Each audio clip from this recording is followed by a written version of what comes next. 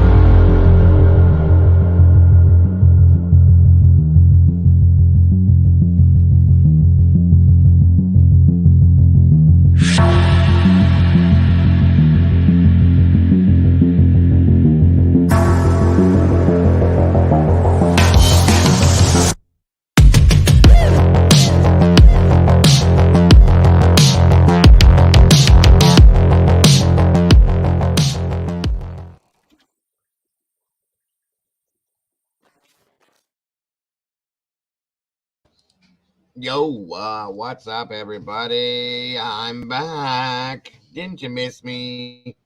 I'm sure you did. Welcome back, everybody. Thank you all for joining me on your way in the door. I hope you did leave me some DNA on that like button, guys. This should be interesting. Share this out to anybody, everybody, and anyone you can think of that should be here. It's a late night with Dago, folks. 9:42 p.m. Welcome back, guys. We got some info we need to talk about. There were some new docs dropped, guys. And I'm just saying, folks, there were some bombs dropping today. And this is it, guys. This is it. I had to come in here. It is what it is. I know a lot of you guys have checked this out already, so on and so forth. So we need to get the ball rolling with this because I'm telling you, folks, it's definitely interesting. Come on in, everybody. Grab your coffee, tea, whatever it may be. Come on in here, sit down, have a conversation with me because it's going to be a good one. That's for sure. Welcome back, everyone. Good to see you. Let's see who we got in here tonight. Miss Jen. Thank you for joining us again. No Chains. Welcome back, my dear. Eva Marie, great to see you again. Mikey, my brother, always happy to see you. Windjammer, welcome back. Miss Carolyn, always happy to see you. Miss Sherry, welcome back. At Dolphin 517, it's great to see you. CL, welcome back. Miss Charlotte Gross, great to see you tonight. SRB, thank you for jumping back in. Strike First, little brother, great to see you. Thanks for jumping in. Let's see. Miss Cindy Ann, all the way from Rome, Italy. It must be late there. Danger Zone, welcome back, brother. Good to have you here. Let's see. Miss Brady, the OG, always happy to have you here. And let me see. Anybody I miss? KT, welcome. Get me through this shift. I can definitely try, KT. Welcome back. Good to have you. Good to see you. Noni McPoppins, welcome back. Miss Angela, great to see you. Come on, guys. Come on in. Coco, great seeing you as well. Lightning Sal, good to see you. Thanks for joining us tonight, my friend. All right. Let's see. Anybody else? Did I miss you? If I did, my deepest. Miss Kimberly KB, good to see you. Let's see. Red,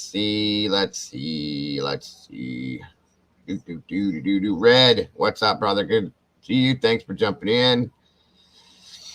Oh my goodness, did I get everybody yet? There's not that many of you guys in here. It shouldn't be so long, but it could be. Matt B, thank you so much for joining us from over the pond. Doc, thanks for joining us.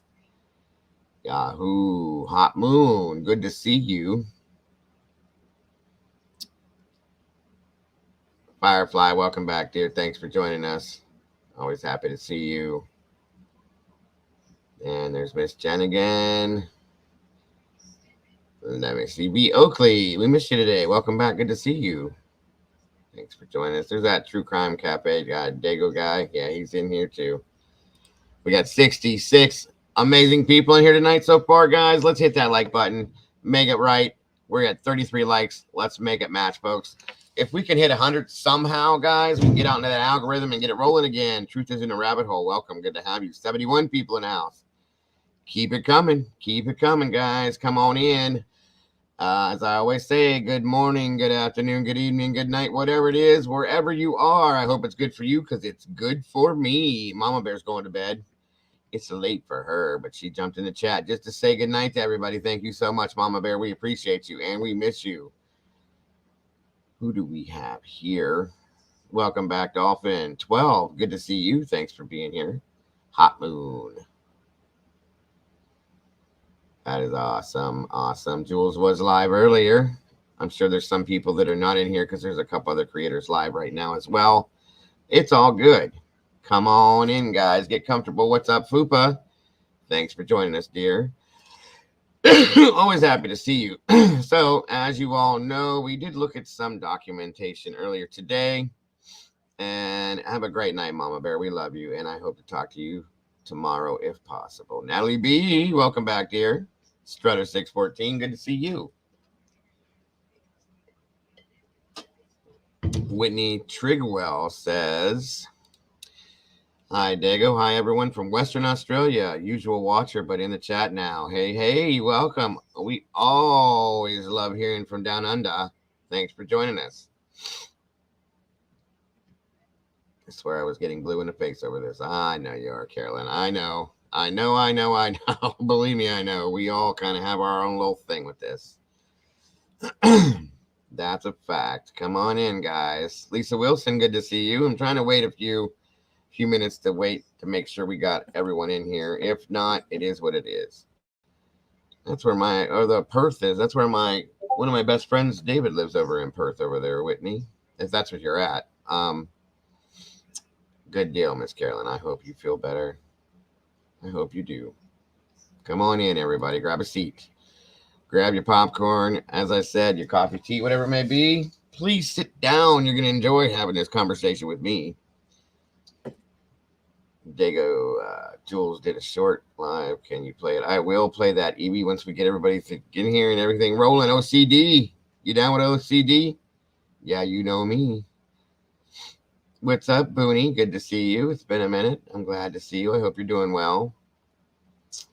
Nothing really happened, Coco. There was just some documentation dropped that has slowly changing some people's minds, I think. Afton Forward, I'll explain it all to you here in a minute. Good to see you, Afton. Thanks for joining us tonight. Great to have you here. I'm so funny. I wish I was. I think I'm a cornball, to be honest with you. I really do, but it is what it is. Michigan. Michigan 29. What's going on? You being excited has me excited at Carolyn. Absolutely. CL. Thank you so much for being here. Randy Fur, how are you, bro? Thank you for joining us tonight. What else do we got here? Charlotte Gross. It is so great to have you here. Angela, welcome. You're tuning in from work. Hey, hey. That is dedication, folks. Aunt Clara's back. Good to see you, Aunt Clara. We're about to hit 93 people in here, guys. Please, as you're coming in that door, leave me some DNA on the like button. Please, please, if you would, and share this out, guys. And don't forget, after the fact, can you leave me a little bit of a comment in the comment section just to know what you guys think of the scenario and what you think of me? Good or bad, I don't mind. Well, you're a fellow Italian. We can do no wrong. I guess that's the way it goes, OCD, because I know you know me. Hey, hey.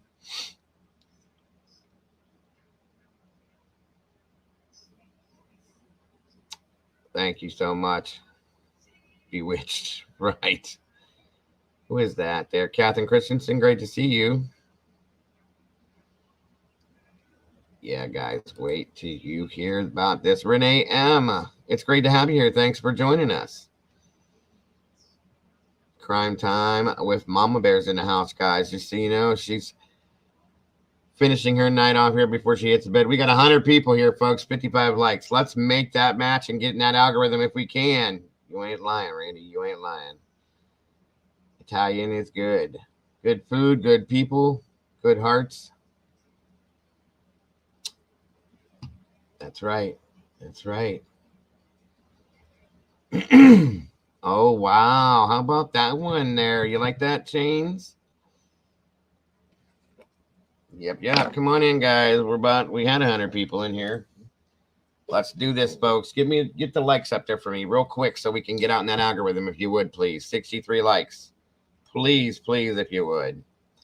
Mind your business. I will not, especially not tonight. It's great to have you back. Good to see you. They go twice in one day. I've gone 3 times in one day. You just never know what you're going to get with me.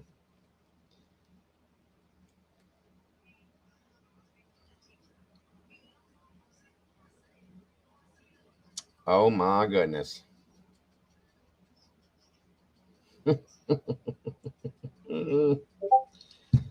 I am getting messages from people left and right.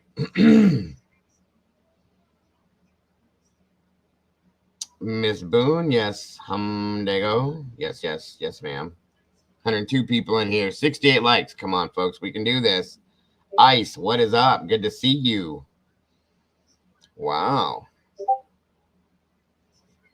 Come on down. Any creators out there? You want to jump in here with me tonight? Let's do it. Daniel, if you're done, come on down, bro. Let's talk. They go in the dark. Hey, hey. You got 106. That's right, Booney. Your counting is right. It's great to have you guys back in here tonight. I love you guys to death for joining me. You guys know it. You guys know it, and you know why we're here, folks. You know why we're here. Come on in, everybody. Again, guys, share this out to anybody you think wants to be in here. Stevie Irwin's in the house. Hey, hey, what's up with that? Good to see you, Stevie. Thank you for joining us tonight. 2 lives, 2 lives. I see. I get it. I get it. I appreciate you being here, SRB. You know that. Let's go red. Let's go red, everybody. Can you see me? Let me know if you can't. All CD, OCD. Down with OCD, yeah, you know me.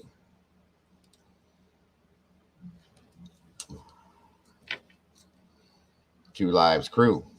Hell yeah.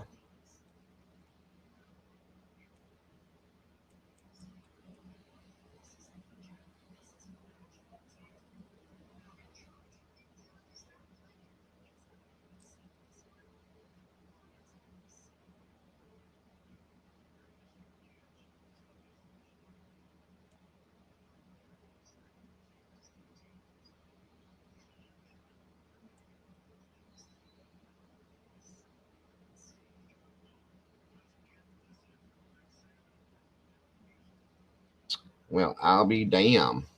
Docs are crazy tonight. Check Bryan Etton's tweet about cameras in court. All right, I will check that for sure.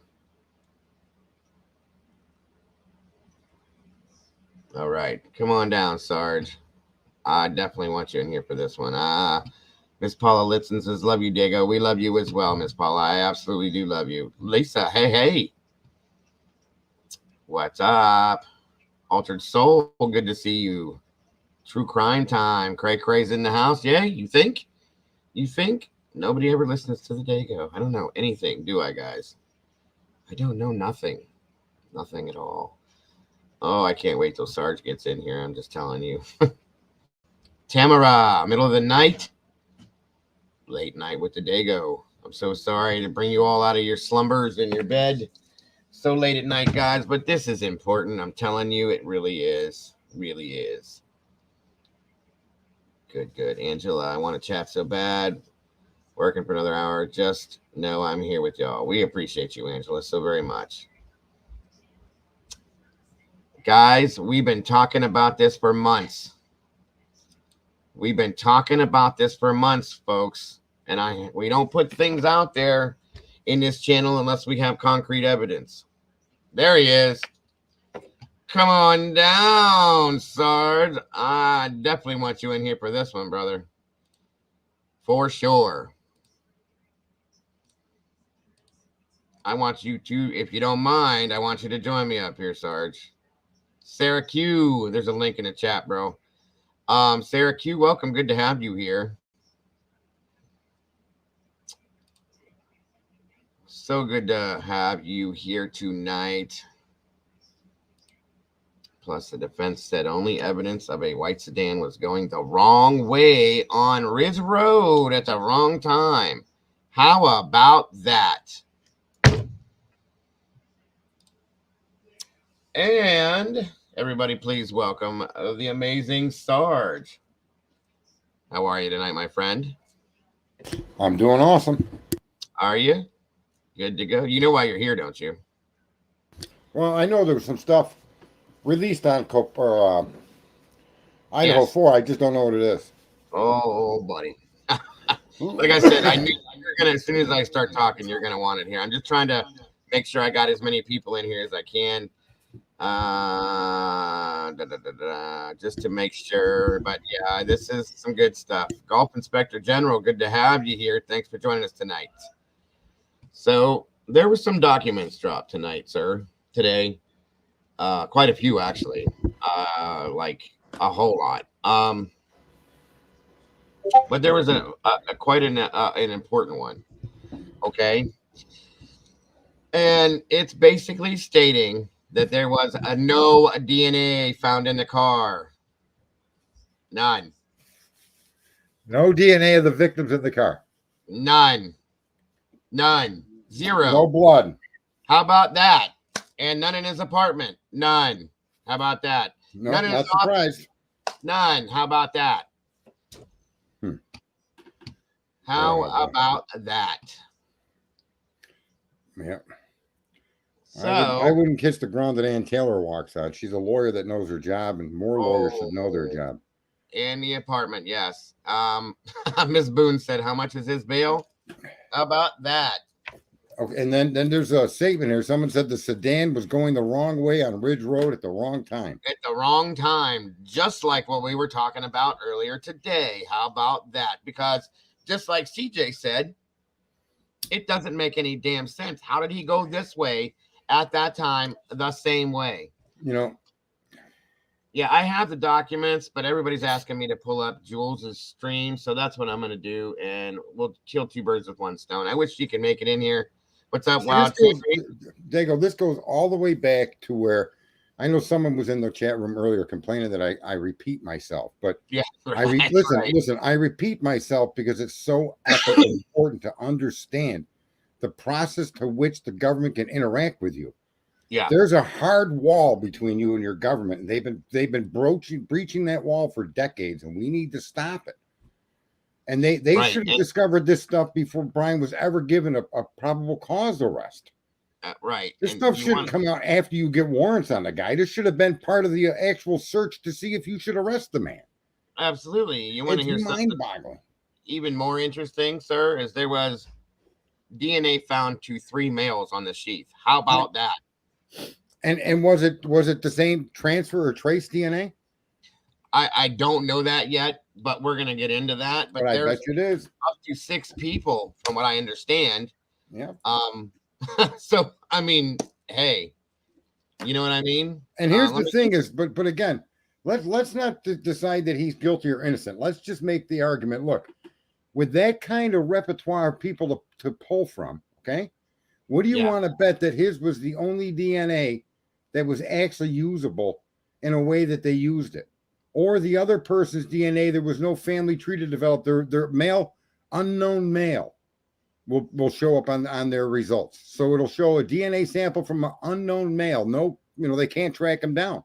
Mm-hmm. And I was saying that in a case years ago where a guy got taken out of prison after 17 years because there was multiple instances of unknown male DNA in places in the crime scene that you would expect the killer to have placed it. Right. And that got him out of jail. They found his trace DNA and used it against I don't know how they convicted him, but nonetheless, that's how trace DNA has been used historically, is to defend people, not convict them. Absolutely. Right. I don't know why Jules' stream is not up here right now. I can't pull it up yet, so I'll just have to go with the documents and do it that way. They screwed this up. If this kid's and I said this before, and if it's offensive to people, I'll pre-apologize. But on the other hand, I really don't care. I hope he is the killer. There were 3 DNA or the unaliver. I hope he's the unaliver, and Americans actually sit down and pick up a book and start to understand how their country's supposed to work. Yeah. Because what these policemen appear to have done, and these state people, is just run roughshod over this guy. And in a way that's just unconstitutional. And if he goes free because of this, that's what people deserve. And if he is guilty and he goes free, that's absolutely what it is, because they did it to themselves. You are absolutely correct. These are facts. And again, I want to see whoever did this held to responsible, but we have so many encroachments upon our. And look, these are not rights that the government. That's the funny thing. Like, I argue that businesses have no right. YouTube has no right to kick you or ban you because you use certain words. Right. Okay. The government's supposed to step in and say to YouTube, if that's the way you want to operate on American soil, get out. Yep. We're here to protect and defend the Constitution. And the idea that you can hide behind being a business, and I brought this up to people. That cake baker. Remember when the gay couple sued the cake baker? Well, he went to the Supreme Court and he ultimately won. And the reason he won wasn't because he wouldn't bake a cake, because he would. He won because he wouldn't participate in their ceremony, which was against his religious belief. And that's why he ultimately won that case. You cannot, the right to a religion, freedom of religion means something. The government's supposed to protect your freedom of religion, no matter who agrees or disagrees with your religion's outlook, such as homosexuality is a sin, don't participate in it. Right, wrong, or indifferent in your mind, that's a protected act because it's religious. And that guy ultimately won. And thank God, but people didn't learn their lesson from that. Now you got on Twitter and YouTube and Facebook, and all of these companies are stopping us from expressing ourselves. Right. Giving us words to use, unalived. Whose fantasy did that come out of? Because I don't want to know that person. Right. And yet, if you don't use that, they don't monetize you, they'll boot you, right? Yes, sir. That should be immediately cease and desist orders from the government of the United States to YouTube. Yeah, I agree with that. I can agree with that for sure. All right, let me see. Keep on going, sir. I'm just trying to look something up while you're talking. Okay, I'll keep the show going. Yeah, I don't know. Absolutely. I love I I think what you have to say all the time is very interesting. I think a lot of people do. So that's why. I think a lot of people get caught up in the political disparities. But I welcome anybody to do anything with their life. It's not my business to get in your business and stop or prevent you from doing what it is you want to do. If you want to alter your body in any way, shape, or form, all I say is reach in your own pocket, brother. Reach in your own pocket have fun with it. I'm not going to not serve you dinner or do something. I'm not going to do anything to interrupt, but don't force me to be part of your fantasy as well. Not only will I not interfere with your choices, don't force me to accept or be part of your choices, right? Yes. I have the right to choose my own friends. And so I don't care if you're what color you are. I don't care about, I never have. I never even understood the concept of not liking somebody for such a stupid reason. He's black, so I don't like him. Why? Well, you're white. That's the stupidest thing I've ever heard in my life. Right. Right. And the funny thing too, my daughter used to call soda when we'd go to the restaurant. They'd say, "Would you like something to drink?" She says, "Yeah, black pop." Yeah. Well, how many people realize Pepsi and Coke are black, but never really pay much attention to it? Right. And so we're drinking black liquid. Otherwise, you wouldn't drink black liquid under any other circumstance, would you? Right. Absolutely. Well, that's what my wife's family's from Alabama. I've told like a lot of people know that. And I was down there one day and I was like, I want to get a Coke. Okay. And they all looked at me, all of them. They were like, well, what kind? I said, a Coke. What do you mean, what kind? They said, I know, like, what kind? And I said, Coca-Cola. Coke, like, a Coke. Yeah. Well, what do you want? Orange, or do you want like cherry, or do you want Dr. Pepper? Do you want, what are you talking about? Coca-Cola, like Coke, the red can with the white letters on it. Coke. They're like, everything. They call everything Coke down there. And it's like, okay. That's new to me, but so be it, yeah. Now here's somebody's making some comments here, but isn't it amazing that knife sheath, that shouldn't surprise anybody, there's other DNA on that thing. Oh my God, yeah. It was under her, and it was under her comforter, right? Right. It says, somebody said 3 profiles were not on sheets. I'm just reading what people were stating. We're going to get into the actual document and read off everything. Yeah, that'd be awesome. That way we get the absolute truth on it. And they say DM and BF are victims, whatever. Brian's victim too at this point. True crime time. Hey. I honestly wonder if she wasn't sleeping with that knife because of the location of it being found under the comforter. Sounds to me as if that may have been a knife that started in her possession. Well, and that's what I'm saying. And we had talked about that earlier, that maybe somebody gave her the knife for her own protection, or she bought it, right? I mean, it could have been, it could have been sold to her.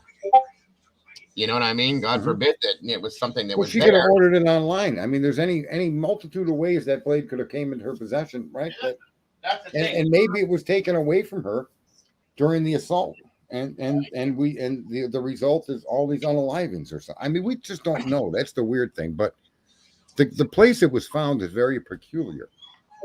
Yeah, that was my issue earlier when we were talking about it.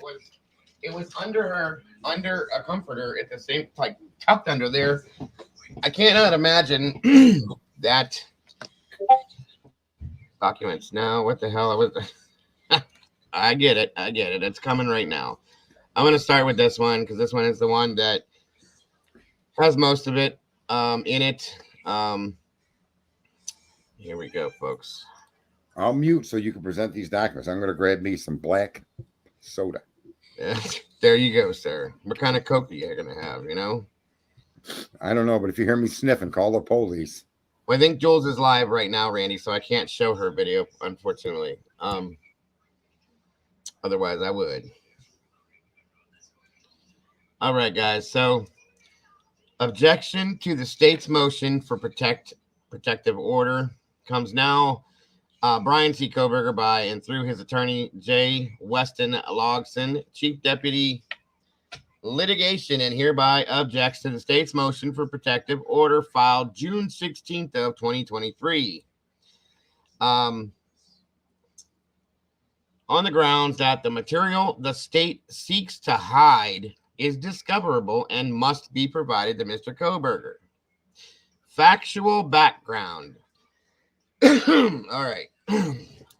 Now, on November 13th, 2022, law enforcement responding to a 911 call. Sorry, guys. A 911 call found Madison Mogan, Kaylee Goncalves, Xana Kernodle, and Ethan Chapin deceased. Law enforcement later found a K-bar knife sheath placed next to Miss Mogan on her bed. The sheath was placed button side down and partially under Miss Mogan and the comforter.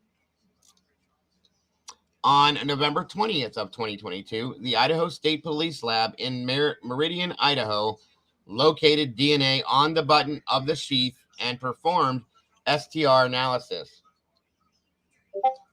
That led nowhere.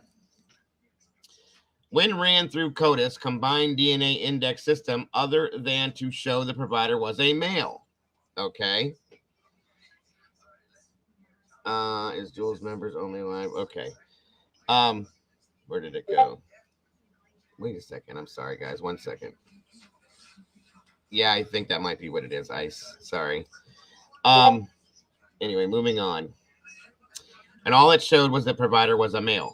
By December 17th of 2022, lab analysis were aware of 2 additional males' DNA within the house where the deceased were located, and another unknown male DNA on a glove found outside the residence on November 20th of 2022. That was that single glove on the garbage can. Yep. Right. Okay. Now, to this date, the defense is unaware of what sort of testing, if any, was conducted on these samples other than the STR DNA profiles. Further, these 3 separate and distinct male DNA profiles were not identified through CODIS, leading to the conclusion that the profiles do not belong to Mr. Kohberger. While this was ongoing, police were investigating many various possible suspects. Many of them provided DNA. At least one had his DNA surreptitiously taken from a discarded cigarette. Many also had their phones taken and downloaded. One area of the investigation had to do with a white sedan seen on a camera located at 1112 King Road, first glimpsed by officers on November 18th, 2022.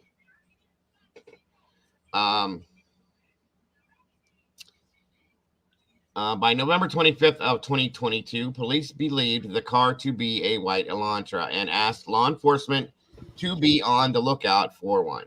Precisely how the police came to believe the car was an Elantra is still unknown. A report from an analyst for the FBI dated March 21st of 2023 shows the analyst heavily relying on a video of a car heading in the wrong direction at the wrong time on Ridge Road. Wow. So the defense is finally speaking, in a sense, right there. Okay. The state's latest filing admits that somewhere within all of this, they engaged in investigative genetic genealogy using the DNA taken from the button on the sheath, and now claims it was due to the use of this technique that it tipped local law enforcement to investigate Mr. Kohberger. It remains unclear what the police first relied on in focusing their investigation on Mr. Kohberger. No matter what came first, the car or the genetic genealogy, the investigation has provided precious little. There is no connection between Mr. Kohberger and the victims. There is no explanation for the total lack of DNA evidence from the victims in Mr. Kohberger's apartment, office, home, or vehicle. Once again, there is no explanation for the total lack of DNA evidence from the victims in Mr. Kohberger's apartment, office, home, or vehicle. There's nothing, folks. In essence, through the lack of disclosure and their motion to protect the genetic genealogy investigation, the state is hiding its entire case. Surprise, we already knew that. Here's the argument. The state apparently thinks they need not explain how they came to think that it was Mr. Kohberger's DNA on the sheath. Presumably, the defense is expected to accept at face value that the sheath had transfer DNA, just waiting for testing by all the FBI's myriad resources. Additionally, the defense is to guess whether the state focused its investigation on Mr. Kohberger via a bizarrely complex DNA tree experiment or through its faulty identification of the vehicle involved in this case. Perhaps unsurprisingly, Mr. Kohberger does not accept that his defense does not need this information. It rather obviously falls within the ambit of Rule 16b-4 and 5. A fact the state's briefing makes clear in its kitchen sink approach to their briefing. The state begins their argument claiming Rule 16 has no interest in IgG testing, and then ends their argument claiming that somehow people will stop sharing their genetics if they were to realize the government is watching. Both arguments must fail. To begin with, the state apparently only wants to prevent Mr. Kohberger from seeing how the IgG profile was created and how many other people the FBI chose to ignore during their investigation. Thank you very much. In essence, the state argues that if the latter STR testing is accurate and there is no reason to concern ourselves with how the state came to investigate Mr. Kohberger. Bullshit. State's brief at 9. What the state's arguments ask this court and Mr. Kohberger to assume is that the DNA on the sheets was placed there by Mr. Kohberger and not someone else during an investigation that spans hundreds of members of law enforcement and apparently at least one lab the state refuses to name. Interesting, huh? Perhaps most puzzling is the state's argument that while Rule 16b-5 requires them to turn over the results or reports from scientific investigations, it does not require the state to disclose what law enforcement does with the results or reports. State's brief at 14, first of all, that sounds like an admission that the information as to how the IgG was carried out should be disclosed. Second, what law enforcement does with results or reports is covered by Rule 16b-6. Excuse me. Statements of prosecution, witnesses, and 8 police reports. Frankly, the fact that members of the FBI are so concerned about permitting Mr. Kohberger to know what they were up to with what was supposedly his DNA does not give one the impression that there is nothing to see here, as the state seems to be implying. Finally, the state's claim that ICR 16.2 applies to this matter is quite bizarre. Presumably, the independent company the government relied on was paid for its work and would stand by it in court. The state provides no real argument as to why the company needs to be protected. Mr. Kohberger is left to suspect they wish to keep their methods from being questioned. Interesting. To the extent that there is some concern about intellectual property that can be addressed via a protective order that permits Mr. Kohberger and his defense team to review their work. CEG State versus Pickett, 466 New Jersey Super, 270, 246 A3D, 279 New Jersey Super, CT APP Division 2021.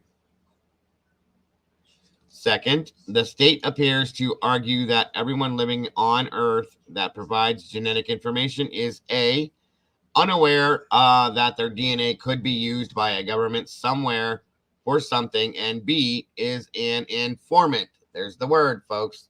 Informant that we were talking about earlier today.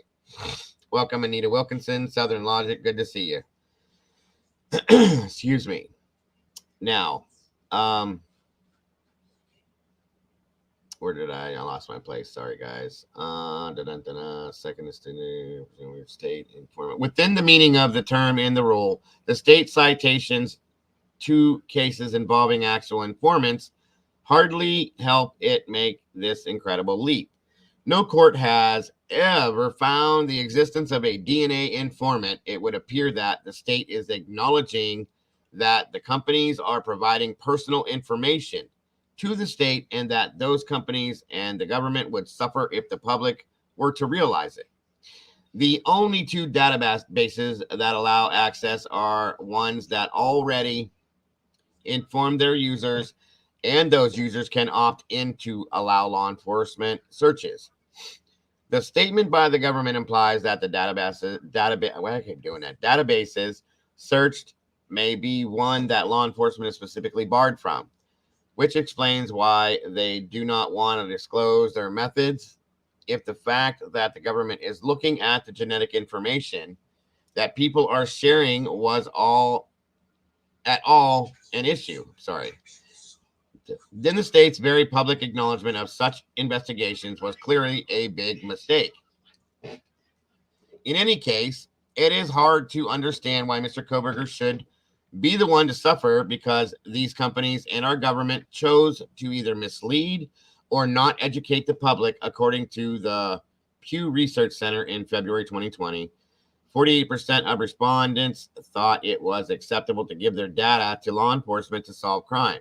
33% said no, and 18% were unsure. Excuse me again. James Halpin, police use of forensic genealogy tech raises privacy concerns.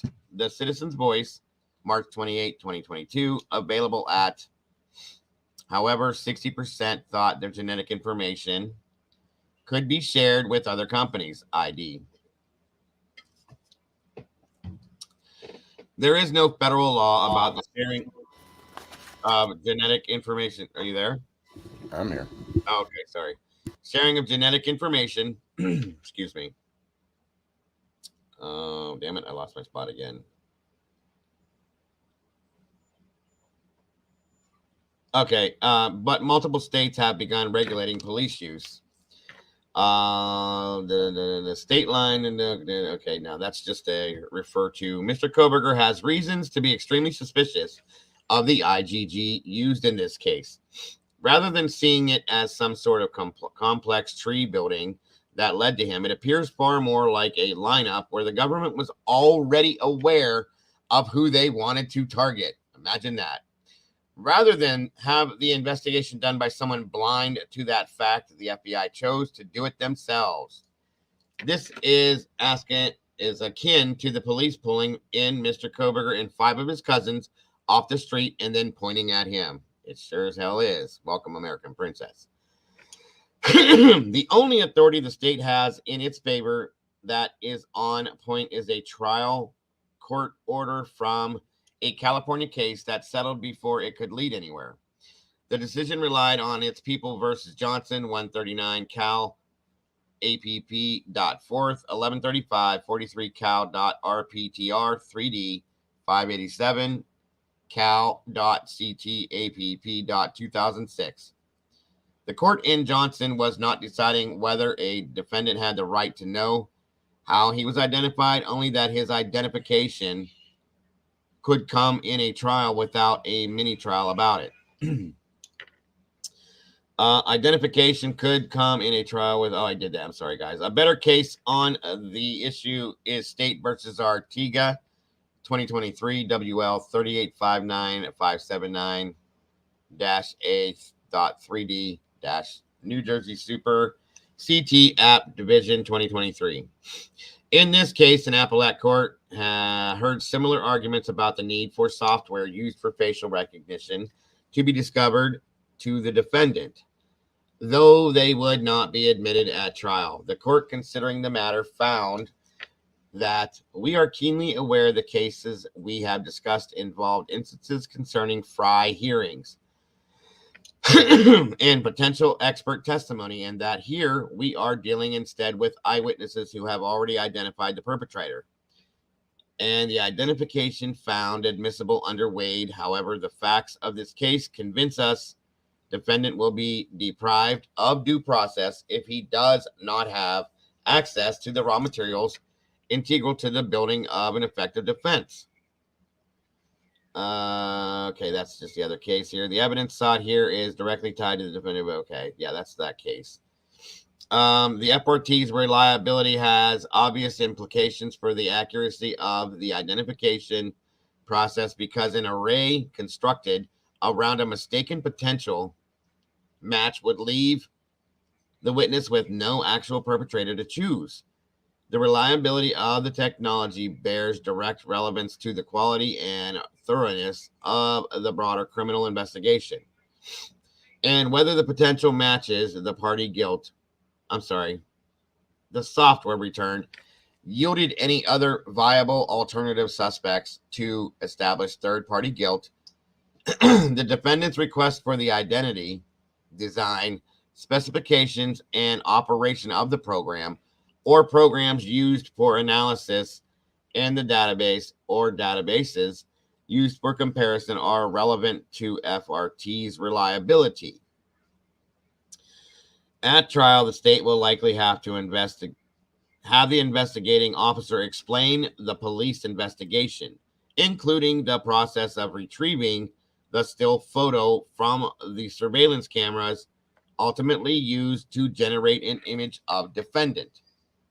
Although we do not speculate regarding the exact nature of this testimony and whether defendant will seek to impeach it, the fact the state does not bear the burden of adducing testimony regarding the composition of the photo array does not bar the defense access to the discovery sought.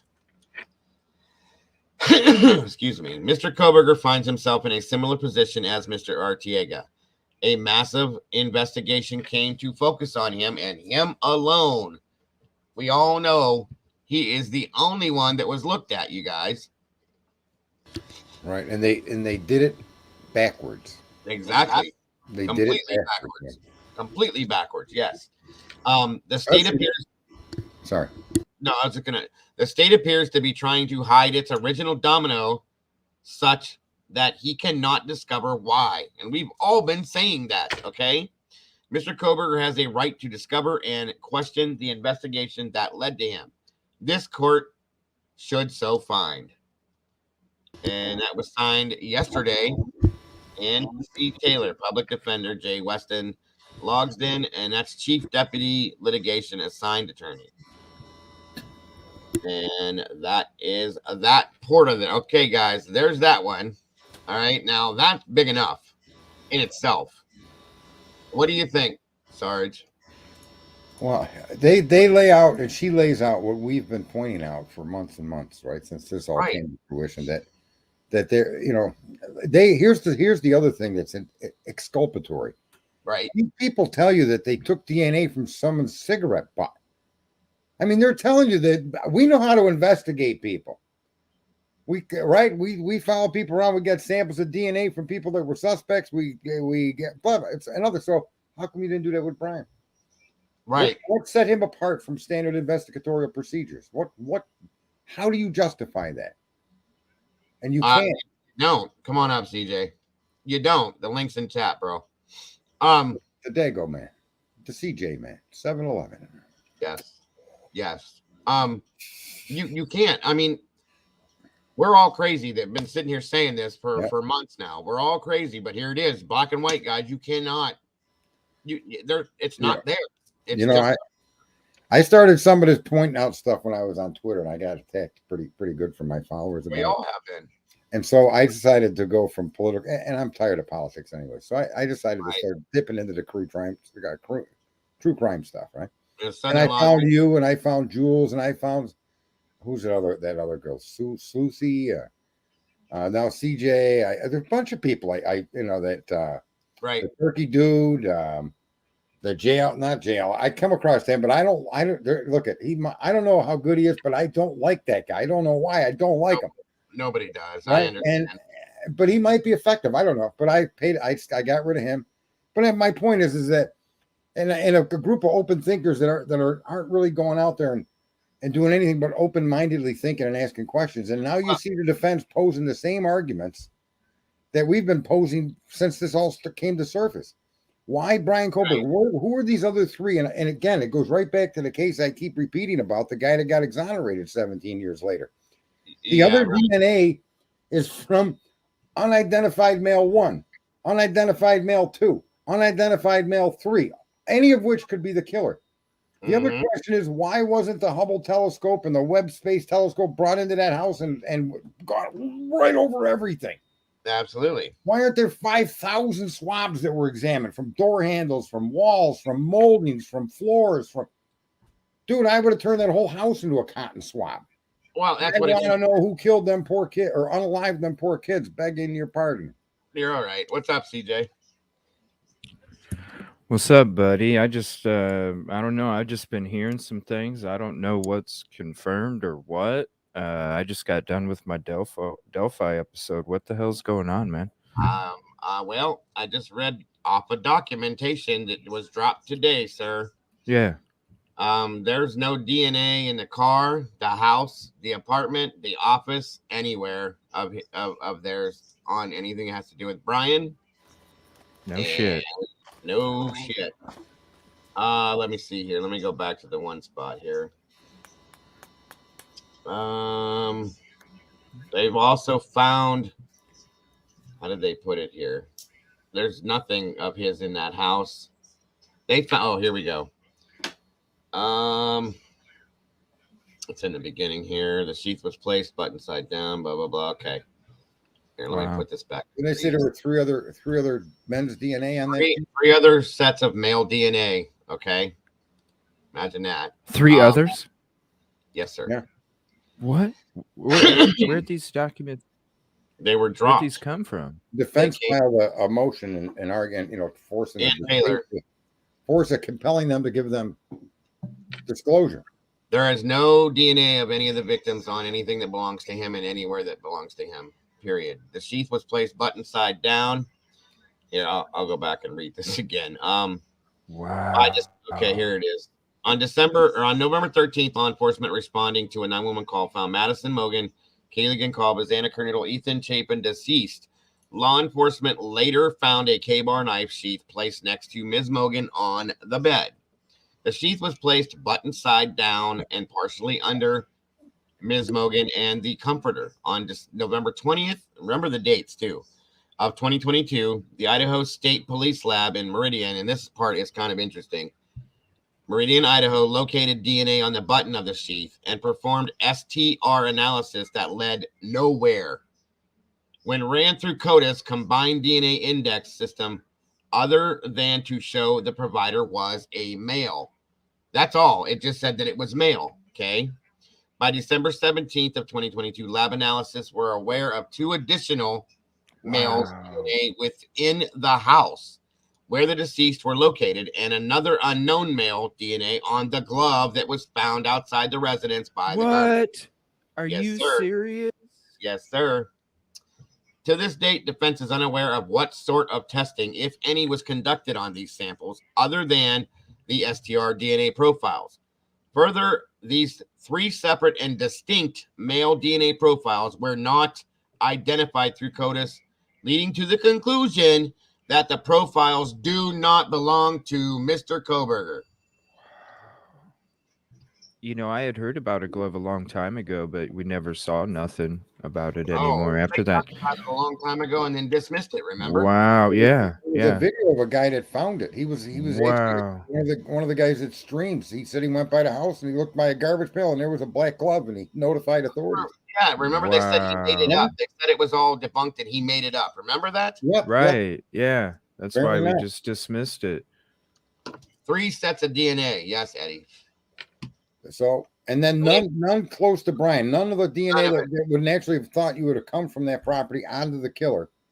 None of it's on Bryan, and anything he owns and anywhere he lives and anything he possesses. Yeah, Token Gagger's on vacation, I believe. Yeah, that's wow. That's stunning. So, the question has to be, why did you focus only on Bryan? Did you send the other DNA samples? They say it. Kind of testing? You heard it, Sarge. They said in here in the state or the defense, I'm sorry, says that it leads them to believe that they already had a suspect in mind. Period. It's the words are in here, bro.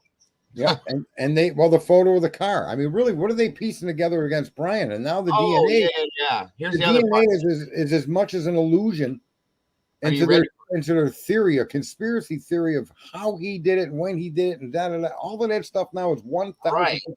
conspiracy. Listen to the other part of this now, CJ. We were just talking about this today. You ready? One area of the investigation had to do with a white sedan seen on camera located at 1112 King Road, first glimpsed by officers on November 18th of 2022. By November 25th of 2022, police believed the car to be a white Elantra and asked law enforcement to be on the lookout for one. Precisely how the police came to believe the car was an Elantra is still unknown. A report from an analyst for the FBI dated March 21st of 2023 shows the analyst heavily relying on a video of a car heading in the wrong direction at the wrong time on Ridge Road. Bingo. How about that? Yeah, wow. This nonsense with cell phone pings to locate Ridge Road. Right. I don't know it. So what's this cast stuff then? You know what I'm saying? What if this cast stuff? I mean, geez, man, the glove alone, right there. The glove there. That and like I said, I mean, OJ. What's up, Tech Death? The juice. Everybody else. We got the glove. We got another glove. Well, here's my theory at this point now. What the fuck? You can say that 3 times, bro. Because Cass was made up apparently, bro. I mean, that's all it looks like.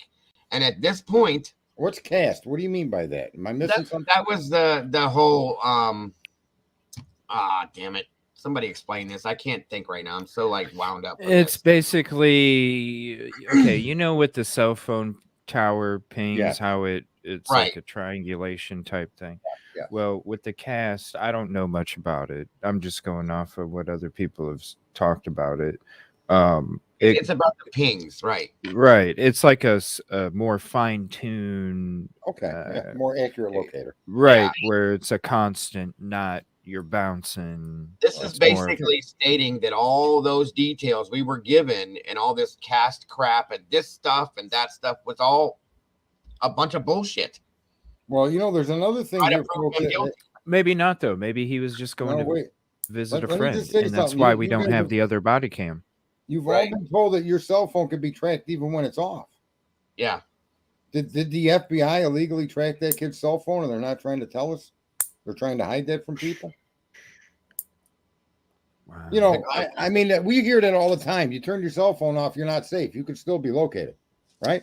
Sherlock Homie says the glove means nothing. It was outside, found a week later. The incident after a week after. By a YouTuber. Yeah, we're aware of that. Yep. Sure. Right. And you're right about that too, but it still states, you know, at this point, I don't know what I believe now. Right. That's what I'm saying. It might mean something now. I mean, especially with this stuff coming out. You're not intimidated by the word quintillion? No. I am by 99.999999999. You the man, TJ. There you go, bro. There you go. I think the subjugation. So, I mean, now here's the point. Here's my thing on this, guys. We need to turn around and start. I don't think Windjammer. Here's the deal, bro. I need to read. He's not going home. Okay. There's no way in hell they're not going to let him go like that. Okay, understand that. We got to go. Yeah, we got to go through this whole rigmarole and all that shit. You know what would be nice is if she would have said 2 other male or how many other male DNA found at the scene. She doesn't say whether it was in multiple locations or not, right? But see, that would be telling. That would suggest that particular DNA has more importance than Kohberger's. Well, that's why they always stated occupants in the documents, too.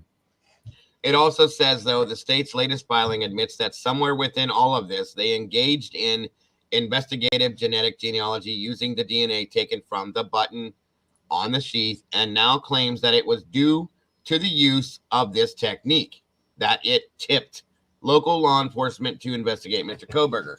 It remains unclear what the police first relied on in focusing their investigation on Mr. Kohberger. So there it is right there, okay? Right. No matter what came first, the car or the genetic genealogy, the investigation has provided precious little. There is no connection between Mr. Kohberger and the victims. There is no explanation for the total lack of DNA evidence from the victims in Mr. Kohberger's apartment, office, home, or vehicle. In essence, through the lack of disclosure and their motion to protect the genetic genealogy investigation, the state is hiding its entire case. Right. Well, they kind of stumbled the other day when they said all the research they did wasn't documented or kept. Well, that's there it is when everybody's going, why did the FBI do that? Why did they not do this? Why did they not do that? Yeah, okay. Look at we're just regular everyday Americans, and we copy and paste links, don't we? I mean, absolutely. How do you do a major DNA investigation into somebody and not keep track of all the places you went to? It would seem like, especially this high profile. Okay, and that's high profile. There's DNA found on a cigarette butt, folks. I don't believe Bryan smoked. So no, I think that was an explanation of how they conducted the investigation and came across things from other people. Well, the way they talked about it, yes, but there's people asking in the chat. So, like I said, they're not suggesting that was Kohberger's DNA, but what they are pointing out is what I've said for months. And like I said, people get mad. I keep repeating myself. The point is, they didn't investigate this man. Now, they simply lied and got him arrested. Right. Here's the thing. I'm going to say this, and I'm going to say this loud, folks, so that it's heard. This does not, in my opinion, still completely prove that Bryan Kohberger was not involved in this. I'm not saying that, okay? I'm not saying that. Well, he is innocent until proven guilty, and you can rest your laurels on that for sure. Absolutely. I still say thanks for jumping in, Southern Logic. We appreciate you, and in your comment as well. Thank you so very much. More and more of this disclosure says there were other people involved. At the very least, it says that. Multiple. Right, and Sherlock Homie says again, wait, 150 people at the house the night before and only 3 male DNA profiles inside. That's a good point. That's a good point. The house was deep cleaned. That's a good point. That's a good point. That house has had more nasties bumping in it than probably any house in that neighborhood. You only found a couple of sources of DNA. That's a good point. Come on out, you turn on a black light in that, and the walls will look like target practice. What are you kidding me? In that house? That's a good point. Yeah, you can come up, Dolphin. Come on up. Okay, Heather Fitzgerald says they literally knew the PCA sheath DNA is bullshit, and they asked for it not to be used. We've been saying all this, you guys, from this shit goes down. We're like, there it is, every bit of it. Okay, right. I mean, this is why they ran to the grand jury, because they knew they had absolutely nothing. Nothing. And they piled that PCA like a Christmas stocking full of a bunch of shit. So that way, if something was, they could still hang on to that PCA. That's why there's all that shit in there. Right. And it's a bunch of shit that really, what is it amounting to? Okay. Yeah, exactly. This is, and I knew somehow or another, I didn't think we were going to get this soon. Wow. I knew crazy. Something was going to pop on this like this. It is. What they're doing here is what you see the federal government do all the time with telling you that it's classified. It's an ongoing investigation. It's got to be private, and they're denying the defendant the information to defend themselves. Like, again, I don't want to be political, but when they say all of those people that raided the Capitol were there on some scheme to overthrow the government, they edited all the recordings were edited so that you didn't see FBI agents and Capitol Police opening the doors and walking these people through like they were on a tour. They didn't break into the building. 99% of those people didn't do anything wrong. Right. But they edited it. Right. And then when they presented it to the public, they present the parts that make it look like these people stormed the Capitol like they had pitchforks and flames. Well, here's the thing. And they're doing it here too with this guy. She did this on purpose. Welcome, Dolphin. Thanks for joining us.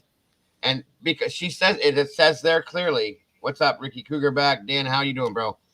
There is absolutely no DNA in the car, the house, the apartment, the office, the nothing. None of his DNA is anywhere near any of that shit. That's crazy. There it is. Black and white, folks. Where's the clarification that the knife was even used would be held by that case? We don't even know if the murder weapon came from that case. We have no clue. Right. What's going on? All the people that, Oh, Daniel's in here. What's up, Daniel? Let's see. I think the 3 DNA profiles they were talking about were where the bodies were, not the whole house. In pictures, though, the window, there was a beer pong table. Yeah, right, Daniel. Beer pong table and beers from the party the night before. Right. That's what kills me, though. Is like somebody had said earlier that there was 150 people in the house the night before for that huge party, and there's only three male DNA matches in there. Like, come on, that's a little crazy. Anywho, I'm sorry. Go ahead, Dolphin. What did you have to say, hon? Oh, okay. I just wanted to get clarification on the 3 DNA profiles. Were they found 3 on the sheaf, 3 others on the In sheaf? the house. 3 in the So house. in the house. But Yes. Bryan's was still on the sheaf? It says it doesn't say anything.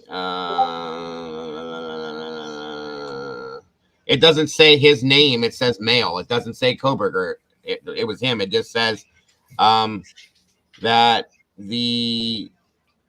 on November 20th, 2022, the Idaho State Police Lab in Meridian, Idaho, located DNA on the button of the sheath and performed STR analysis that led nowhere. Mhm. When ran through the CODIS combined DNA index system, other than to show that the provider was a male. Okay. Well, I guess so. Here's, I guess, the first thing that I wanted to say. Yes, I agree that law enforcement rushed to get him. Oh yeah, The universities absolutely. were rushing because they're worried about their reputation. There was a Everybody's deadline. rushing. Yes. The owner of the house turns it over to the university, says, "Oh, okay, do what you want to do with it." The universities are like, "Oh, we're going to knock it down and we're going to, put a memorial there or a tribute there or something," because they're trying to sweep it under the rug really quick so they can move on and it won't hurt, their bottom line or whatever. So, like, I Right. see all that. But for me, like, just because I guess when I hear something like a piece of evidence or something that's been said in this case, I don't just like hear it and run with it. I'm like, wait, stop. Oh, There hold on. might be a different reason for something. Hold Go on ahead. 1 second. Hmm. Lightning South, thank you for correcting me. I did say that the wrong way, folks. He says, Dago, you said none of his DNA found in those places, but I think you meant to say no victim's DNA in his car. Right. And I did. Thank you, Sal. And my apologies, Right. folks. That's what I was trying to say, is that there was none of the victim's DNA found Hmm. in his car, his office, his home, so on and so Yeah. forth. So my apologies once again, and thank you, Right. Sal, for correcting me. Hmm. And I just stated that this Can still I finish doesn't though?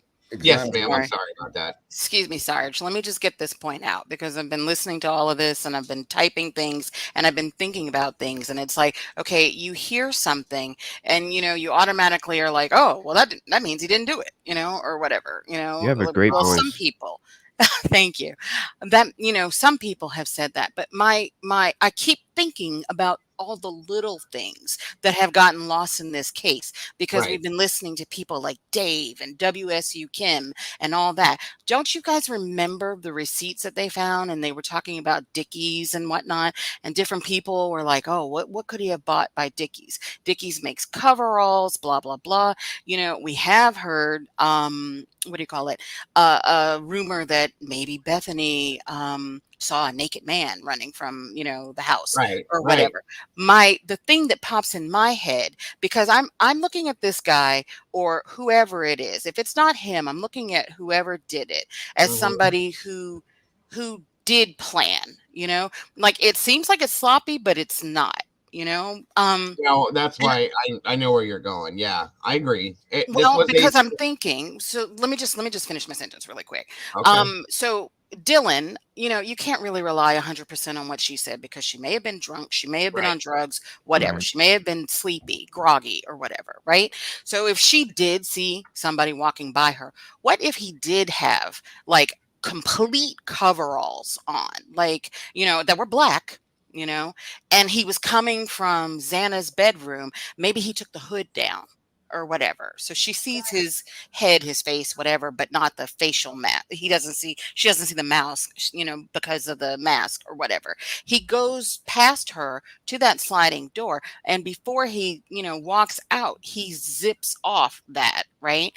and, crumples it up and maybe puts it in a grocery bag or something or whatever. So he walks out the house in whatever he had on underneath this, and if these are like, say, insulated coveralls, like maybe even a hazmat suit or whatever with, some sort of like, slick lining on the inside, and he runs back up the hill to his car or whatever, then no, there wouldn't be any DNA, in his car, in his house, in his parents' house or whatever. I just keep thinking, if this guy is as smart as they, say he is, and the fact that he's been studying this stuff, and when he was at DeSales and he, was in the murder house, studying things, and he's been interviewing criminals and everything, I just think of myself, because I watch tons of shows like this. And, sometimes I think, how, if I were to do something, how could I get away with it? And I think that a person like this, before they decided to do what they did, I think that he really, really thought about it. Once somebody's, once the deed is done, what are the police going to look for? They're going to look for, like, what we've seen: cell phone records. They're going to check cams. They're going to do this. They're going to be looking for DNA. They're going to be, doing all that, So I just still think that the absence of DNA in his car, in his apartment or whatever, that there may be a reason for it that, wouldn't just automatically pop into the, a normal person's head, because they would just think, oh, no DNA, that means he didn't do it.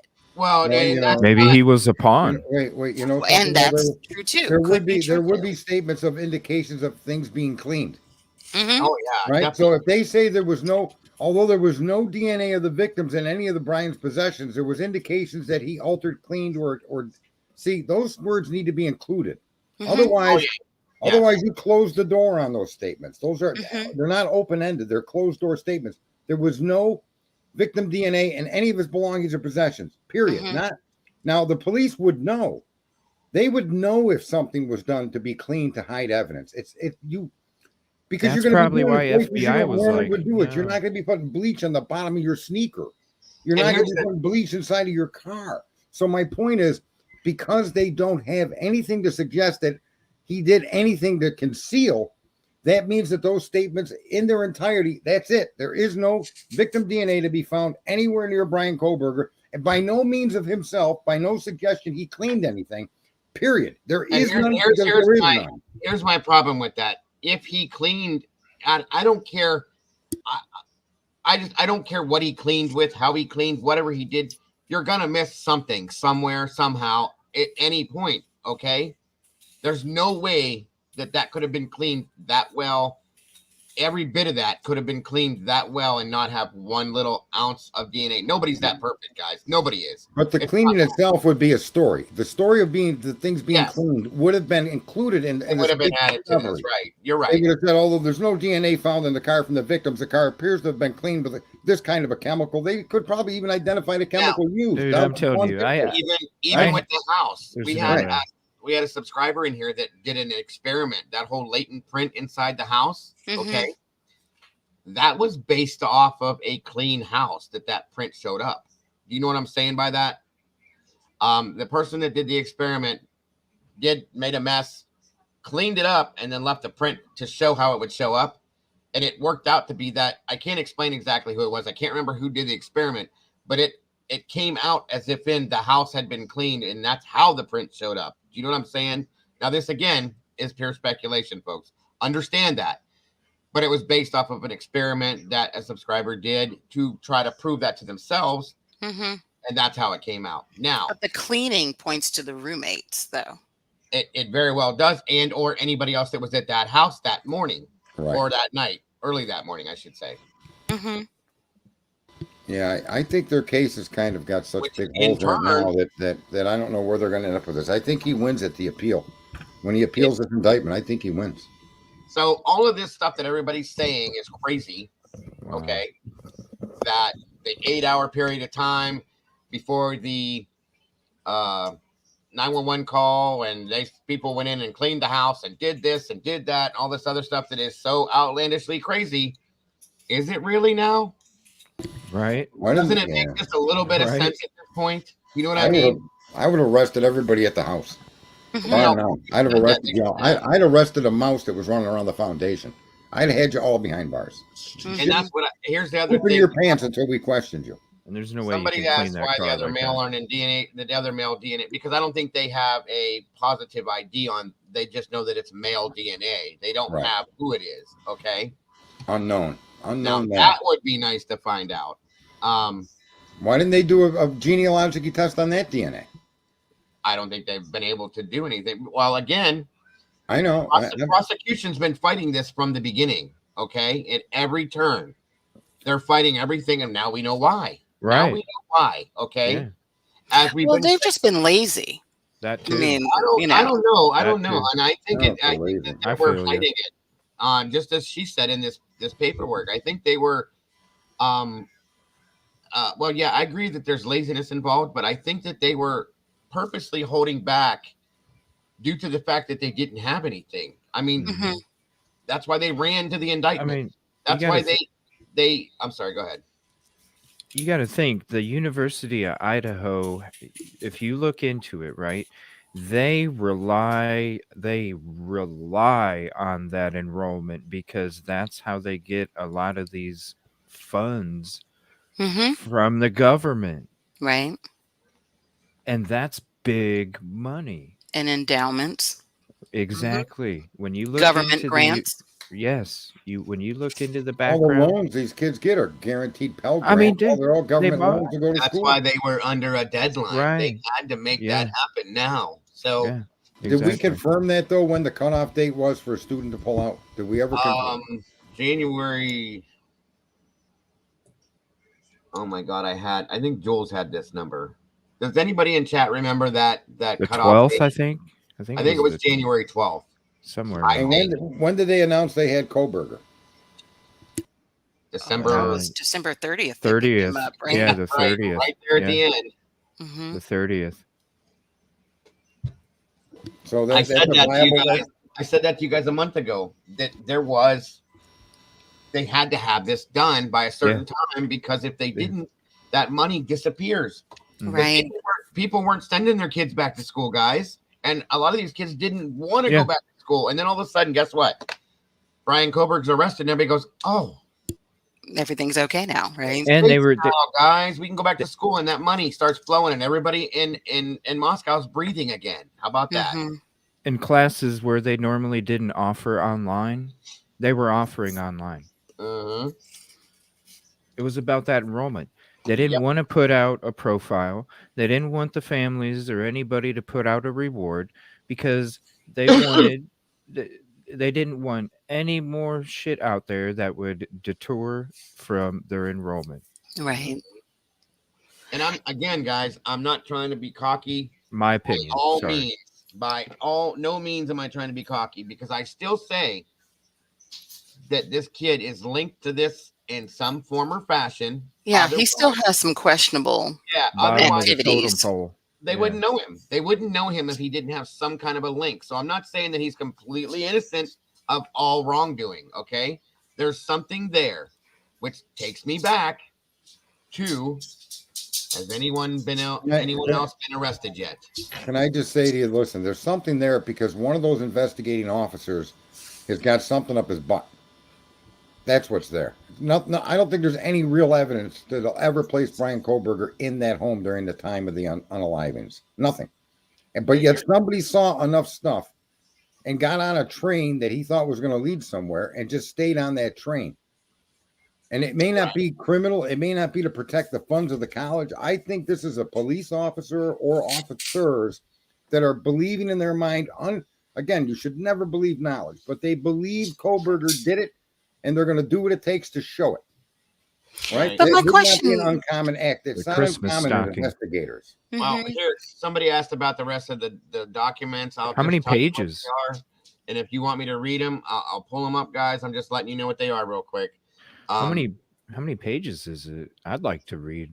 There's I'll send you the link. Link. There's a lot, guys. There was let me see here. There's. Good God. People are telling me I need to do read-throughs and shit, so I might as well.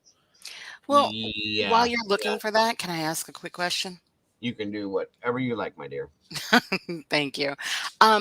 So if you think that, LE set him up, how would he have gotten on their radar as Well, here, somebody to set up? I That's what don't. I'm wondering. I'm not saying that law enforcement set him up. I don't want to Mhm. say that because Right, here's the right. thing, folks. I said this earlier, okay?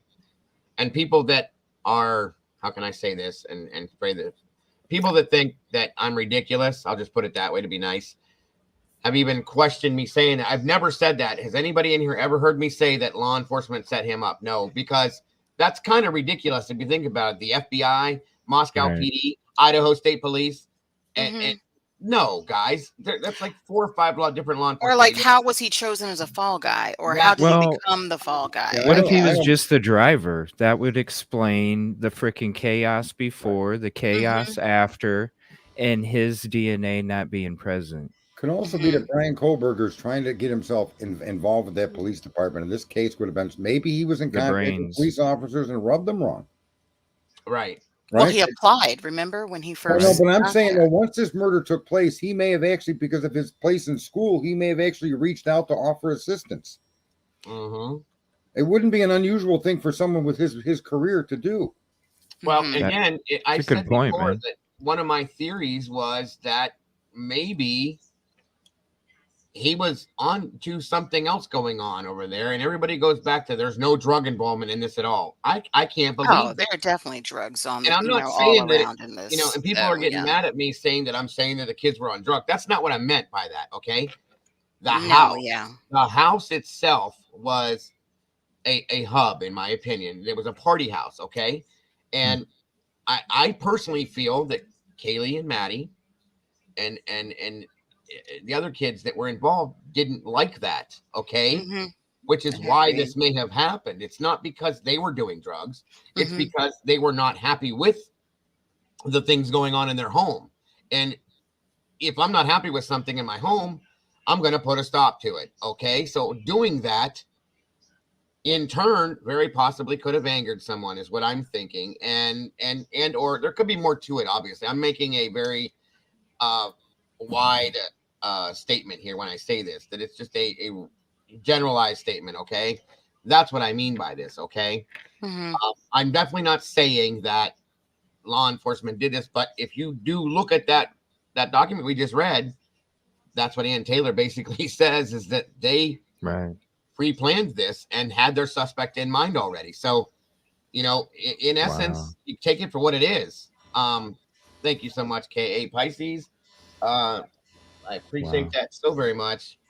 ABC podcast E3 KG was in audio with dog barking. KG. Oh, okay. ABC podcast. Where did you find that at? Is that Kaylee was an audio with Kaylee dog barking? and Callbest, yes, was with dog barking. Oh, okay. Yeah, and you know, Interesting. the interesting thing is since this all started, there hasn't been one thing offered up by the government, the state, the prosecutors, to No. reinforce the accusation against Kohberger. Right? Because they didn't have it. They're I- arguing about the same nonsense they put in the Mhm. PCA, which is just a theory. It's Yeah, a complete theory. There's no way to identify that white car as his, not in the life of the universe. Right. Oh, no, right? And you can't place him at the crime scene because his phone wasn't reporting. We can absolutely conclude that Bryan was anywhere but there and everywhere, including there, because there's no way to verify where he was. It's, you know what I mean? It's like saying there's a ninth planet going around the solar system. Well, nobody found it. Is it there? Right. You can assume it's there, but nobody knows it's there. Pisces, do you have a link to that per se, like specifically to that? Because I've never heard of one coming from an ABC podcast. Which I'm gonna venture to say, if it's coming from that type of a media, is it the same audio that we were listening to that was quote unquote debunked? I think This so. is crazy. Because Yeah, probably. here's the thing, Probably. guys. If you think about this, the things we're talking about at this point and the things that they're saying now, a lot of this stuff sounds like it could have been made up at this point. Okay. They're saying that whole cast thing it was not real. So what else at that point has not been real now? Okay? Wait. Where's that at? About cast? It said it didn't say that in clear words like that. It was kind of a roundabout way of saying that it didn't exist. Okay. Hold on a minute. Dago ABC has a new podcast, weekly episodes. Okay, thank you, Pisces. I appreciate that because I really don't have time to go looking for it. Yeah, it was kind of roundabout way of saying it. How did it? I can't remember exactly how it was worded because I was reading so much, and I don't remember word for word what it said. Yeah. This is crazy. You do have. He's right. You do have a very good Seriously, yeah, great voice. No, I'm not kidding. Thank you. You just. I'm not kidding. I don't know if it's your microphone or it is actually your voice. It's very it's a gaming headset. It's a Logitech. Wow. No. Okay. Yeah. Wow. Just like a $30 Logitech. I'm buying a damn microphone with an arm and shit. What are you talking about? I'm looking. Hold on. Damn, I need to switch to the only car evidence is a white sedan on Ridge Road going the wrong way at the wrong time. Right. There's that. Evidence was retrieved illegally. Thank you, Boone. They won't disclose what they did to get it. That's the biggest problem right now, folks. Mm-hmm. They refuse. It's shady. It's a refusal. If you're above board, then you just admit it and put it out there. And it sounds like if they're refusing to disclose this, that it is illegal. And we said last week, we were saying, Sarge most definitely was saying that his arrest is unconstitutional and illegal, folks. In turn, they've definitely cut corners. Everything else, in my opinion, is fake now. Right. Yeah, they said they had 5 aces to the judge, and really they just had. They have a cop's theory. Yeah, honestly, a king high. That I'm aware as a longtime investigator that criminals often turn their phone off before the commission of a crime. That's great. Look, if I'm having a conversation over a Budweiser, not a Bud Light, but a Budweiser with you, okay. But now, this is an arrest for an American citizen. The rest of the documents that were dropped today, and I'm not lying, guys. I'm going to go backwards. Order granting motion to take judicial notice of press coverage. Order granting motion to intervene for limited purposes. Motion to file defense counsel's first sworn statement of facts in support of motion to stay proceedings under seal. Revised amended non-dissemination order. Oh, wait a minute. Okay. Order denying Shannon Gray's request. Order denying the Associated Press's motion. Order reserving ruling on the issue of cameras in the courtroom. There's a lot about that stuff. Defendant's motion to shorten time. Objection to state's motion for protective order is the one that I just read. Notice of filing declaration of. Oh my God. Wait a minute. Oh my God. Stephen B. Mercer in support of definition third motion to compel. Nope, different case. Sorry, folks. I went up too far. But that was it. What's up, Sarge? Would any of his schooling include tours of DNA labs? Local DNA labs? Well, for what he's doing, I can almost guarantee that. Forensic. Can you imagine if this guy was in the DNA lab they won't name? They won't tell us who tested it, right? Oh my God. Oh my God. I never thought of that. That's Asperger's. That's Asperger's 101. Boom. I'm an ass and I got burgers on the grill. Okay, so he's going for a PhD in criminology, forensics, and all of that, forensic science. Why wouldn't he be in a fucking... Oh, God, sorry. Guys, sorry. In a lab.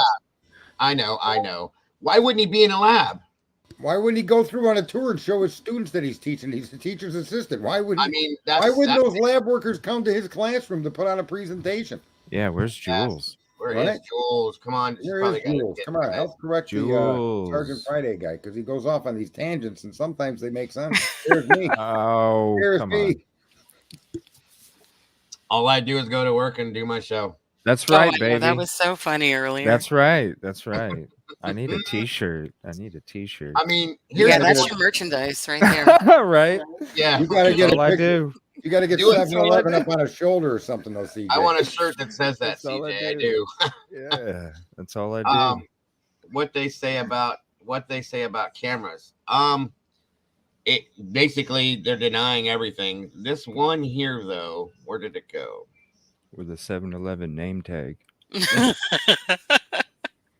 You should get Dude, that would be awesome. Get one with the big 7 on the front and on the back, because all I do is work and do my show. Just have that 7-Eleven print on there, and it'll say CJ on it. That would be great.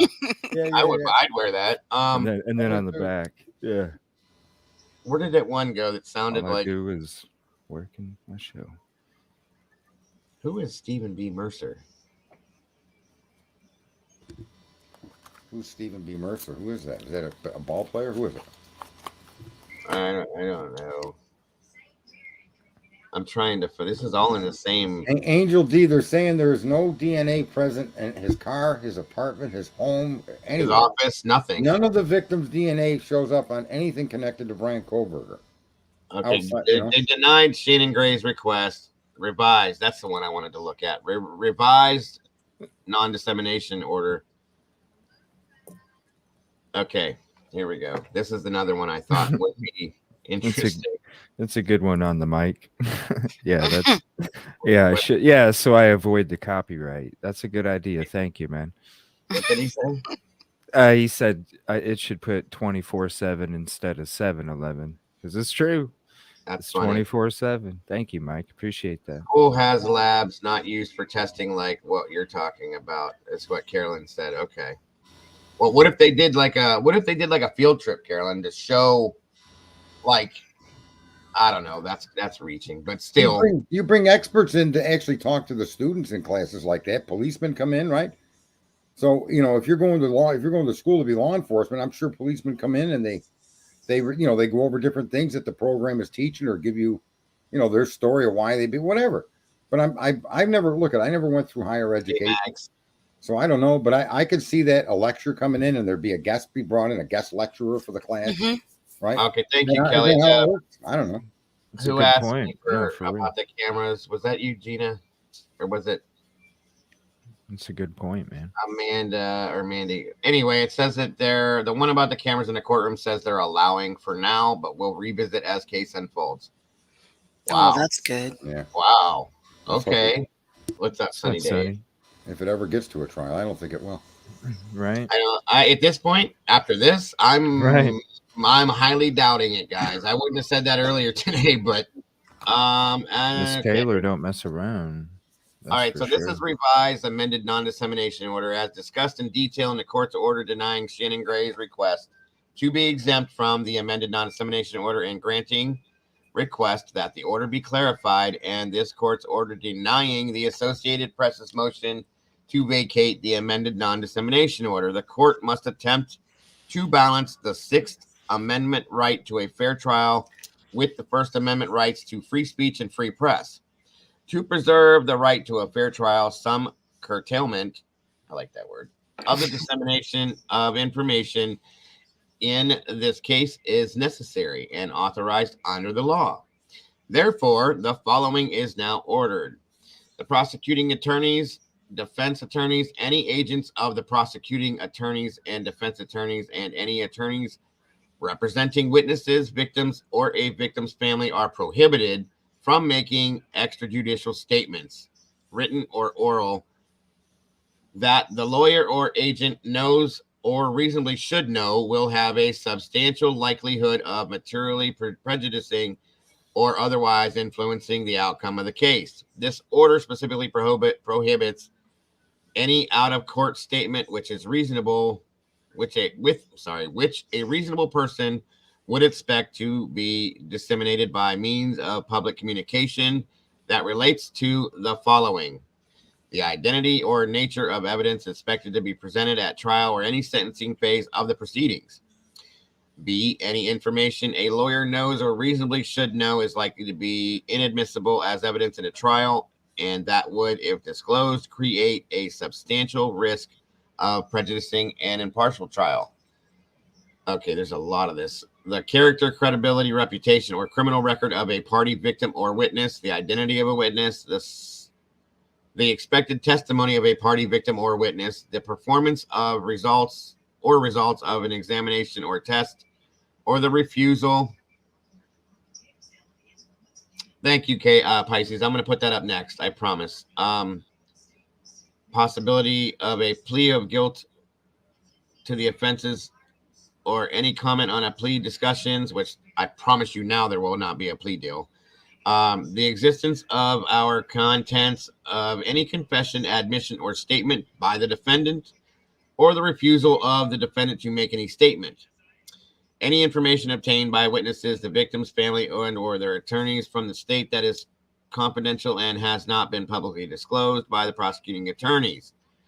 Attorneys involved, good God, attorneys involved in the case by their agents, as outlined in paragraph 1, may make extrajudicial statements, written or oral, concerning the following: the claim, offense, or defense involved, and except when prohibited by law, the identity of the parties involved, information contained to the public record that an investigation is ongoing, the scheduling or result of any step in the litigation.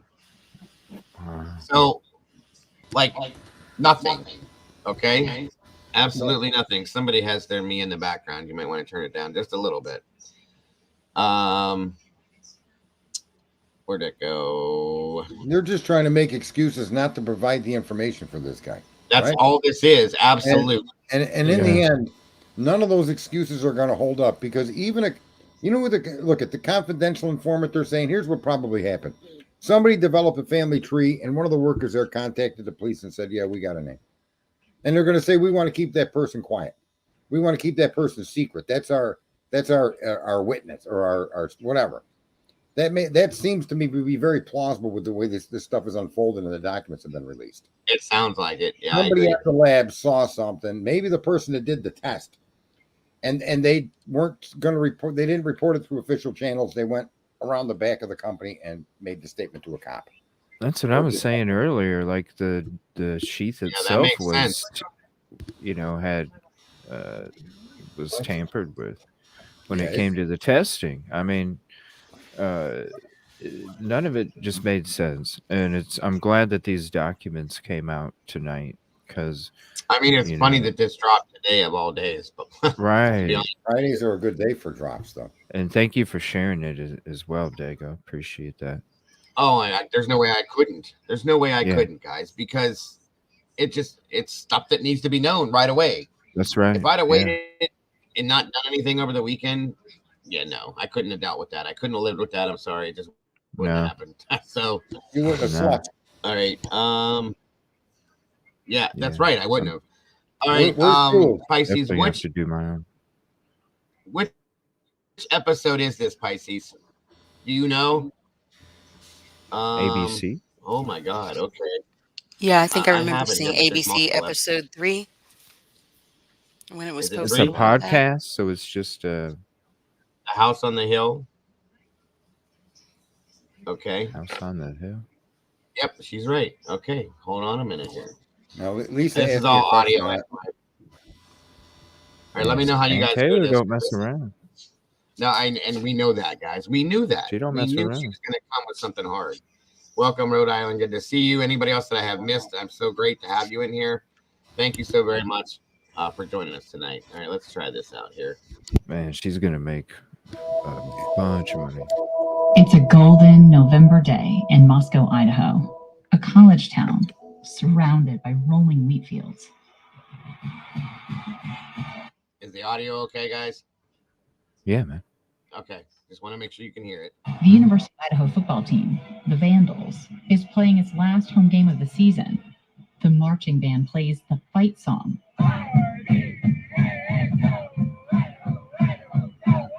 And thousands of people crowd into the Kibbe Dome to watch them take on UC Davis. Local broadcaster SWX televised this high-stakes game. Very emotional day. Both teams needing this victory for the postseason. There's a lot riding on the line. Moscow is a town of about 11,000 people, but it doubles in size when school's in session. It has that mountain town vibe with a lot of people who love the outdoors. There's tailgating outside the stadium. Downtown, people are wearing black and gold Vandal gear. The university campus, really the whole town of Moscow is abuzz. The Vandals haven't lost a home game all season. Bounce it outside. Larson broke a tackle. He's gone. Touchdown UC Davis. That didn't take long at all. for the Aggies to come in here and put one up early. The Vandals put up a decent fight, but they lost 44-26.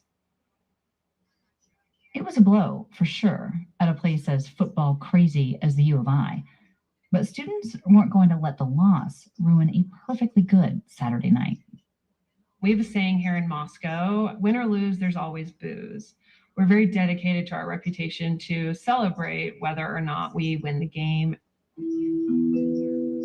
Greek life is big at the University of Idaho.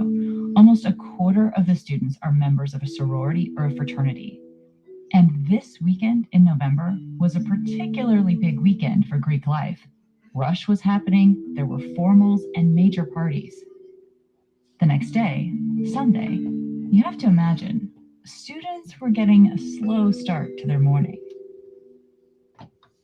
By early afternoon, some students were just waking up, others getting their coffee, people in the community out running errands. And then, just after 2 p.m., thousands of phones started pinging and vibrating all at once.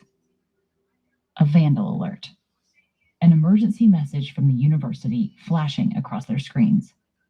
It said Moscow police were investigating a homicide on King Road near campus. It said they had no suspect and asked that people stay away from the area and shelter in place. I was kind of still waking up, and some people texted me, and then I was like, what are you talking about? And they were like, okay, it's one person, it's an accident. I thought maybe somebody drank too much or something along those lines. He said, oh my gosh, there's been a homicide on King Road. What happened? King Road is a purely residential street running up a hill behind campus.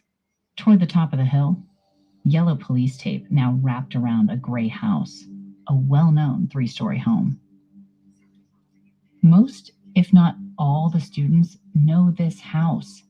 It's a major party house on a major party street close to Frat Row. They could see the commotion. That's what I. Okay, I clicked on the one that says the house on a hill, guys. Episode 3. What is this going to show us though? Because I blasted through this one video a while ago. Well, but does she reveal something in here that we're unaware of, or yeah, adds to something? there's supposedly audio on this from the house that night.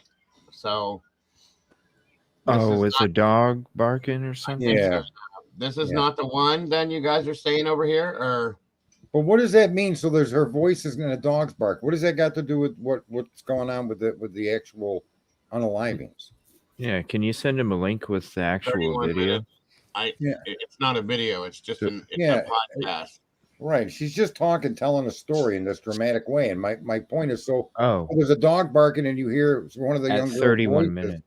But what's the point? What does that mean to us? Does that mean anything? I don't know. She just wanted me to play this. Oh, okay. Is this supposed to be the audio from the band field where the police were, talking to those guys and the scream and whatnot was in the background? It says Kana Whitworth, the ABC correspondent, says evidence that hasn't been said. Okay. And if that's at 31 minutes, Pisces? Yeah. That's what I thought. 31 minutes of her story. 31 minutes or something. Yeah, and all the drama attached to it. Do I need to go to that, or do I back up to where I was? No, jump right to the 31. Happy birthday, she's going to show us. I mean, because the first 29 minutes may be useless, right? Okay. Well, I'm just. It's all okay. Hold on. Next door captures audio of what authorities believe are voices or a whimper, followed by a loud thud and a dog barking. The next time that roommate opens her door, a figure clad in black is walking toward her. Medieval. He's masked, his mouth and nose are covered. Only his eyes are visible, and she notices distinct bushy eyebrows. The figure walks past her and toward that sliding glass door in the back of the house. She locks herself in her bedroom. And then, nothing. For 8 hours, nothing. The house goes quiet.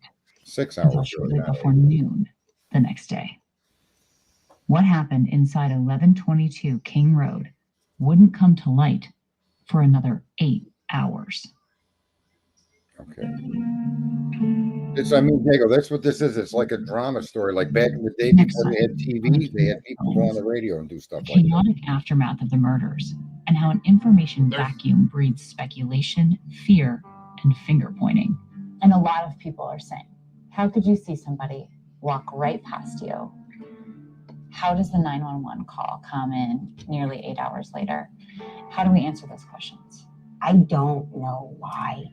All I could think, it was just, she was frozen. The King Road Killings is a production of ABC Audio.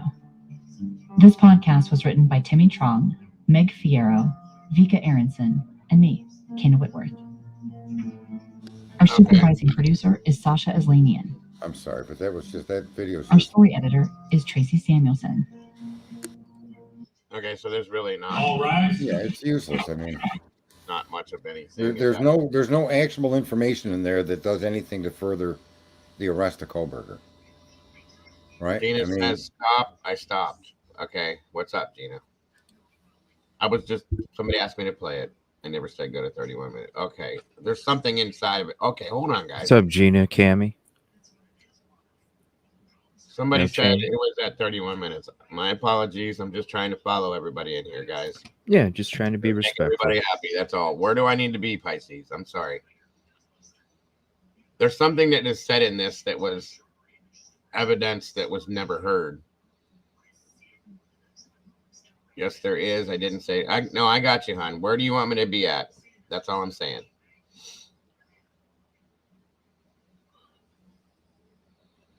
The audio been debunked. Well, it says it was, Gina, but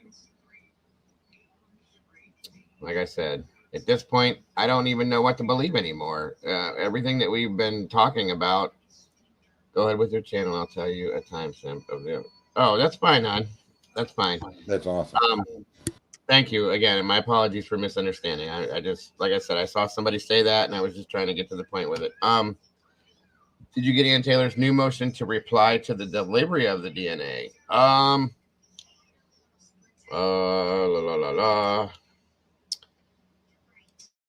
Ian Taylor's. Hold on a minute. I have. By the way, thank you guys all for being here tonight and joining us for this. I appreciate you. Again, very important info tonight, folks.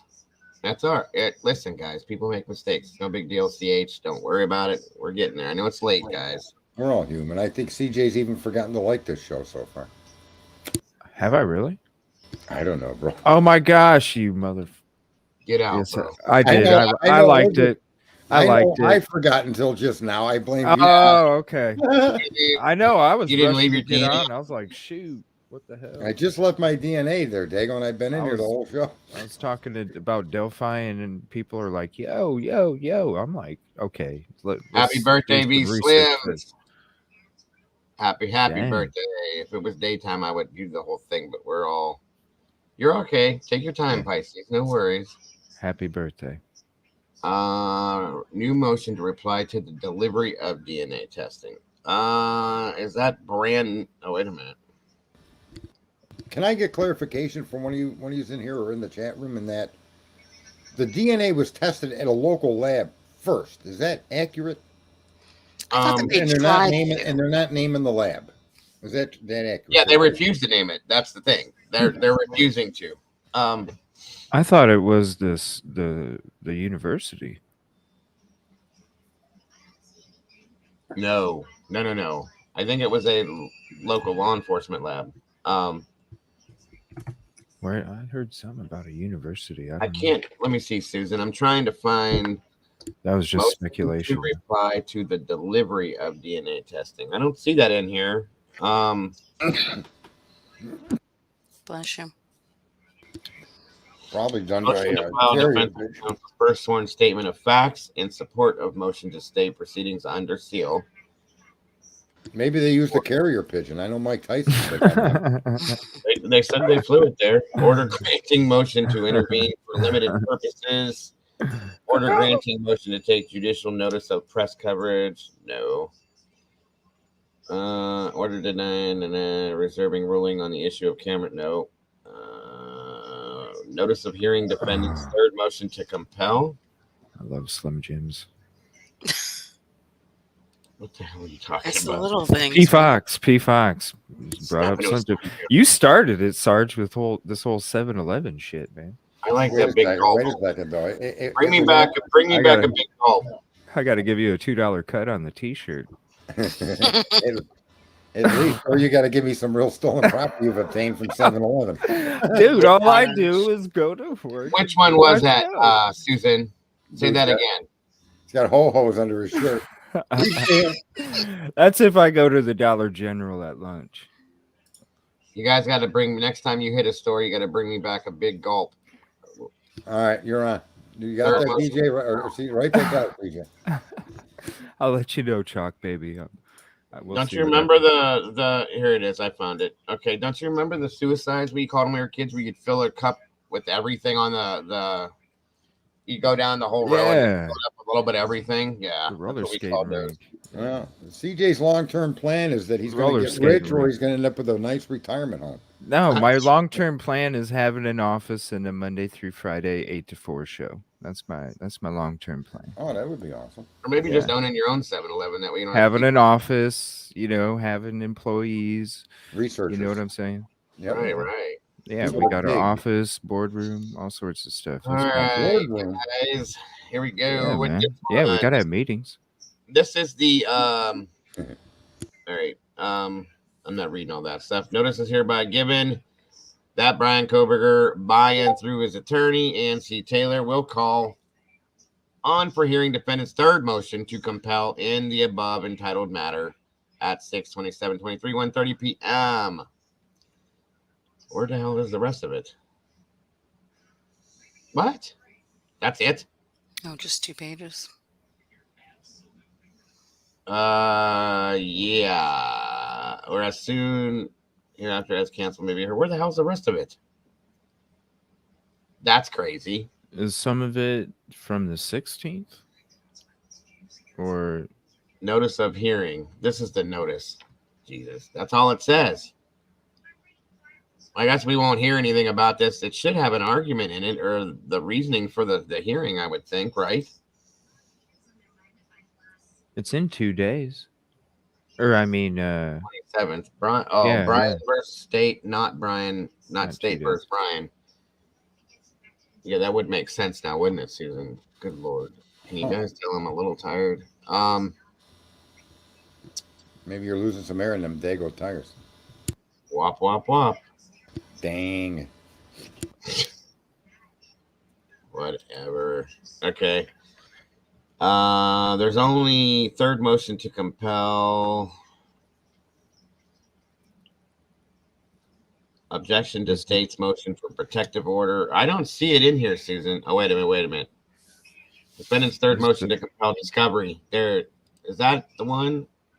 Let me see. This is going to be crazy. State versus Kohberger.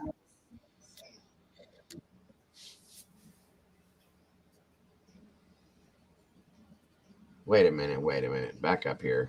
Where'd you go, Susan? You guys rolled right on down. State versus Kohberger. Oh, it's the same thing, just 2 pages. Someone got demonetized for playing. No, Bryan versus State. Got you. Well, I can play a piece of it, and I just won't put this out, I guess. It is what it is. That's what it takes to get the info to you guys, and that's what I'll do. What video can you be demonetized for? Because I'm playing somebody else's podcast on here. The podcast. Yeah. I just, like I said, News Nation. I won't worry about being monetized for this one. It's more important to get you guys the information than to get paid for it, in my opinion. So when I streamed, I made sure I wasn't monetized. Take your quilted northern money out the door. Honestly, I don't mind if I'm not monetized for this. I just wanted to get you guys the info. Oh, yeah. No, that's how, you know what I mean? That's what it's about. It's about the info, not the money from the toilet paper. Third motion to compel. Is that the one there, Susan? Right there. Can you see it? Probably not. It's hey, can you hit that button to the right of the plus sign up at the top in the center? To increase the width. See the minus and the plus in the center at the very top Right of here. the window. Yeah, you were To there. the left of the 1. Go to the plus. Hit the plus. Yeah, right Not there. the plus. 2 over to the right. That. Yes. Click that. Fit to page width. Yes. Okay. Thank you. Yeah, I did it already, right? Yeah. Yeah, now I can read it. Yeah, it's hard to look at, even with glasses on. It's like, okay. So, yeah, where's mine? Ann C. Taylor Deuce, state and declare counsel for Bryan Kohberger filed a specific request for discovery related to the DNA in this case, titled Defendant's Third Supplemental Request for Discovery. This was dropped on the 22nd yesterday, by the way, folks. I can't see chat, so guys, if I'm not answering you, I'm not ignoring you. The state filed a specific response to that request after reviewing the materials provided. The following remains to be discovered. A, request 3 profiles uploaded to a DNA database.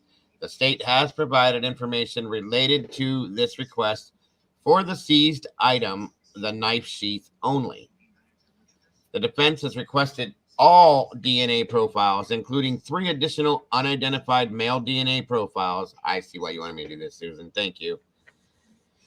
Developed during the course of law enforcement investigation. This information has not been supplied. B, request 6 communications. The state has not provided all emails, text messages, electronic messages, or other messages and conversations regarding biological testing in this investigation. Wow. Unexpected results and corrective actions. The request has been partially complied with. However, the response lacks the full scope of the request. Imagine that. Wow. 6 months before and 6 months after testing related to this investigation. Further information related to all lab personnel has not been provided. Once again, further information relating to all lab personnel has not been provided. She's asking for that for a reason, guys. And you know how they're trying to hide by that is saying they have an informant. Yep. That's how they're trying to squash that request, and it's not going to hold. If the judge is a real judge, this will not hold any water at all. No. Water through a colander and hoping you're going to get a drink. This is like Swiss cheese anyway. It's just, you know what I mean? Part of the third supplemental discovery request was for materials related to genetic genealogy testing. The state has objected to this request in its entirety. They don't even want to be touched on that entirety. Wow, guys. Okay, so where did it go? God, I'm so ADHD. It's not even funny. What the hell happened? Did I pull it up? It's like a movie. And has filed a motion for a protective order. Holy shit. Wow. They're really hiding this shit, guys. Counsel for Mr. Kohberger requests this court consider the contemporaneous objection to the state's motion and declarations in support of the motion to compel. The requested discovery is properly sought pursuant to Idaho Criminal Rule 16. The discovery is necessary to the preparation of Mr. Kohberger's defense. It absolutely is. Counsel for Mr. Kohberger has reviewed the materials provided in this case regarding the DNA testing, laboratory reports, bench notes, and photographs. Further, experts in the field of genetic genealogy and DNA have consulted and offered information and guidance.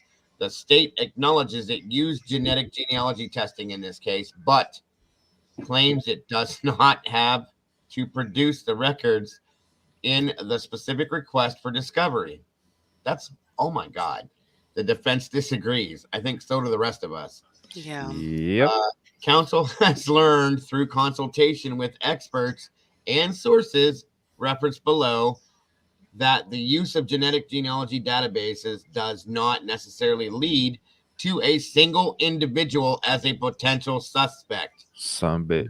Wow. And that reports of these searches often reference multiple individuals for further investigation and DNA testing.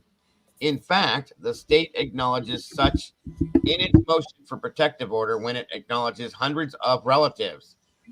Page 5, motion for protection order. The testing conducted by a private lab is completely different in nature than the testing done by forensic lab. That's fact. Genetic genealogy labs do not generate a profile in the same way that forensic labs do. Wow.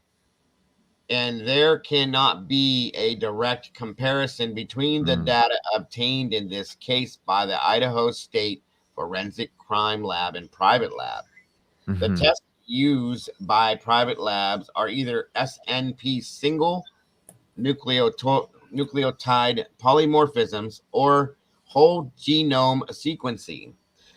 These tests are similar to the methods used by commercial services such as 23andMe and Ancestry.com.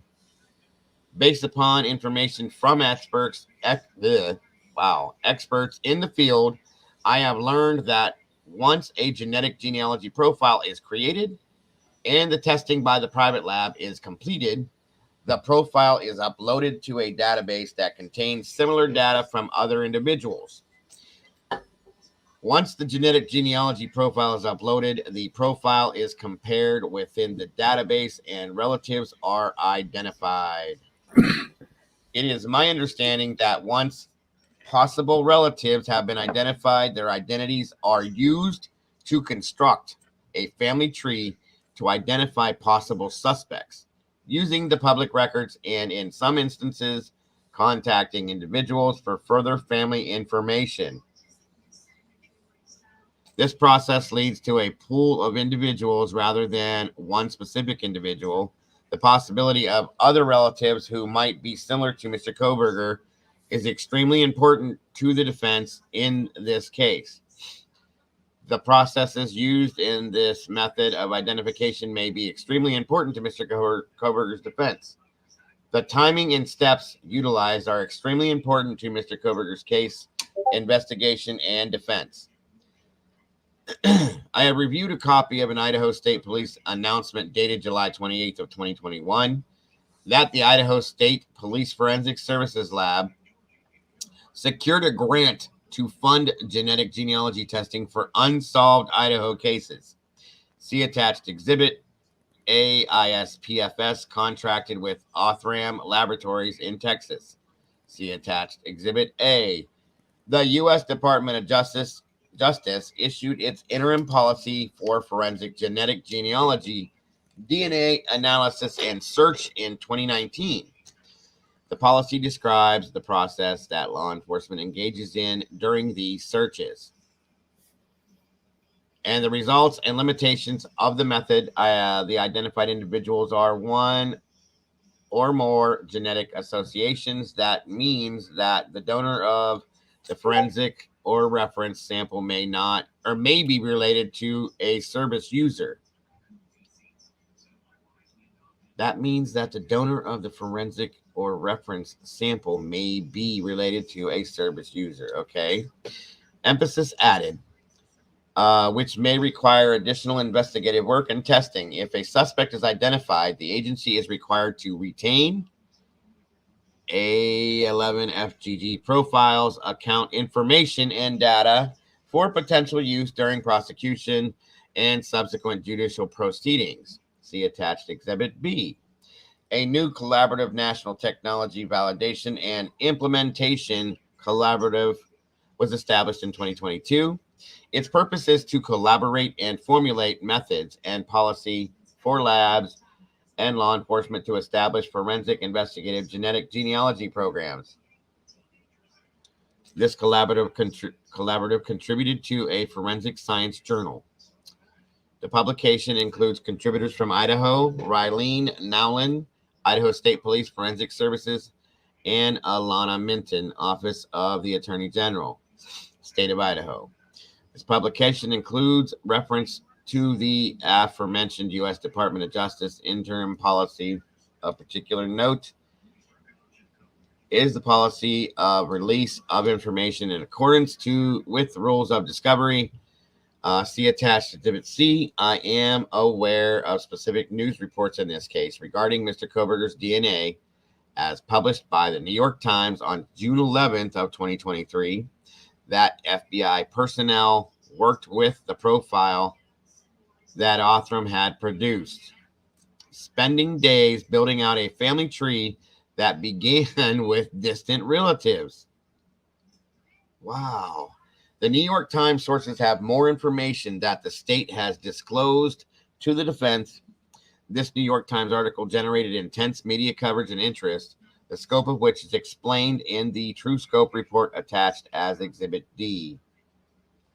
In addition, Mr. Kohberger's defense team has discussed the use of statistics in this type of case with experts who have informed me that the manner of identifying Mr. Kohberger via this type of search may have significant impacts on the statistical analysis of the CODIS profile generated by the Idaho State Police Lab without access to the actual genetic genealogy search methods and results. It is impossible for qualified experts to address these issues. Oh, Jesus, guys. Counsel for Mr. Kohberger notes that the state utilized a statistical analysis number to claim a high likelihood of a match between the DNA on the sheath and that Mr. Kohberger, the state, by its own admission, has taken a number of steps to identify Mr. Kohberger as a match. The statistical probability is not an absolute. The size of comparison sample and the nature of the search are important to ascertain conclusion bias. Mr. Kohberger has a right to effective assistance of counsel. He has a right to confront evidence. Counsel must undertake a thorough investigation of all parts of the case the state brings against Mr. Kohberger. As such, the genetic genealogy investigation and process is necessary for the defense to do its job. Amen to that. 100. I do have a question. Has she addressed them getting the father's DNA out of the garbage or whatever yet? Directly? I don't believe so. In any of these motions? Not that I've seen yet. Because I thought they pulled the trash out of the neighbor's trash. They did. And I almost guarantee that's coming next. But did they have rights to go to the neighbor's house? And Well, I got a question. Down at the curb. That came after they arrested, or right? Did that come before? That came before they arrested Kohberger, right? The DNA pull out of the garbage. Yeah, they were rifling around in the trash before when they were watching him. Which means they had built a genealogical idea of who they were going to look for, and then they went to that trash. They zeroed in on him. They built this idea that it was him, and then they went and confirmed it with the trash. Start at 30 minutes. Okay. What's up, Big Blue? How you doing, brother? All right, hold on a minute, guys. 30 minutes, she says. All right. Let me get there. Again, my apologies for the. Can I just reply to somebody in the chat room? Yes, sir. Absolutely. His DNA at the crime scene proves he was at the crime scene, and Flutter 1 is absolutely inaccurate and doesn't know they're inaccurate on that. The type of DNA that they used here, it's called transfer DNA, that they now coined touch DNA. And it's one of 500 million skin cells that every human being sheds every day. This kind of DNA can be moved about by your friends, your pets. You leave it behind you everywhere you go. Every piece of paper, dollar bill, gas pump, door handle, your DNA is there. Other people can then interact with these same objects and transport and transfer your DNA to another location that you've never been. Right. And that's the kind of DNA they're using here, Fluttertone. This isn't DNA like semen or blood or spit. This is microscopic transfer DNA. And it doesn't even have to be something that you touch. You could be standing in front of a fan and skin cells blow off of you and land on something. And he doesn't have to prove his innocence. They have to prove that DNA was put on that knife sheet at the time of those murders, and they can prove Bryan Kohberger was in that home at those specific times. And Susan, they can't do that yet. Susan, I read that. I don't know if you came in later, hun, but that's the first thing I read was that there were 2 other unidentified male DNA found in the house, as well as one in the gloves. So yeah, we did I read that first time. Maybe you came in after the fact. I'm sorry. Anyway, we read that. That was the first document I read because that's what has actually everything in it. So yeah, you are right. And yeah, Sarge, that's absolutely correct. MK just said, if I hug my son and go over and see Charles, my son was never at Charles' house, but I was. Or what about when you go to the grocery store or you sit at a restaurant table, transfer DNA all over you? Absolutely. That's correct. All right, guys. So let's play this here at 30 minutes, she said, and see what we got to hear. This time, she heard a male voice say something to the effect of, "It's okay. I'm going to help you." Around the same time, a surveillance camera next door captures audio of what authorities believe are voices or a whimper, followed by a loud thud and a dog barking. The next time that roommate opens her door, a figure clad in black is walking toward her. He's masked. His mouth and nose are covered. Only his eyes are visible, and she notices distinct bushy eyebrows. The figure walks past her and toward that sliding glass door in the back of the house. She locks herself in her bedroom. And then, nothing. The house goes quiet until shortly before noon the next day. What happened inside 1122 King Road wouldn't come to light for another 8 hours.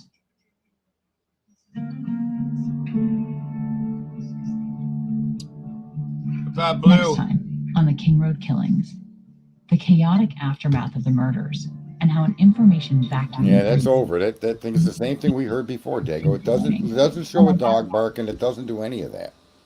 All right. Right? It's a claim. It's a claim being made by some ABC News person. Right. Well, it's stating that the house next door picked up that noise. So if that's what the house next door picked up, if they're saying that, then that's the same damn audio that we were hearing, isn't it? That they said was debunked, right? Or is there another audio that is out there that we haven't seen yet? No, I want to see an audio where they're arguing what you're hearing is Bryan Kohberger. I don't care what the kid said, the victim said, I'm sorry. I don't care about a dog barking. I don't care about your whimsical white automobiles. I own 2 white automobiles. One is one of those rear-engine Corvettes, okay? So I don't even want to hear about cars, and I'm a car guy. And I don't want to hear about cell phone things, and I'm a technology guy. I just want them to finally put something into motion. This is why we know Bryan Kohberger was in that house, right? It's just sad. Right.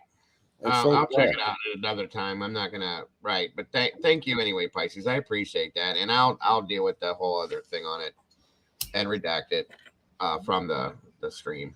It's fine. Isn't it odd how many murders are coming out of a state like Idaho lately? There is a lot, Seth. I will say that one. Okay, I thought I was getting yelled at. Sorry, what are you watching? I'm late. Oh, nothing. You're fine. The bushy eyebrows thing, none of this has ever stood. Anything that came from her statement, as far as I'm concerned, is a joke. Okay? I would have asked for a composite picture so you could get an idea of what she considered bushy. What is she considered bushy? Yeah, but we went into the wording earlier on Dago's show this afternoon. The verbiage. Yeah, the verbiage. And you know where that bushy eyebrow comes from when you look at the verbiage. Yep. Yeah. Oh, yeah. I don't know if you were still here for that, Sarge, but we. Yeah. That pain. Mm-hmm. Right. Yeah. Frank jumped up here and had us go back into the PCA and read through where it says, it's basically given Dylan's statement as a read, and it said that it was all written by Payne. First of all, we know that, okay? And it says, word for word, that they looked at Bryan Kohberger's ID, said that he was 6 foot tall, right? I think it was 6 foot, 185 pounds with bushy eyebrows, and it all clicked for everybody at that moment right there, because that came directly from Payne. Well, but her statement came before he made that statement about Bryan Kohberger's license, right? Right. So is it possible she actually said that? I would, I mean, some things that they're telling us have to be true, because you need truth to cover with. You need a lie has to cover a truth. I know people think you can write books of fiction, but no, I'm not. Her statement get printed? Didn't her statement get printed before they actually looked at Kohberger's license? No, but Sergeant, remember when we were talking about how things could have been suggested when it came to the statement? Mm-hmm. Yeah. Yeah. And if you look at the verbiage, like Dago's saying, if you look at the verbiage of the PCA, a deeper look into it, right, which we were shown this afternoon, right, you can see how the leading of information led to what was written in the PCA, because when you read the verbiage, it's almost like he was asking her if she noticed these specific things. Okay. Right. Yeah, that's possible. Sure. Yeah. Or he put it in himself. Yeah. Yeah, maybe he was trying to help her along, and But that's what we're saying. Yeah, help along. That's what you're saying. Maybe he was trying to guide, like lead. They say no leading the witness when you're leading watching the TV. witness. That's what it was. Show him you should show him the verbiage, Dago. Oh no, I trust you guys 100% on your assessment, and I think there's a probability there for sure. It's crazy. And like we discussed that before, why didn't they do a composite so they could understand what she defines as pushy? That would have been a big. It wouldn't have identified the guy, but at least the features she could recognize could have been in context and a facial picture. Well, and where does clad come in? Okay, what young girl says that? That's all I'm saying. Like, well, they basically Game of in this Thrones? tonight, like what? In this tonight, they basically stated, and well, no, not basically. She stated that, as this is being said, from what I read, that the state already had its suspect in mind when they went looking for Kohberger per se. Okay, that's the way it was worded. That's what she's stating, is that this is basically, I hate to say it like this, but she basically said that it was a setup in a sense. Okay, which is insane to think, because that's but you gotta relook at everything. You know what I'm saying? Now, I'm not saying that all of the law enforcement agencies were involved, but it sounds like at least one of them may have been. And I'm trying to figure out why. Okay, that's my thing. I want to know why. What motive that you got to go through everything all over again, man. You know? Yeah. You really do. You really do. About that. And I was thinking about that earlier and dreading it, bro. I don't know. It'll be nice to kind of look at everything with a new approach. That's kind of like I was going to try and go through all the press conferences from I think Monday, and I'm going to do that. You know, I think Monday we're going to revisit this from the beginning and go back and look at this way now. Okay. Yeah. A new approach. So I hope you guys are ready for that. Has Ann asked for any of the interviews of the people that were at the scene of the crime when the police showed up? Has she asked to see who they interviewed, names, numbers, cell phone data? I think she's asked for everything. I have not seen that specific verbiage, but that I would imagine she would, and I think we're going to start seeing next week, guys. I'll bet you guys $1 because I'm a poor mofo. I'll bet you guys $1 that we start seeing a Pepsi, a whole bunch more of these docs dropped from the defense. I bet you. For sure. Well, and a lot of things could be clarified. You all right? Yeah. Like what did this young woman say about the eyebrows? What did the young woman downstairs say? What did the people that were on the scene, if there were people on the scene, what did they say? What were your interactions? Where's your paperwork and documentation for your interviews? And it's rad to be clad. Yeah, rad to be clad. It's rad to be clad. That's cute. That was good. Oh shit! I'm sorry. I had to. I'm sorry, guys. That was great. Joanne says that. I don't know what Eric says. Someone at WSU had a bone to pick with BK.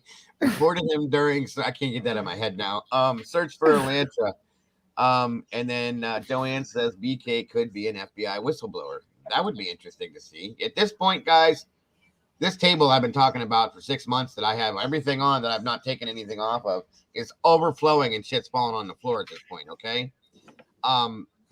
This is just crazy at this point. Oh, shit. It's rad. I'm still laughing. I can't talk.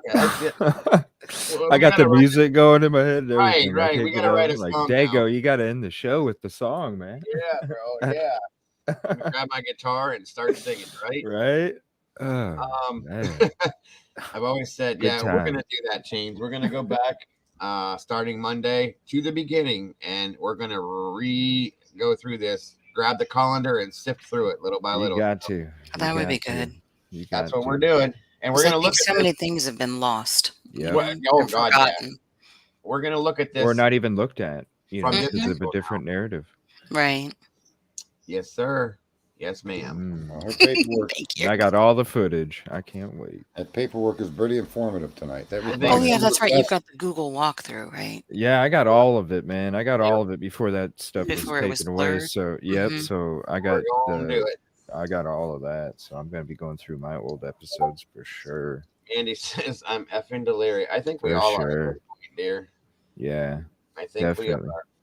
So here we are at this point now. When we went the other night, I think we went deep the other night. Yeah, I agree, Mike. Mikey, There's we another were song. digging the other night pretty hardcore, and there's a lot of stuff that we haven't brought out on this channel because I don't believe in talking about things unless we have some form of concrete evidence. Well, Yeah, that's true, man. you know, at this point, it's that I think time. I missed that. Was that the night you had Daniel on? No. I think you're talking about somebody else, right? No, Mikey's talking about me, him, and a couple of the other mods were together in Discord, like just digging and doing what we do. And that, but I didn't do it on the show, but we're gonna do it on the show now. I think I know like what you You mean. know, what's funny is if we went back to the pre-Walter Cronkite days, you would find newsrooms with people like us in them. Oh, You wouldn't have people be given a piece of paper to read off of a teleprompter, right? And you would actually have these questions aren't being asked, and in many cases, not because these reporters are corrupted or there's no nefarious reason. It's that they've been entered a trade, and this is how the trade presents itself to them, and they fulfill these roles, and it's almost like intelligent ignorance, right? Mm-hmm.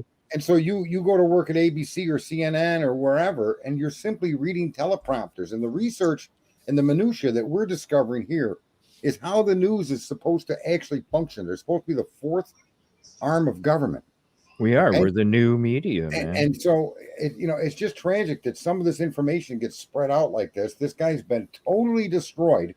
Right. And his life will never be the same. That's true. Right. No matter what the outcome 100. is, Bryan Kohberger has effectively become, the new Richard Jewell. He's either a victim, right? Or Exactly. I thought about him the other day. That's a great one. Yeah, That's a good Richard point. Jewell. Yeah. Great point, hon. Mm-hmm. It's just trade. And I think, to be very honest with you folks, a lot of people don't know this, but there's a lot of sealed court cases, especially when it comes to divorce and child custody cases and sexual abuse. And then there's also sealed cases that are, if you sue Walmart for a liability issue, or you sue any company, those cases are generally sealed. And the reason they're sealed is because they don't want to affect public opinion. And yet you get big cases like this, and it's like, bung ho, let's beat this guy to death in public. And God forbid it turns out that the kid is actually innocent, which really he is. He's innocent no matter what we say, because there's no proof to show he's guilty. Right? So go ahead. Sorry. It's such a sad scenario that we've gotten so. The system has just failed us in so many different ways in crucial areas. From potholes all the way to finding the guy that did this to these poor kids. And I don't care if they were the king drug dealers of the neighborhood or they weren't. Nobody should have to endure what those kids went through. Especially kids, Kids are like people are worried about Rory. I texted him about an hour ago just to let everybody know. Why? What's going on? Nothing. It's just he's out there doing what he's doing, and we're always worried about him being okay. So. Oh, okay. Yeah. He's by himself on the ground in this area, especially with this kind of shit dropping at this point. Yeah. It means other people are very possibly getting nervous right now, in my opinion. Okay. I'll reach out to him here real quick. When people get, what I mean about nervous is being that this information dropped and it's pointing to the fact that Kohberger very possibly could be innocent. If there's anybody else that's involved in this, they're going to get nervous that they may be being looked at now. So that's what I'm saying. Right. Yeah, Oh, the there's hate Jules. coming isn't over. There she You know is. what I'm- What's up, What's up, Suits? Jules? Yeah, the hate coming isn't over. I Jules really is want here. you to come up here, Jules. If you So- can do it and your kids are cool, I really would love for you to jump up here for a minute. And look, I don't agree with you that this shows he's innocent. What I think this shows is ineptitude on the end of the government, their investigation, and what they're doing. Right. I mean, I'll never accept guilty or innocent until there's a fact to show it. But right now, like this whole thing we're all looking at, all these motions are about how inappropriate it is the police have done what they've done, and how all these accusations they put together are built off of a conspiracy theory that somebody created. Mhm. Right. And the public has been brainwashed with this. You tell a lie over and over again, it becomes the truth. Yes. Okay, that's how it works. Yes. And Yes. I'm gonna step Perception Somebody's becomes lying. reality. Yeah. Is Jules coming in? She Yeah, said- she said yeah. yes. She said she's gonna pop up here in a second. Hush, Sergeant. Okay. And that's what they did. They threw a bunch of little shit into a Christmas stocking and presented it as a case. And Yeah. here's what I think that they didn't count on. The little shit. They didn't the little things, and they didn't count on Ann Taylor. One, okay. That's for sure. They didn't count on all of us too. Okay, because honestly, I know there's a lot of people out here that have been sending things to Ann Taylor as well that she has been receiving and reviewing in regards to this. And I do feel like some of those things, minute as they may be, are definitely going to help this in this case. Without any of us out here, she's doing perfectly fine, as we just saw. But they definitely didn't count on that. And I think they thought that they were going to be able to pass this through as just this is such a dramatic, extreme, horrifying scene that, oh, hold on. There she is. I'm sorry, hon. I didn't see you down there. Thank you, Sorry about Caroline. Oh, you're good. That nobody was going to even care to look into this because it was such a bad scenario. They got their guy, prosecute, get him done and out and gone, and it's over with. That's why they rushed through all this. Welcome, dear. How are you? I am intrigued. I don't know how much you guys have gone over, but I'm trying to do these declarations like by themselves because they're so many pages and they're like individual information. So I've only read until I think it was Steven something or other's declaration. I'm hearing comments that there's things not being found in certain things. Like, as in how? Like, as in, there's no blood evidence in his vehicle is also what these documents are stating. I haven't gotten there yet, so I don't know. But I'm seeing that in like stuff that Truth and Transparency is posting. Right. What we read. That's huge. Right. It's way bigger than that. There's nothing in anywhere. Nothing. See, so I haven't gotten there yet. Too. Yeah. Other I know profiles, about the too. profile. See, I jumped the gun on that one, and I had to because the way that I read it, I was like, "Holy We shit!" love your passion. 3 profiles on the sheath. Holy crap! Right. Really, I just missed the period behind the 3 because I'm a We lunatic. went right into the meat and potatoes. And the irony is, not one of those men may be involved in that crime.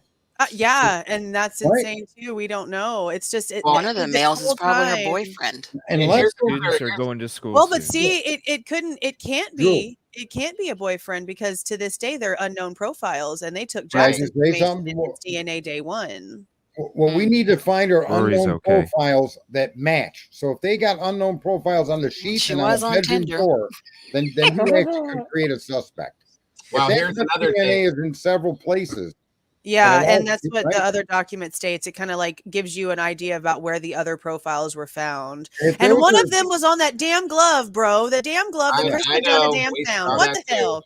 I am Yep, floored. I'm just so floored right now. Well, I wait, thought I was wait, going to here's go to bed another early thing. tonight. Nope. Here's Can't wait another for thing your that new was video. brought up too, Jules. They said, and think about this for a minute. Somebody made a comment earlier when we first started and said there was 150 people at that house the night before, and they Yeah. only found 3 other male DNA matches. So that meant what?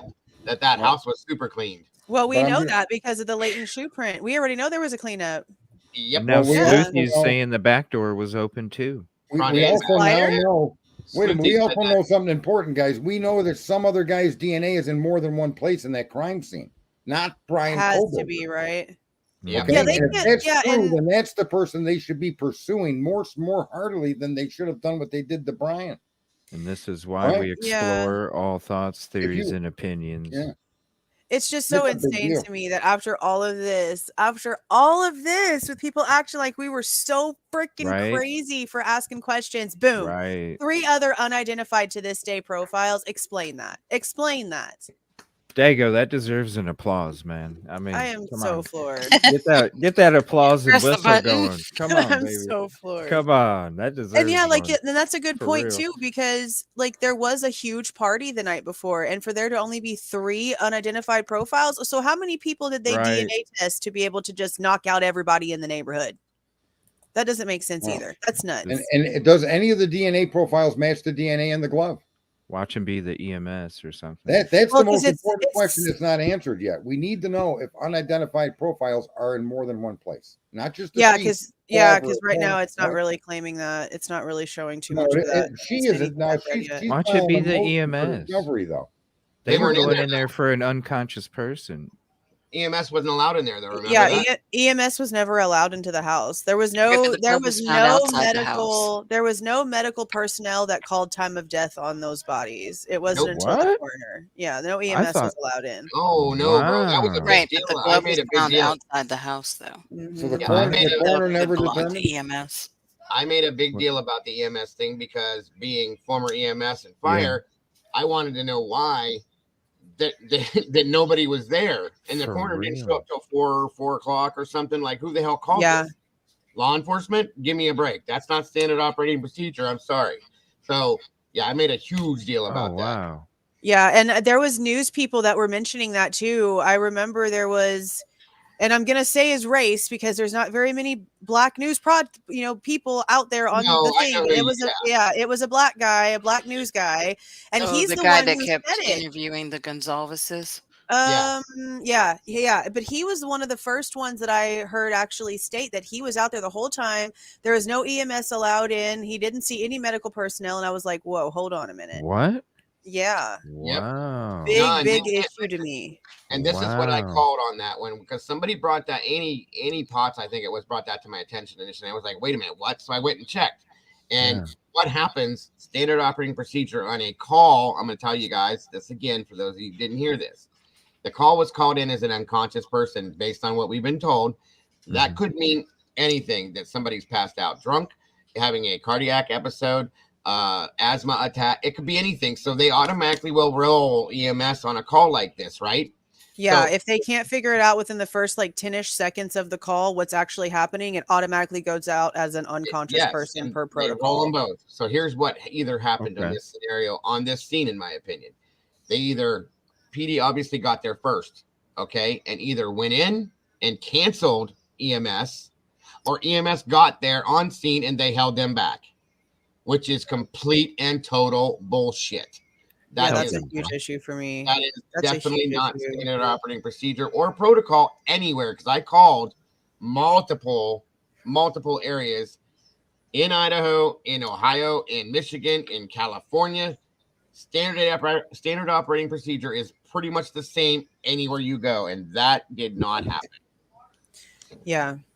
Well, and There's a also lot not in these releasing the documents. 911 call. Wow.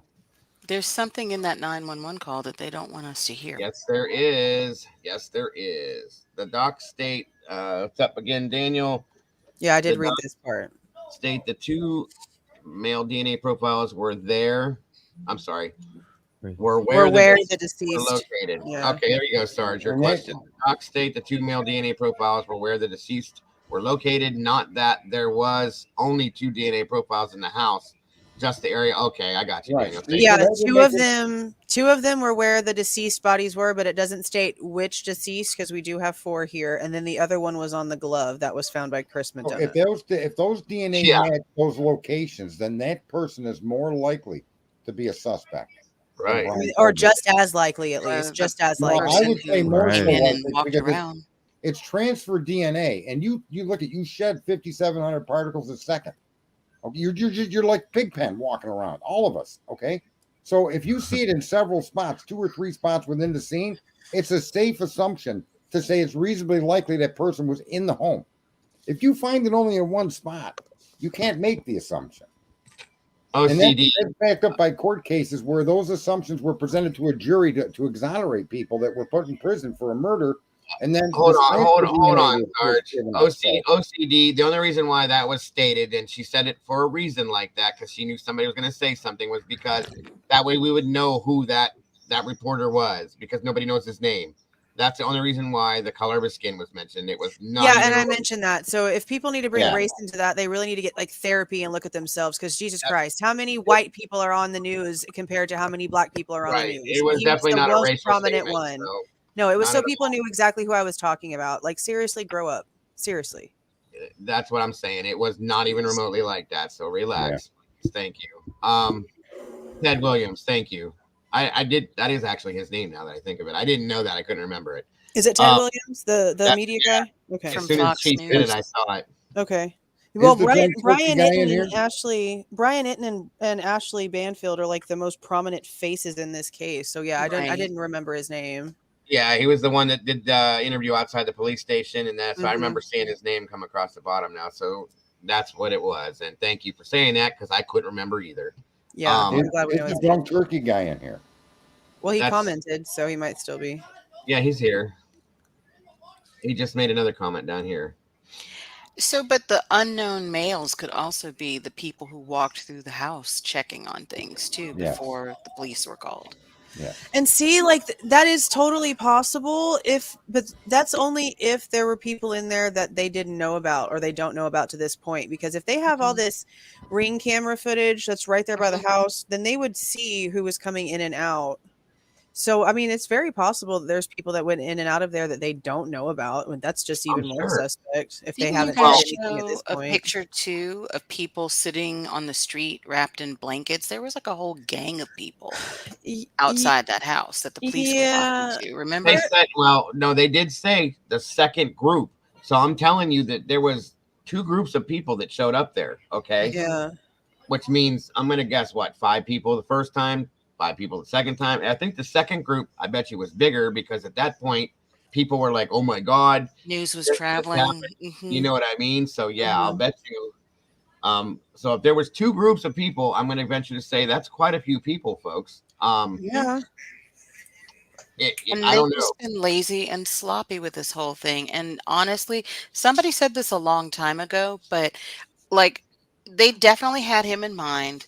They definitely went out for him. They got the genealogical DNA, and then they were watching him. They got the report of the car. They, were watching him. They went to PA. They're watching him. I think that they just assumed, they jumped the gun and were thinking, okay, as soon as we get him, we'll get everything else. Because there will be DNA all over the place, or there will be evidence all over the place of planning and blah, blah, blah. But if he did it, he obviously was a little too smart for them. Right. Exactly. Good point. Yes. Very true. So there's documents that I'm going to end up reading at some point tonight, because I'm not damn well going to bed before we're done, that states specifically that there's no blood found in the car, his apartment, or the office. Yes. Jesus. Yes. So what are same. So how what are we supposed? Anyone who thinks he's guilty at this point, anyone in the comments, because I know damn well that we have people in here that are on the guilty train. After hearing that, what are people thinking now? Well, there's other male profiles. There's no blood in the victim. There's no victim's blood in the car, in his apartment, anywhere else. What are these people that are on the guilty train literally thinking at this moment right now? I know some of them are changing their minds. That's a great question. That's been stated already. So, yeah. And yet that's a thing too. Amanda Mal said, was it Chris Madonna's glove? That's the one that was found by the garbage can. And it's funny because I've noticed now that was debunked, and like they wanted us to stop even talking about that.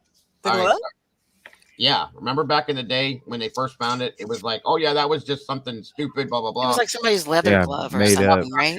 It was out there for a week though. It makes me think. And a YouTuber found it. That some of this stuff is being purposely thrown out for us to not pay attention to, or for anybody to not pay attention to on purpose at this point. Because as it states, what Ann said in there, that it looks, I can't remember exact words, so don't quote me on this, but the way she stated it in that document is that this looks like that the state already had their suspect in mind before they arrested him, before they were, you know what I mean? Before they had proof. And so it's making it look as if it was pre-planned on the state's behalf. Which and I mean, isn't that kind of what we get and gather from the Dawn Daniels statement, where she said she talked to ISP, and now, hey guys, don't even look at this, don't bother. That's right. It's just so insane. Like, thanks for being up here, Sarge. I appreciate you, buddy. I knew you'd want to see and hear this, so that's why I brought you in here. So, if you're going to bed or whatever, I'm sure I will talk to you soon. Have a great night. But yeah, this oh my god. Yeah, the internet exploded. That's all I can say. Oh, well, you can come back in, Sarge, if you want to jump back up here. Oh, there it is. Okay. Sorry about that. No, it was my fault, not yours. No worries. Yeah, I started getting messages from, I'm not going to mention their names, but people that are saying I'm starting to think that he might be innocent. And these are people that were feeling that he was guilty at the point. You know what I mean? Yeah. So, facts are facts, folks. When you look at things, and that's what these people, I'm not saying anybody that was being ignorant about it, because these people weren't. They were just saying, I kind of feel like he looks guilty based on these facts. And now, well, I'm glad Kendra brought up Nancy Grace, because that asshole today, bro, her stupid YouTube channel posted like some sort of like Freaky Friday edition where they post an old episode of whatever this dumbass is talking about. And she's going back and talking about from whenever we didn't know which floor the surviving roommates was on. And all the information in this video is so incorrect. And as soon as it posted, everybody in the comments was like correcting what she was saying, because nobody reads the title to see that it's an old upload, that it's some sort of rewind type upload that she does because she's got nothing relevant to talk about. So she puts some old information out there to just get some clicks and views. No one has read that. So everyone is in there like freaking out, thinking that she literally has this wrong information. So right now, with all these very pertinent document drops, one of the biggest faces in true crime is putting out old and irrelevantly wrong information today. Yeah. And she's not going to be reprimanded. No one's going to say nothing to her. It's just going to be allowed. Nancy is like a dog with a bone. I would love, onto somebody. That's it. They're scripted actors. They're not investigative journalists, nor are they love to get reporters. on the page with her. And Kate, that's a great point. Bryan must be guilty. Otherwise, it makes people uncomfortable with their trust and authority. I get that. Right? That's exactly what it is. That's actually a big problem for people. Daniel, you weren't the only one to message me, bro, but I just didn't want to be disrespectful and put your name out there like that. But he's saying you can say my name. I'm not afraid of being wrong. Laugh out loud. I'm not saying he's not guilty, but I sure do as hell have reasonable doubt. And I think that's where we're all at. You know what I mean? I'm glad he's admitting that now, because right before I saw the document, right before I actually got on there to see the document, I saw the live that he was doing where he was like, Kohberger's guilty, changed my mind. And then I saw the document and I was like, holy crap. Like, what's Daniel going to think now?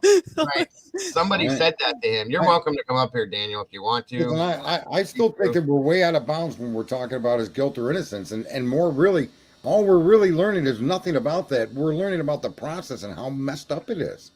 Yeah. And I love the fact. Right? Yeah. And that's the part that I think, just personally, that I think most people in chat or anywhere in the globe need to understand, that how you become arrested and how they walk you through that process is more important than anything else. And I know what you meant, Kate. I know exactly what you meant. It's just something like, whether people believe he did it or not is not even relevant at this point. They haven't even got the guy at trial. They can't even produce evidence to show he was. We see what we see. We're not blind, stupid people. But those issues are like tantamount. And that's where people trust, like Kate had said something about people trust in authority. Well, if you want to be able to trust or distrust, you have to watch what the authorities do and go through it with a fine-tooth comb. Then and only then can you determine whether you're going to trust them or not. Right. In this case, I still need to see more information. I don't trust them to write a traffic ticket. I really don't. Well, I mean, I love the fact that in this one that Ann did, she posts receipts about how wrong the FBI's investigation was. She posts the DOJ policy to her exhibit. She's like, no, they were supposed to do this, and this, and they didn't do it. That's the FBI. That's the state now calling out the FBI for doing a crap job. It very much is. Very much. Well, they got to play a blame game. I think they know that their ankles are tied. and their hands are going to be tied shortly. I think that the appeal is going to really make a difference in all of this. Well, I like mean, I if said anything, earlier, it kind of shows why they're like so resistant to give information over, because they know they're screwed. that's it, right? That's it, and they're absolutely hiding it, basically. And you know, for lack of better terms, I mean, this is all it is. This is a $2 million mistake. Oh yeah, big if not time. more, or more, in my opinion. Jeez. Ain't it 12 million going to be? Doesn't he just ask for a bunch of money? I thought they had $1 million previous, and then they just got another $1 million. I didn't know about it. I know U of I got money too. They estimated it may cost as much as 12 million to litigate this case. No, I understood, Kate. She's saying she's worried that people think differently. Oh no, we definitely understood the sarcasm. Sarcasm, 100%. I got it, 100%.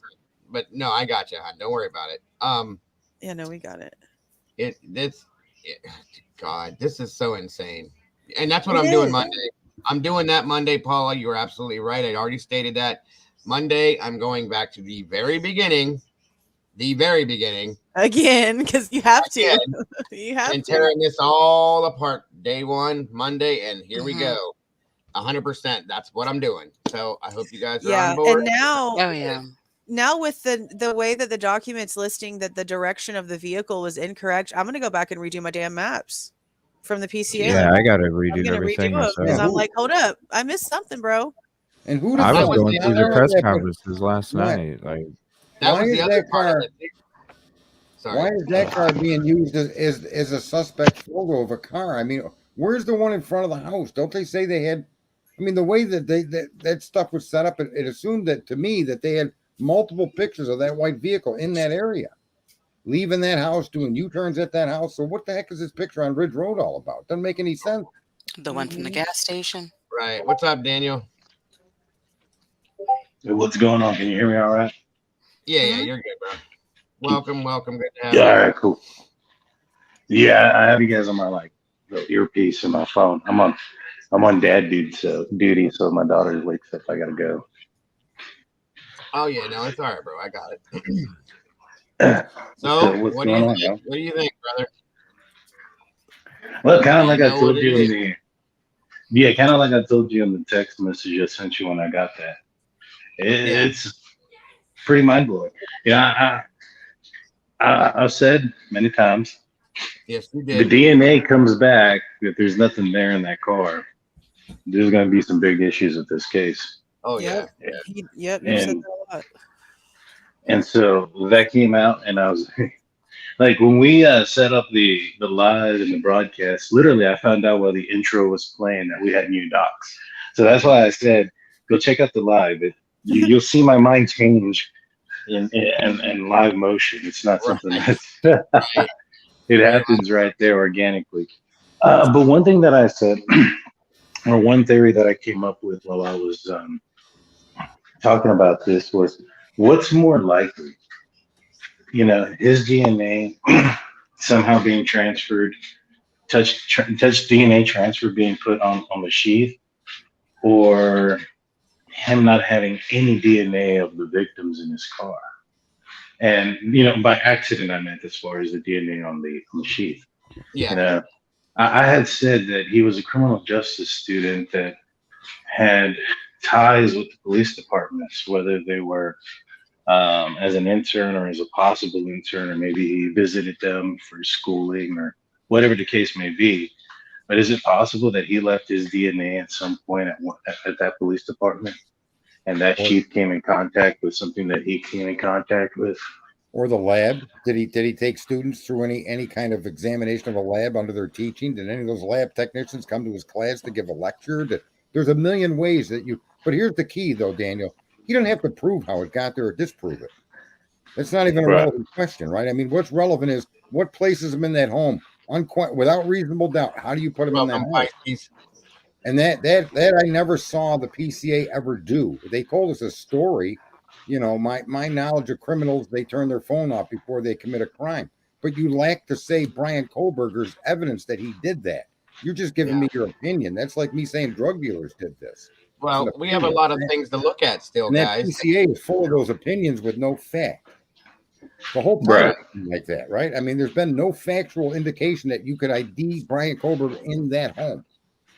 And the DNA is kind of a stretch. But if you go just on the DNA, and now you know it's transfer DNA, then you got reasonable doubt.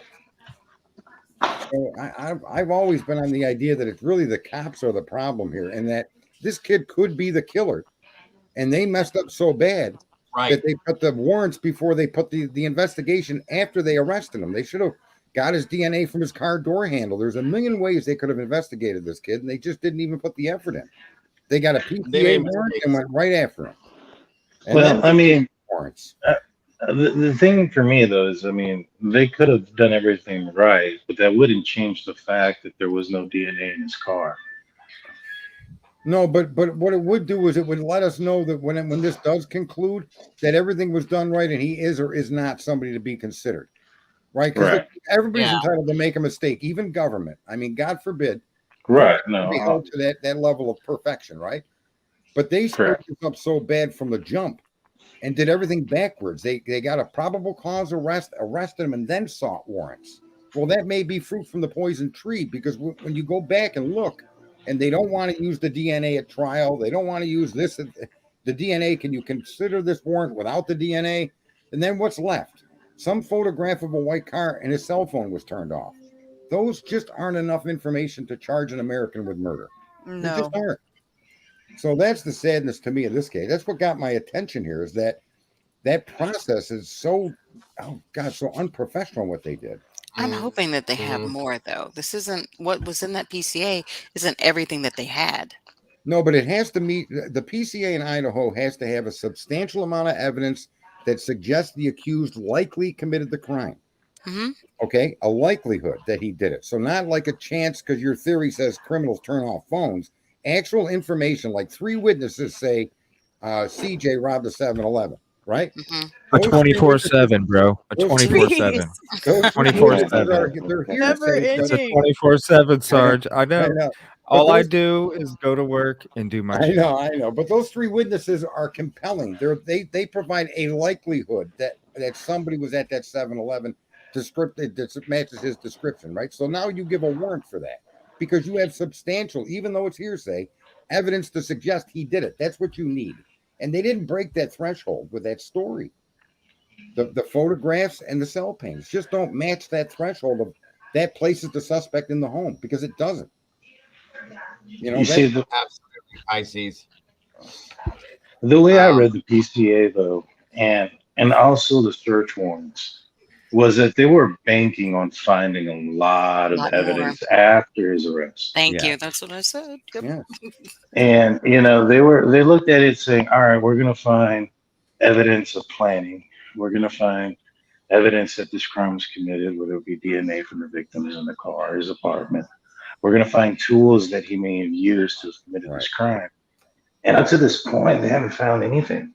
The only thing that kind of points in his direction is his phone activity that night is pretty suspicious. Yeah. Thank Well, you, if Dre. you Let me see the radar. You know what I'm saying? Let me but see that the phone radar. activity was registered from June forward or August forward, and you're showing him in Idaho repetitively, time after. They even show video clips of him going in stores, and he's an American. All of those phone pings show me is that he was just living his life. That doesn't include guilt or suggestion he did anything. Who cares if he was on King Road 800 times or twice? It doesn't matter. No, I'm not referring. Right? I'm not referring to that time. I'm referring to the phone being off conveniently during the time of the crime. Well, but that's a perception and that's a theory, right? I mean, we don't know if he turned it off intentionally or if his battery. We don't know, is what I'm saying. And that's but we did theory. talk about earlier how it also went off in the same area before, and it's a strange area. So we do still have to take that into consideration here. Is that act in and of itself indicative that you committed a crime? That's the question the judge is supposed to ask when he. Didn't they say his phone connected with their router? That hasn't been confirmed yet. No, that was just a statement that actually I think. But they got a search warrant for that, though. How was that explained, Daniel? So I asked Christy about that. Right. And she said they. I asked her who they were.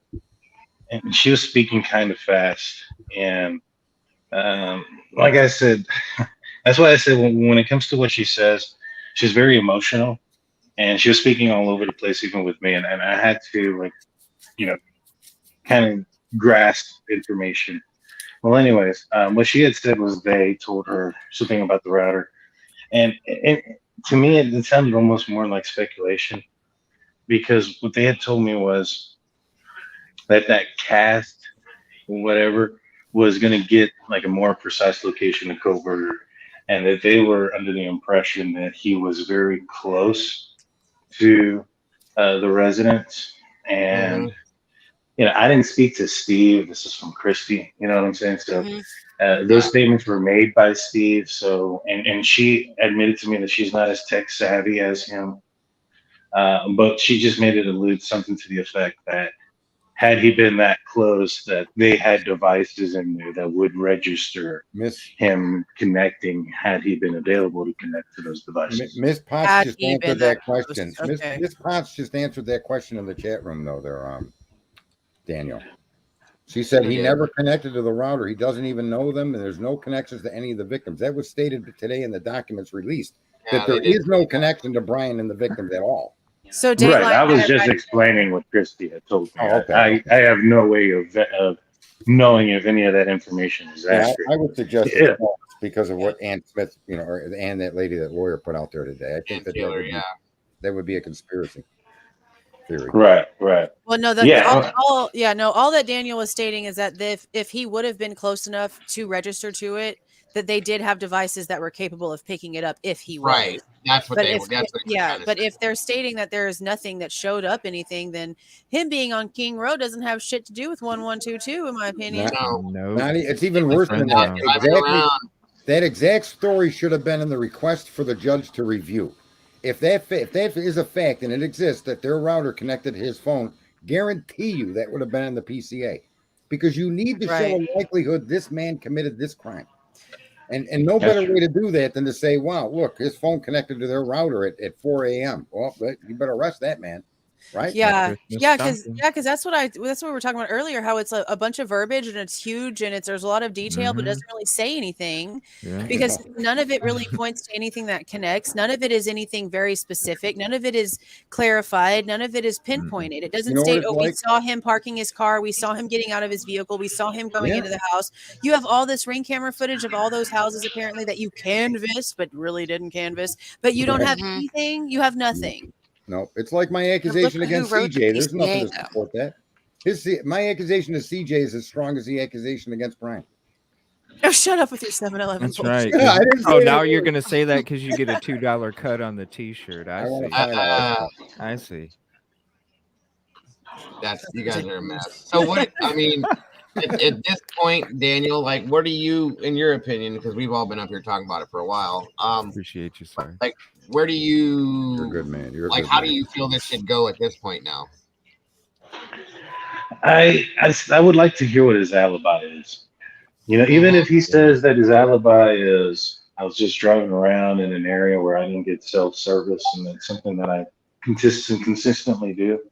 You know, there would be evidence of that as well. They would be able to pull up, you know, his historical data, because I mean, apparently the police have it, right? They looked at his paintings as far back as before or around the time that he moved to Pullman. And so there would be some sort of evidence if he continually did those type of things. But, you know, I think this is going to be a very tough case. I'm going to find it very difficult. Now, here's the thing. If they come back and say that there wasn't any blood DNA, but they found traces of exuberant amount of peroxide in the vehicle. Yeah, no, I know what you're saying. That would be suspicious, because I don't, you know, that document was clearly written by the defense, right? Yeah. So I don't think that they would include in that document that if there was, you know, a cleaning agent that is commonly known to take out or clean out blood.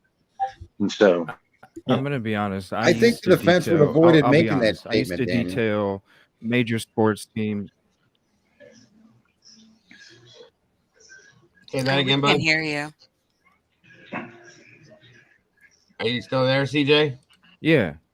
I used to detail I used to detail major sports clients, a lot of high end clients, owners of franchises, things like that. I I have a very skilled background in detailing and getting shit out of vehicles and all that stuff. And I'm telling you, even I couldn't even clean it that damn good to get all that DNA out of there. There's no way. Especially with the ability that the FBI has to break down that vehicle and to swab everything. There's got to be something somewhere. And if you're outside in your driveway cleaning it with a cleaning agent, you're still not going to be able to get all of that DNA out of the vehicle. Yeah. That's just my opinion, though.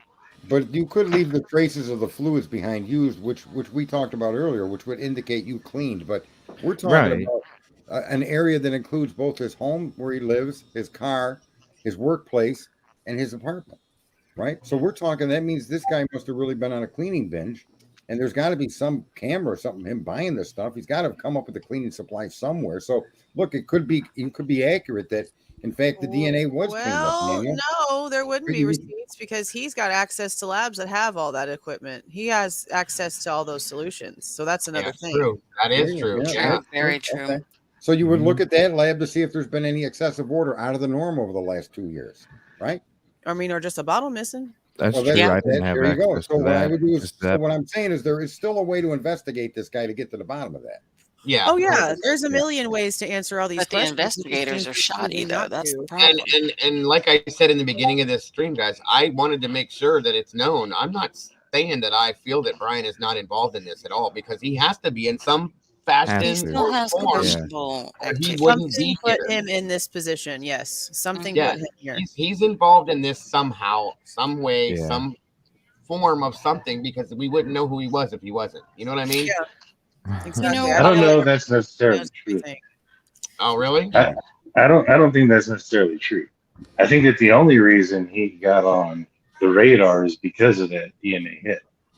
So you don't feel like Bethany apparently having some sort of exculpatory evidence that Bryan is claiming that only she can give has anything to do with his knowledge of what happened that night?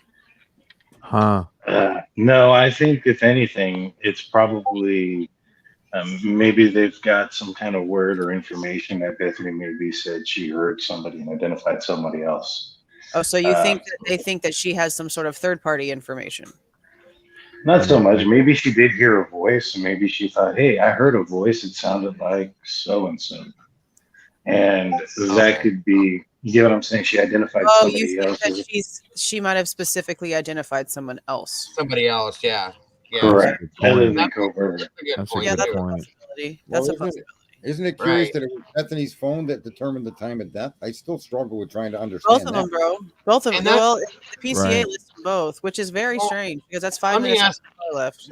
That's something I've had a problem with. I'm glad you brought that up too, Sarge, because here's another thing I had issues with. Is that being said, but at the same time, the only statement that came out from either one of those two was only from Dylan. Why did Bethany not have a statement at the same time? Like, did they not interview her? Well, Was she that's not even true, Dago, because we haven't seen a damn statement. Well, you know what I mean. Well, yeah, but that's because the cops are purposely not putting that in there. That has nothing to do with the victims themselves. That's the cops choosing what to put in there. Yeah, let's Well, hurry that's up on what I'm that grand saying. Like, jury. why? Well, I guess there's not really a good answer for that. So yeah. Well, I mean, no, it's still a good question because we're not hearing anything about Dylan anymore. Suddenly, the focus is on Bethany because of what Bryan is claiming. So no, it is a good question because it is curious. Why was everything before the arrest so focused on Dylan, and now that he's been arrested and all this information is coming out, now the focus is on Bethany, and now Dylan's not even being talked about. Yeah. Like no one's even really requesting her to show up and give testimony. Like we haven't seen any documentation about her being called as a witness. No, not at all. That's what I was saying. And then weird. on top of and why, of course, I think the question of the year, what is it that has Bethany so, I don't know if I want to use the word afraid, because I don't really know if that's what it is, but why was she so adamant to not come back? Adamant to not come back to Idaho. Something, for some reason, it's either fear, in my opinion, or like, I mean, what else could it be, guys? If you get a tattoo with the initials to memorialize the victims that died because they're your roommates and you obviously feel like you have some sort of emotional connection to them, you would make the damn trip, bro. There's a reason. There's a very important reason she's not coming. Do you have any kind of an input on that one, Daniel, by any chance, or? As to why she doesn't want to go back to Idaho? Yeah, I mean, your opinion. I mean, it could be a lot of different reasons. It could be what you guys are alluding to, as far as maybe she doesn't want to talk about things because it would hurt the investigation. But it could also very well eventually be that she's just traumatized by the area. Yeah. You know. And look at the media circus she would have been hammered with. If I were her attorneys, I would have done exactly what she did. I would have said, that's what you need to do. Stay away from the cameras. Yeah, I mean, it's really smart, honestly, that they haven't been in front of the cameras, but I still find it strange they weren't at the memorial. So I don't think they weren't at the memorial. Which memorial? The very first one that they did. That's right. The They just had victims, messages they weren't there. read. There was just like a letter. Somebody else read their statement or their whatever they wrote. It could be that they were both traumatized in one sense, or it could be something altogether different. You know what I mean? They just stay quiet. quiet. That 8-hour delay is the reason why we think it's something different, and that's the biggest issue. We have no answers to that. I still say, folks, and this additional DNA that is now being told us is present. I suggest that the people that did the crime remained to clean the area up, and these two girls locked themselves in their room. That's what I think happened. That's why I think. Well, they casually cleaned the house? Why they cleaned up? Yes. Yep. Because I don't think this was done by Bryan Kohberger. Like, don't mind us. We're just going to clean up. Yeah, I'm not giving them that, though, Sarge. I'm not going to give them that because the PCA lists the end of the incident at 4:25, meaning that something was going on those roommates' phones that leads the police to believe that they were very aware of what was going on because something on their phone told the cops they were aware. I'm not giving them that. I'm not giving them that. They didn't call the police. They didn't come out of their rooms. They didn't do anything. What kept them frozen in place? And I think it's possible that the killer cleaned up after themselves. Who cleaned the crime scene? Okay, but if they were hidden away somewhere where they could do something on their phone at 4:25 to show that they were aware of the situation, and that's where the PCA puts the time, they could have texted or called 911. I don't care. There's been a lot of pictures from outside the windows where you can see into the house. Yeah, the house wasn't cleaned. That is, yeah.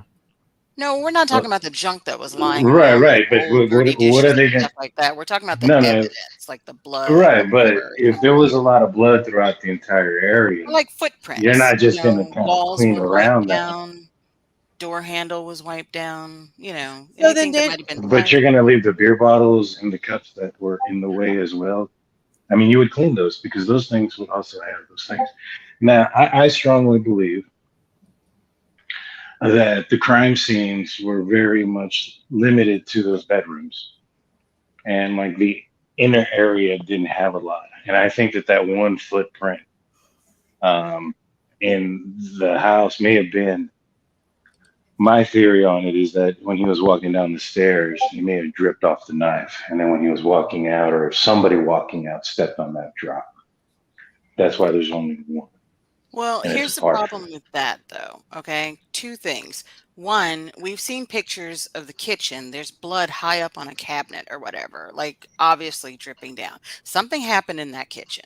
And the second thing is when Dago was showing the van life or whatever her full name is, her video, and it had that other girl's video in it, and they were showing like the crime scene text like in the living room or whatever. Yeah.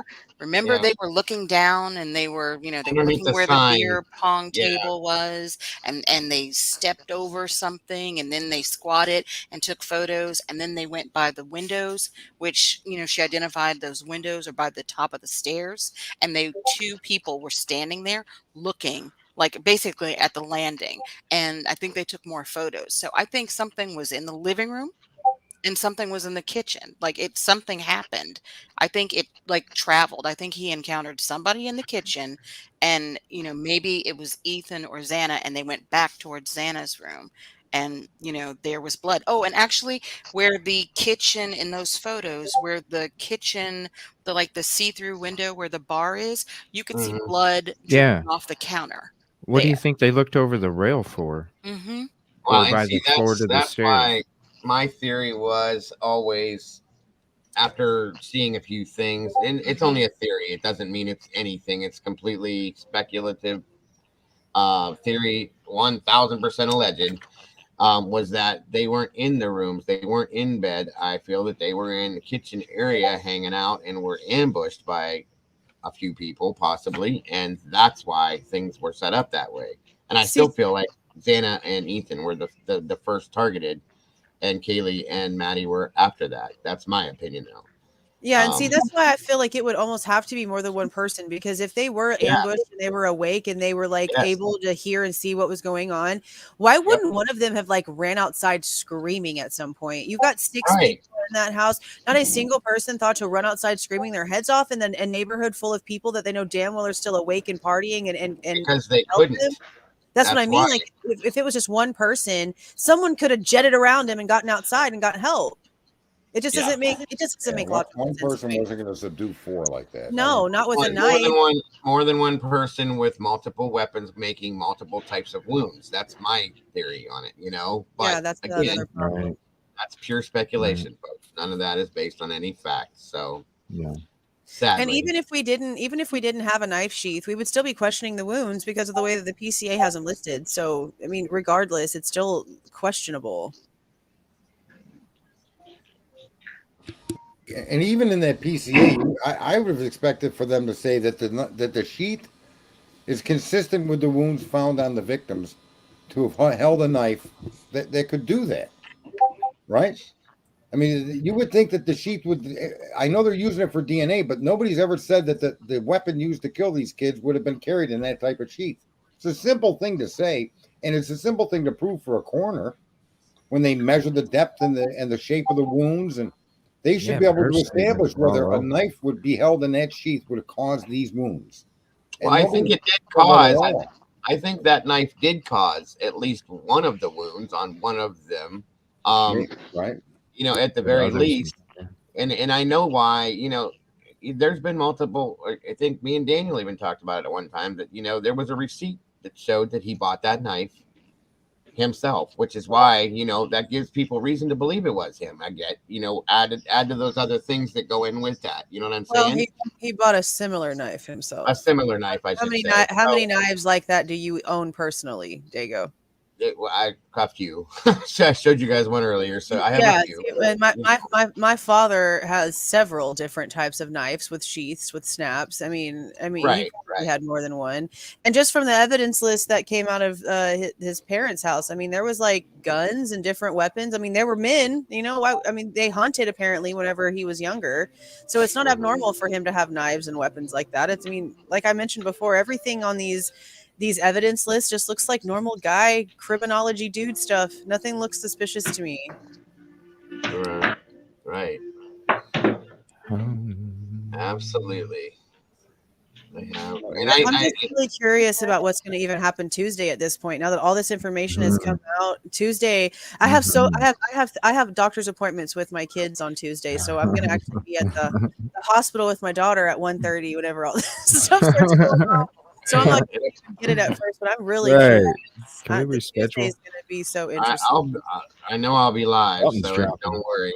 Something's going to drop. It's gonna watch him. So interesting. Well, and I said earlier, there's going to be more. I think after today, there's going to be more documents to drop. I feel from the defense, in my opinion. I may be wrong. I'm just saying, it's a thought based on what we just saw. I mean, that was a lot to be dropped in one day. You know what I'm saying? Right. Yeah, that's what a a lot. beautiful day. The most they've done so far, besides the warrants being released. And they've actually given Bryan Kohberger a chance to say, I didn't do it. He didn't have to actually come out and say it. Though. Yeah, it's almost like we're sort of getting a preliminary hearing that we have to read ourselves. Right. Basically, this is what would have happened in the hearing. You know what I mean? Period. This is real progress. Maybe a little bit more, but I don't know if you can read that, Daniel. Right, and that preliminary hearing, that's why when people say to me that Oh, there's probably more information. They didn't put it in the PCA. And I say no because the preliminary hearing was going to focus 100% on their probable cause affidavit. That's what that's for, that hearing. That hearing is for you as an American citizen to challenge the state's information to arrest you. They can't be anything more than what they used. In other words, anything they collected after they arrested you is not admissible in a probable cause hearing. They had to have probable cause, a preliminary hearing, to get you and accuse you. That's what that hearing would have been about. And then the DA ran around the corner, got a secret grand jury, and squashed it. And you're right, Jules. We are now reading what we would have heard in the preliminary hearing, which is, why did you arrest my client based on this information? How did you get this information? Where did it come from? Who did it? What's their experience? How long have they been doing it? Blah, blah, blah, blah, blah. And then we would have heard the state literally have not a damn thing to state as a response because they have nothing. Which is why they ran to the grand jury, obviously, because there was something like we said from the beginning with that. You know what I mean? This is proof of that. Christmas stocking full of coal. Yeah, this is proof of that right there, that they went to the grand jury because they literally had shit to go on and they knew that they couldn't let it out there if they were going to keep them in jail and get their extra money for this case. So I'm really curious right now at this point because we get these documents today, but that means the state got them yesterday. They're a day behind. So what is the state doing right now that all this is now public? I'm wondering what Mr. They got the weekend. So I've got a question. Right. So there is like there's more stuff too, like the autopsy results and what they found like under the victim's fingernails. They would have said that in the preliminary hearing, right?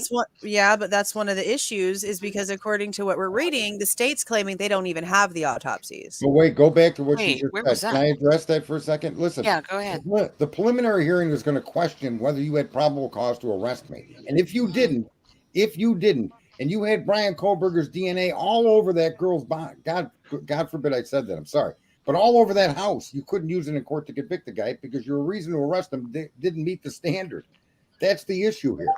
It isn't whether he did it or not, or how much more evidence they've accumulated. The question is the accumulated evidence that they got under issue of warrant because of an issue of an arrest, was the arrest legitimate? And it doesn't look like it is at all. I mean, in all fairness, it's both because I don't need this psychopath out on the street and the same thing. So we kind of do need to figure out whether we think he really did do it or not. And if he was arrested legally, it's both, bro. It's both. Well, yeah, Rory's fine. Rabbit hole. Don't worry. He's CJ checked on him earlier. He's good. But no, the documents that they released, I believe it was day before yesterday, because yesterday we got the motion to shorten time. So it was the document we got before that. Whenever it was talking about the information that they needed to compel from the state, if you read the little italicized font underneath what they're requesting, it states the state doesn't have the autopsies, that the state has told the defense they don't have the autopsies. Wait, what? Yeah, bro. So I don't know what that means, honestly, because how the hell, for one, if your own state, your own coroners are the ones that did the autopsies, how would you not have them? And then which ones is it that they don't have? Because we know that there was one by the original ditzy chick that did the coroner, that did the coroner. Loose lips, then we have the PCA stating that there was at least one for Ethan done by a Spokane coroner on December 15th. So we have no idea at this point if that's just specific to Ethan. Was there a private autopsy done, or if all four of them had separate autopsies? We have no clue at this point. Right, and that big chunk was redacted too. Yeah. Oh, so you're okay. No, on Ethan's, there wasn't a whole page redacted. I know that was a big thing that people were talking about in the beginning. But if you read the bottom of that one page, the sentence, it connected to the sentence on the next full page of text to complete the sentence about the coroner. That was a printing error. Yeah, there wasn't anything redacted. Those two sentences connected as one complete sentence. Right, and that's so that information, had they disclosed that, you bet your butt right now that what we just read tonight and Dago gave us, and there would have been mention of that from his defense attorney. It's to more information or more thorough information to connecting the wounds. In other words, she would have brought up the autopsy reports if they had been disclosed to the defense at this point. That would have been a part of today's they haven't seen it. Right? It just makes me wonder if he's the getaway driver. I don't get it. Well, yeah, which would mean, and that was said a long while back too, that if he was just a driver, which I don't know why, I don't feel like there was a car involved, but if he was, then he wouldn't have anything on him. But somebody came out, if he drove away, maybe he drove them there or Well, drove who says somebody. the guy didn't take or whoever didn't take a shower? Well, I mean, I think y'all were talking about it early. Was it earlier today? Maybe it was maybe earlier today where y'all were talking about his demeanor. Like, why would he just like walk nonchalantly through the house, you know, where Dylan's not stating, oh, he was running out of the house. But then we see the cars speeding away at pace. Like, it's just speeding out of here. And to me, if he, you know, knows something is involved in some way, but isn't the dude, well, he could have been the driver and somebody could have came out of that house and gotten into his car covered in blood, for, you know, whatever happened. And he sped the hell out of here after realizing what happened. But that dude was calm. The dude who did it was nice and calm. Right. Thank you. Or maybe he just took the person there thinking it was going to be an argument or a confrontation, saw the shit went crazy, and then fucking took off on his own. And that's why he went south, because he didn't want to go back home, because the person he was there with or took there knew he would probably go back home. So he's like, fuck it, I'm going to drive around for a while or something. I mean, I think it opens up. He either was a driver or he was in that house that night of that big party. Bryan Kohberger had to have been in that vicinity somehow, some way. Thank you, Lena. And she's saying Taylor is the first lawyer that I've ever seen accuse FBI law enforcement with in a public motion, and there is nada connecting Bryan to the victims. Oh, and what about the amazing bomb protecting a DNA informant? I mean, it is what it is, and thank you for the super chat, Lana. I appreciate that. Right. That's what I said. That she brought those receipts showing that the DOJ policy shows that they should have done certain things. They didn't. The state is calling the FBI out for their crap job in this case. Right. Thank you, dear. You have a great night, hon. I appreciate you. I think the state realizes they're in big trouble here. And once he hits that appeal process, I think this is going to come to a halt. Oh, this is going to blow up. They need to lay blame all the places they can. Yes, sir. Check the private real quick. Yes, sir. Is there a possibility, and I'm just, you know, thinking out loud here, is there a possibility that this could be like dismissed as of Tuesday? That's what I was gonna say. I don't think it's gonna say that. No, I don't know, man. Like, I was like, has the ability to dismiss this. I feel you, Jules. I feel yeah, you. like with all of this being presented now, that the public is now seeing all of this, could a judge go ahead and be like, bro? No, Jules. They got the weekend to figure out. The prosecutors could come in and request to withdraw the charges. That can still happen on at any Tuesday. time. But the judge himself, without a formal hearing, cannot stop this case from going forward. He needs to address the issues of the accusation against the man. Right. And the next place for that is going to be the appeals court, where they question. Okay, but could this be precedent? Could this be precedence? If I could speak correctly, could this be precedence for them to set a bond? Ooh. They could I don't know, request Daniel. What do you think on that one? Oh yeah, I don't that's think a good idea. Yeah, that's a good point. Seriously, You still there, Daniel? no, you don't think so? What Yeah, man, what would be the point of him not having a bond? They can make the application, but he's safer in jail if you think about it. If I was an attorney, I wouldn't even try it. Yeah, but what implicates him for the crime, for the actual physical part of the crime? Well, nothing. But I think his life is in danger if he were to start walking around. Oh, yeah, you're sure. Right. Oh, for sure. I wouldn't want him. If I was his attorney, I would never advise him it was a good thing to get out at this point. What's your opinion on that, Daniel, about what Jules asked? I mean, I don't believe it would happen that fast either, but what do you think? No, there's a process that would need to happen in court. And I mean, there's people that are in, I mean, I know he's not in prison yet, or he hasn't been convicted of a crime, but there's people that have been convicted and then found to be innocent and have to spend some time in jail still, even though the moment that they find out, everybody's like, get them out of there. There's still a process that has to go through. But I wouldn't be surprised if they try to draw up some sort of like motion to create that trial. Well, they did already. Isn't she trying to get the grand jury indictment thrown out? Yes, they're appealing it. They're appealing the indictment. Mm-hmm. Yeah, once she gets all of the grand jury materials, that's what they plan to do. But they're still waiting on this state to quit, playing around. Right. And again, right, but getting the grand jury indictment thrown out, does that mean? See, I'm not a lawyer, so I'm not familiar with that aspect of law.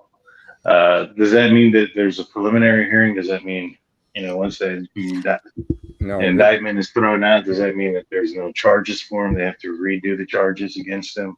It depends on how it's this. Now they're going to appeal it, and the court is going to then review the info and make a decision. If they decide that there wasn't enough probable cause to justify his arrest, they can boot it.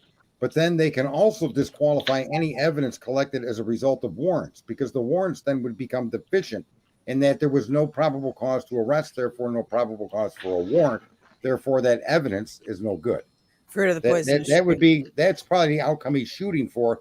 And if he's going to win at the appeal, that's pretty much what I believe they're going to have to give the guy, because you had no probable cause to arrest me, and I don't care if you found a knife under my bed. If you don't have probable cause to arrest, any issuing warrant based on that act is now fruit from the poison tree. Yeah. You see, so it's complicated, but it's pretty straightforward how the system works. Yeah.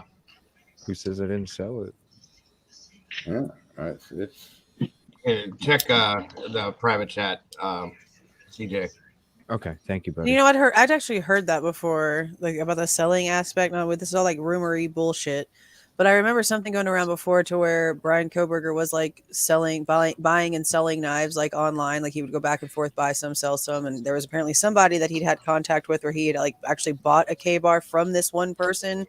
And that's where I feel like he probably would, if it was him and he was trying to buy the weapon that he wanted, he wouldn't have damn well bought it on Amazon. He would have got it from some sort of offer up or 5 Mile or Facebook Marketplace or something where it was just a personal.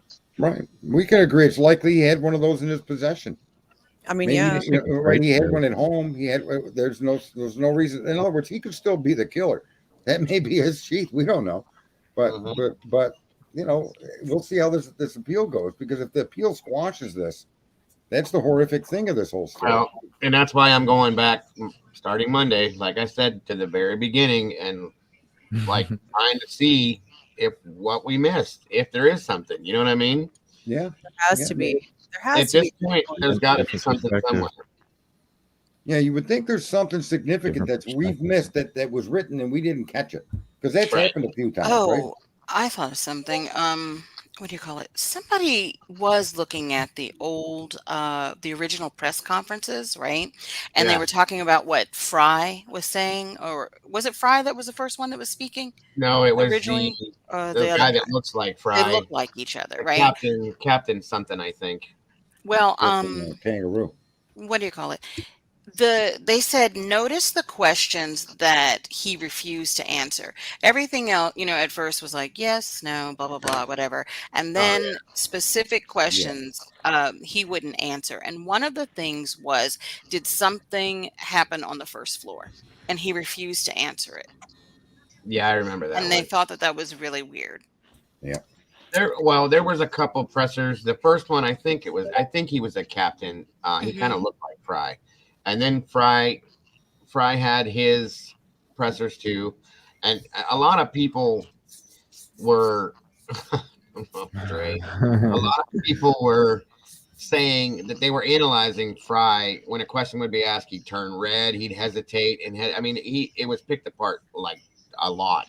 So I know what you're talking about. I did that myself. I analyzed it, and yeah, it does make you question, especially now at this point. But like I said, I know this sounds redundant after everything I've said about this, but it's just hard for me to believe, even after what Ann Taylor said. We have Moscow, Idaho State, FBI, and there was another agency, wasn't there, involved? PA? Yeah. I mean, that's 4 law enforcement agencies involved in something like this without seeing it.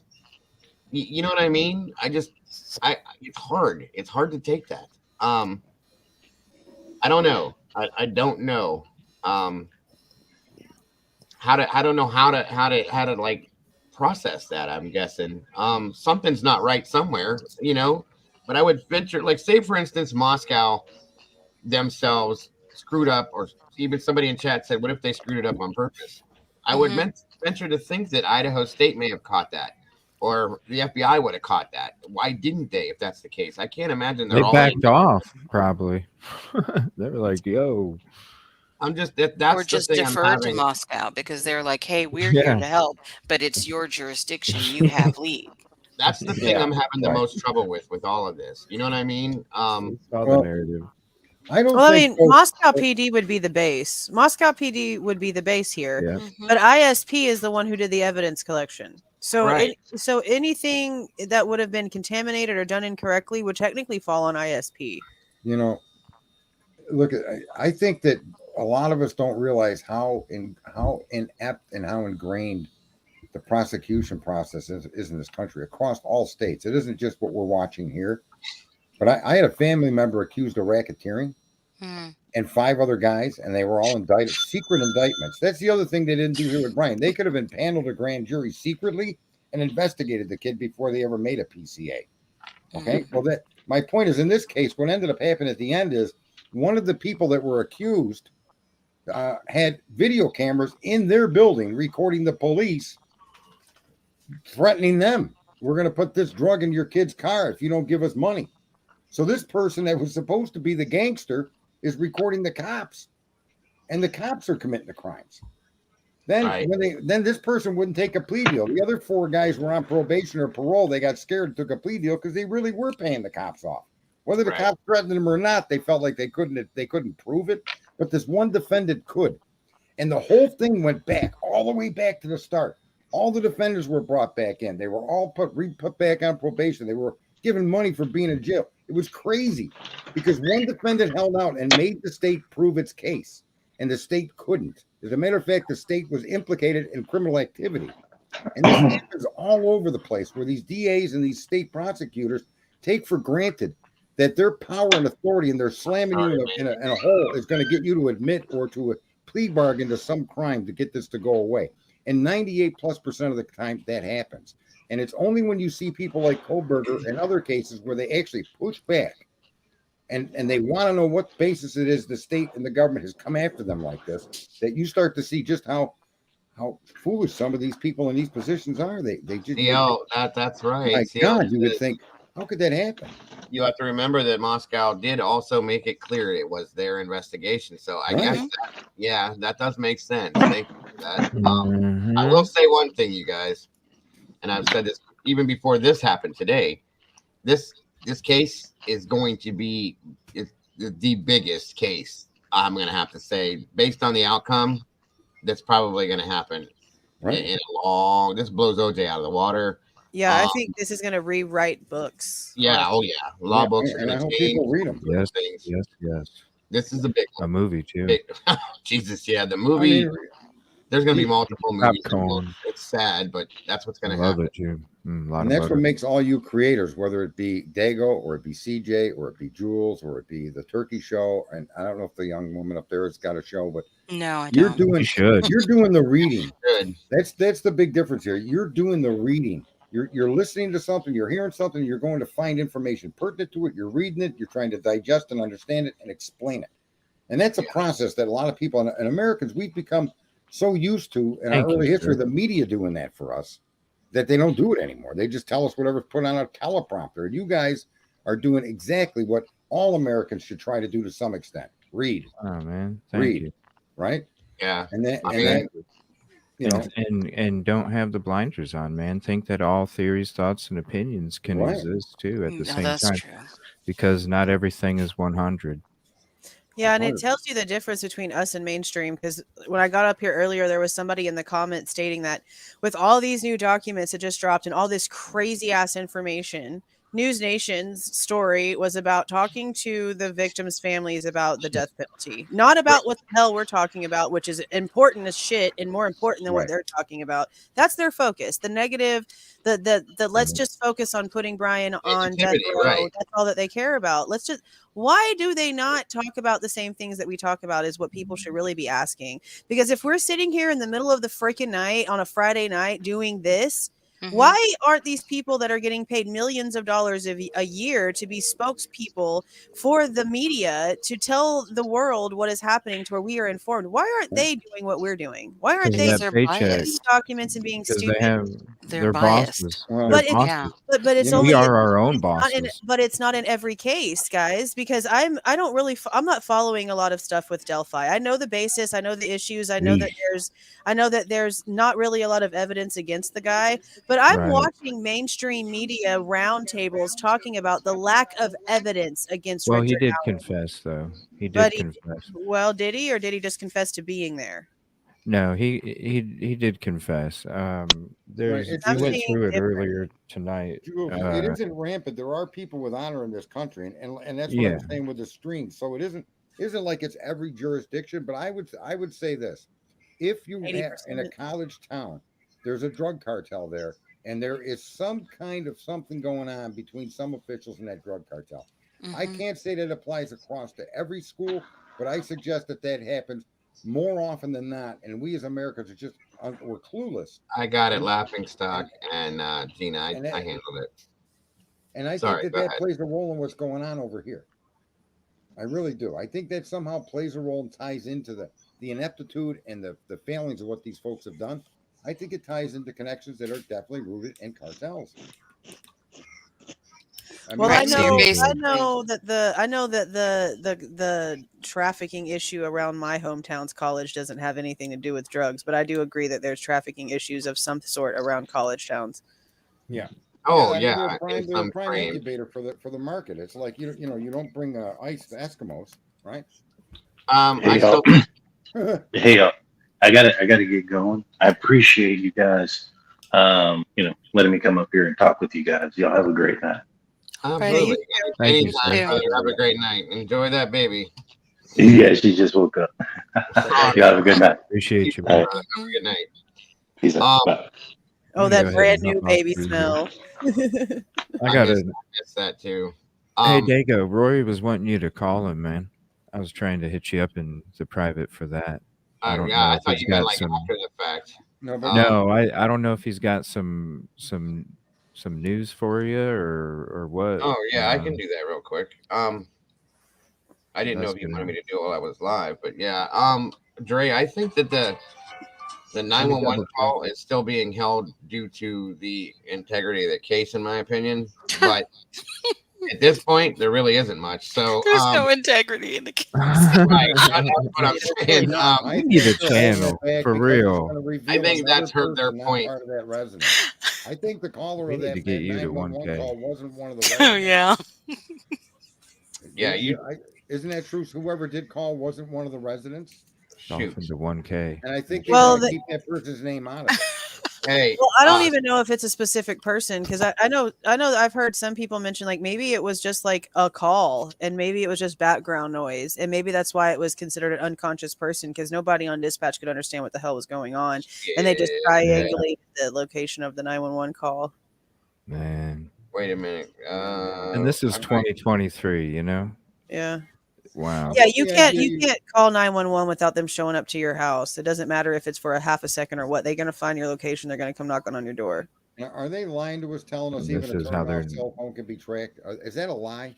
Wait, say Say that that again? again? Even a turned off cell phone can be tracked? Is that? No, is that's that not a lie. That is not a lie, bro. You can literally you can unplug every damn device in your house and them hoes are hearing you. Okay. So here's no, my it's not a lie. question is- Oh, which How is actually it- that's what I mentioned. I mentioned that to Dago like a while ago. Sorry, not to cut you off, but this is something that I've been wanting him to maybe play this video. You know Edward Snowden, right? The whistleblower do. for NSA. See, there's an 8-minute video that somebody did on cell phone triangulation versus the other ways to track phones. Yeah, right. And they included a clip of his, he was on some panel or whatever, and he was basically explaining that, cell phone companies, they, have a way to make it appear that your phone is off. Your phone is always, it's got a battery in it. So it's got power to it. So it's still on, Yeah, but you can take and the battery it's out. brilliant what he said. But Yeah, you rather can't even take fishy, though, batteries out but anymore. Rather fishy. My point was, why isn't that application and technology been applied to this this cell phone guy with Bryan? Why isn't it used on his cell phone?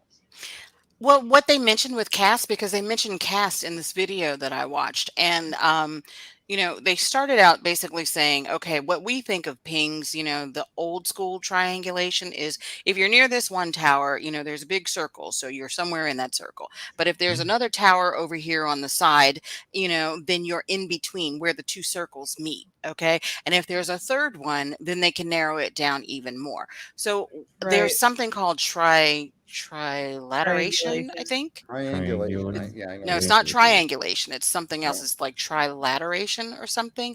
And they were talking about the fact that smartphones, Edward Snowden basically said, your phone is on. You've got it on you all the time. He said, and you're driving around or whatever, your phone is always saying, hello, hello, here I am, here I am, here I am, to cell phone towers. Cell phone towers and providers will always pick up, your phone number and your coordinates, because smartphones have GPS in them, so that they always know where you are. So like, say you go somewhere else halfway around the world, you get a phone call.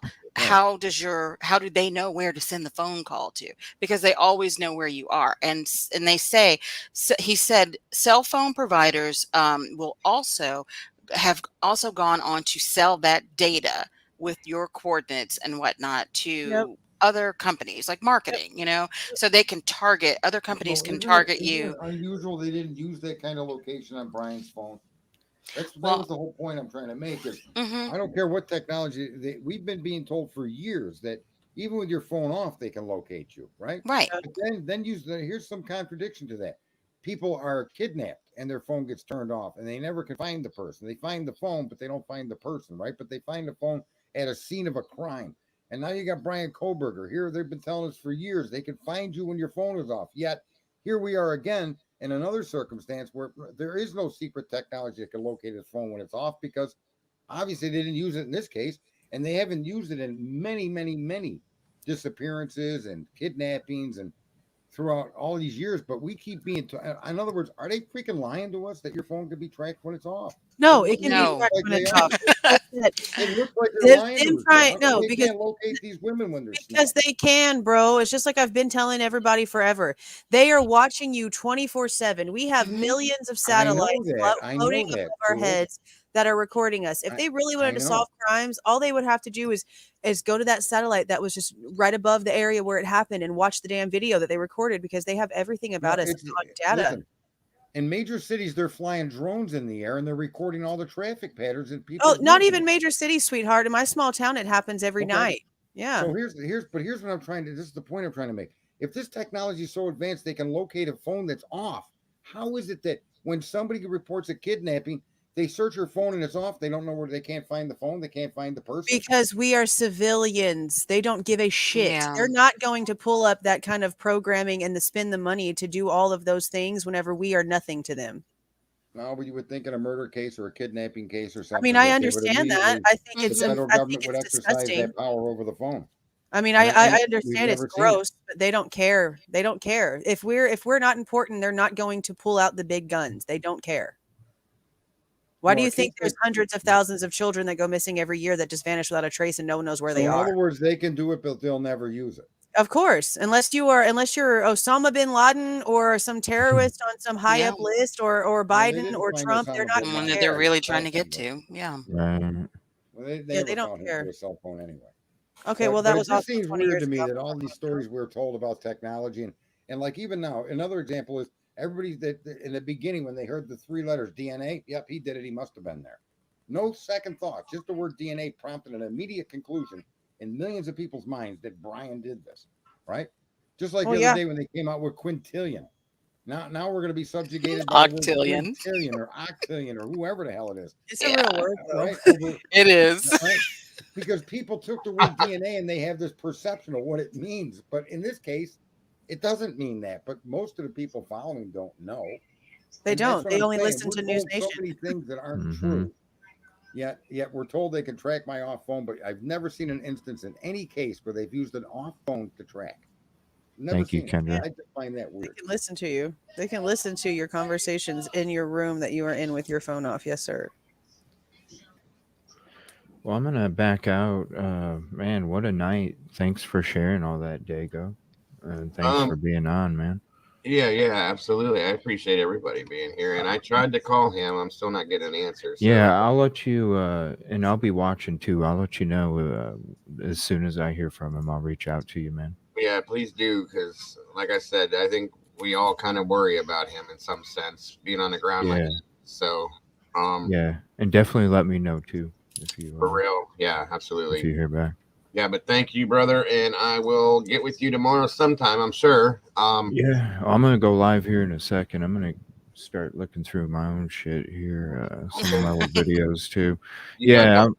I'm up all night, baby. I'm ready to go. I don't Yes, care. sir. And like I said, if you're available Monday, I will be kicking this off from the beginning once again. So you're welcome to be here with us, to join us as you always are. Thank you, Oh, and sir. I don't know if he talked to you, but we had emailed about maybe me and Yeah. you going over there on his Yeah. show one of these days to go and do Yeah. some stuff over there. Yeah, we'll just do you, me, and Jules one night. You Whenever just you're, let me know. whenever, yeah, Even absolutely. if it's a night off, just let me know, because it's an honor to have. It would be an honor to have both of you on the show at the same time. Seriously, I love you guys' content. I appreciate your passion and your thoughts and your theories, and I'm just totally about your channel ever since I ran into each one of you guys. And honestly, I ran into both of you. I ran into you, Dago. I ran into you. I ran into Jules, and I ran into Rory all on the same night on my show. So. Right. Yeah, hell it's yeah. for real. Yeah, I A appreciate you lot. guys so much. I Yeah. appreciate it. We do, Yeah, brother. same. I like your level headedness. It's awesome. That's what we need. Thank you. I appreciate that. That's all I'm trying to do. Yeah. Thank you so much, everybody. I appreciate it. And if you're not tired, hey, what's up? Good night, everybody.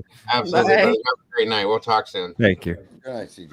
And Lana, again, the question still remains: how did they get the name Bryan Kohberger? That was my question, hon. Yeah. Seriously, where did they even come to that name, and how did they even get the name to frame? Yes, and so yes, the question remains: how did they get to Bryan Kohberger? $1 million question.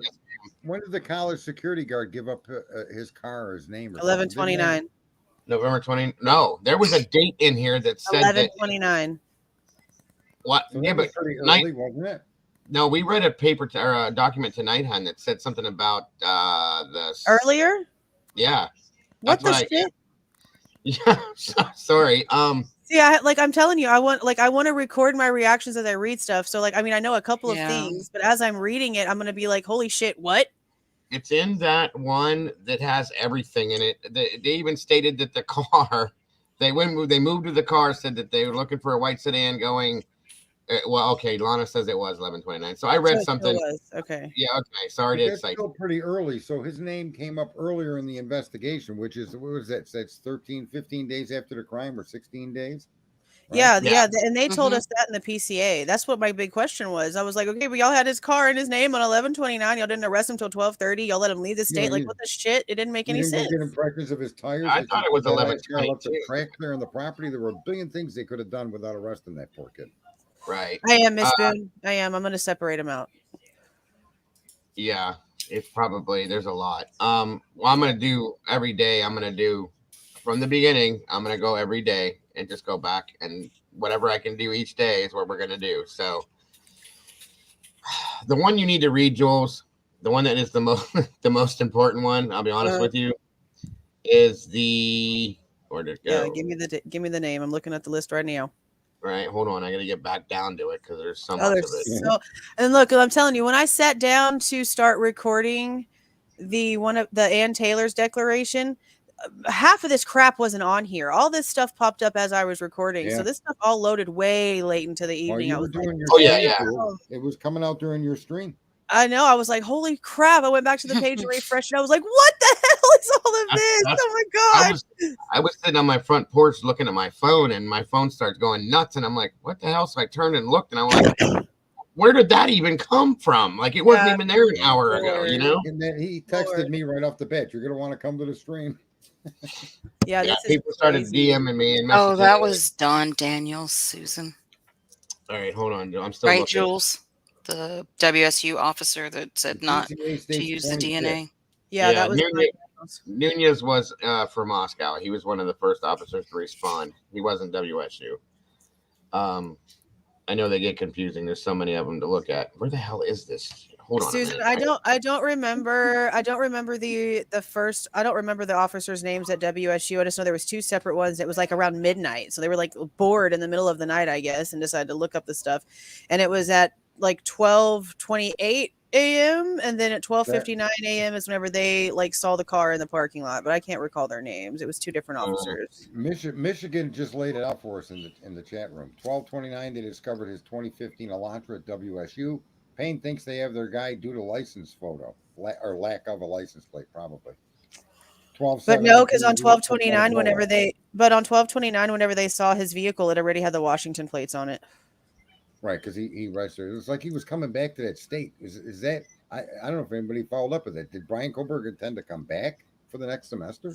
That is okay. So that's why I've been wanting to do a video on this, but I don't have like any actual freaking information because there's no real information verified anywhere, whether he was fired, whether he was supposed to be returning, what the hell was happening. And the circumstances that like News Nation is telling us don't really add up to the dates that we see things. And it doesn't add up to him leaving his big electronics and his TV and shit like that at his apartment if he had like been fired and wasn't able to go to school anymore and he was leaving. So it doesn't make sense because the only like they're trying to state that by 12/19 he was fired. Okay, well that's like 6 days after he left. And you would have just like fired him without him being there to be fired. You wouldn't have handled this before he left for the semester to be over. It just doesn't add up to me. Does say he was coming back when he was pulled over. He had the Pennsylvania plates. He'd already had the process started to put Washington plates on. So it wasn't like, in other words, his TV, everything you said shows this guy wasn't hiding. He wasn't trying to like it sounds like he was going to be coming back. Like he was literally just going over to visit his family and he was coming back. He switched his plates and everything. Yeah, he switched his plates because he planned to stay in Washington. If he knew he was going to be getting fired and having to go back to Pennsylvania, why pay to switch your plates and register your vehicle? Right. Okay.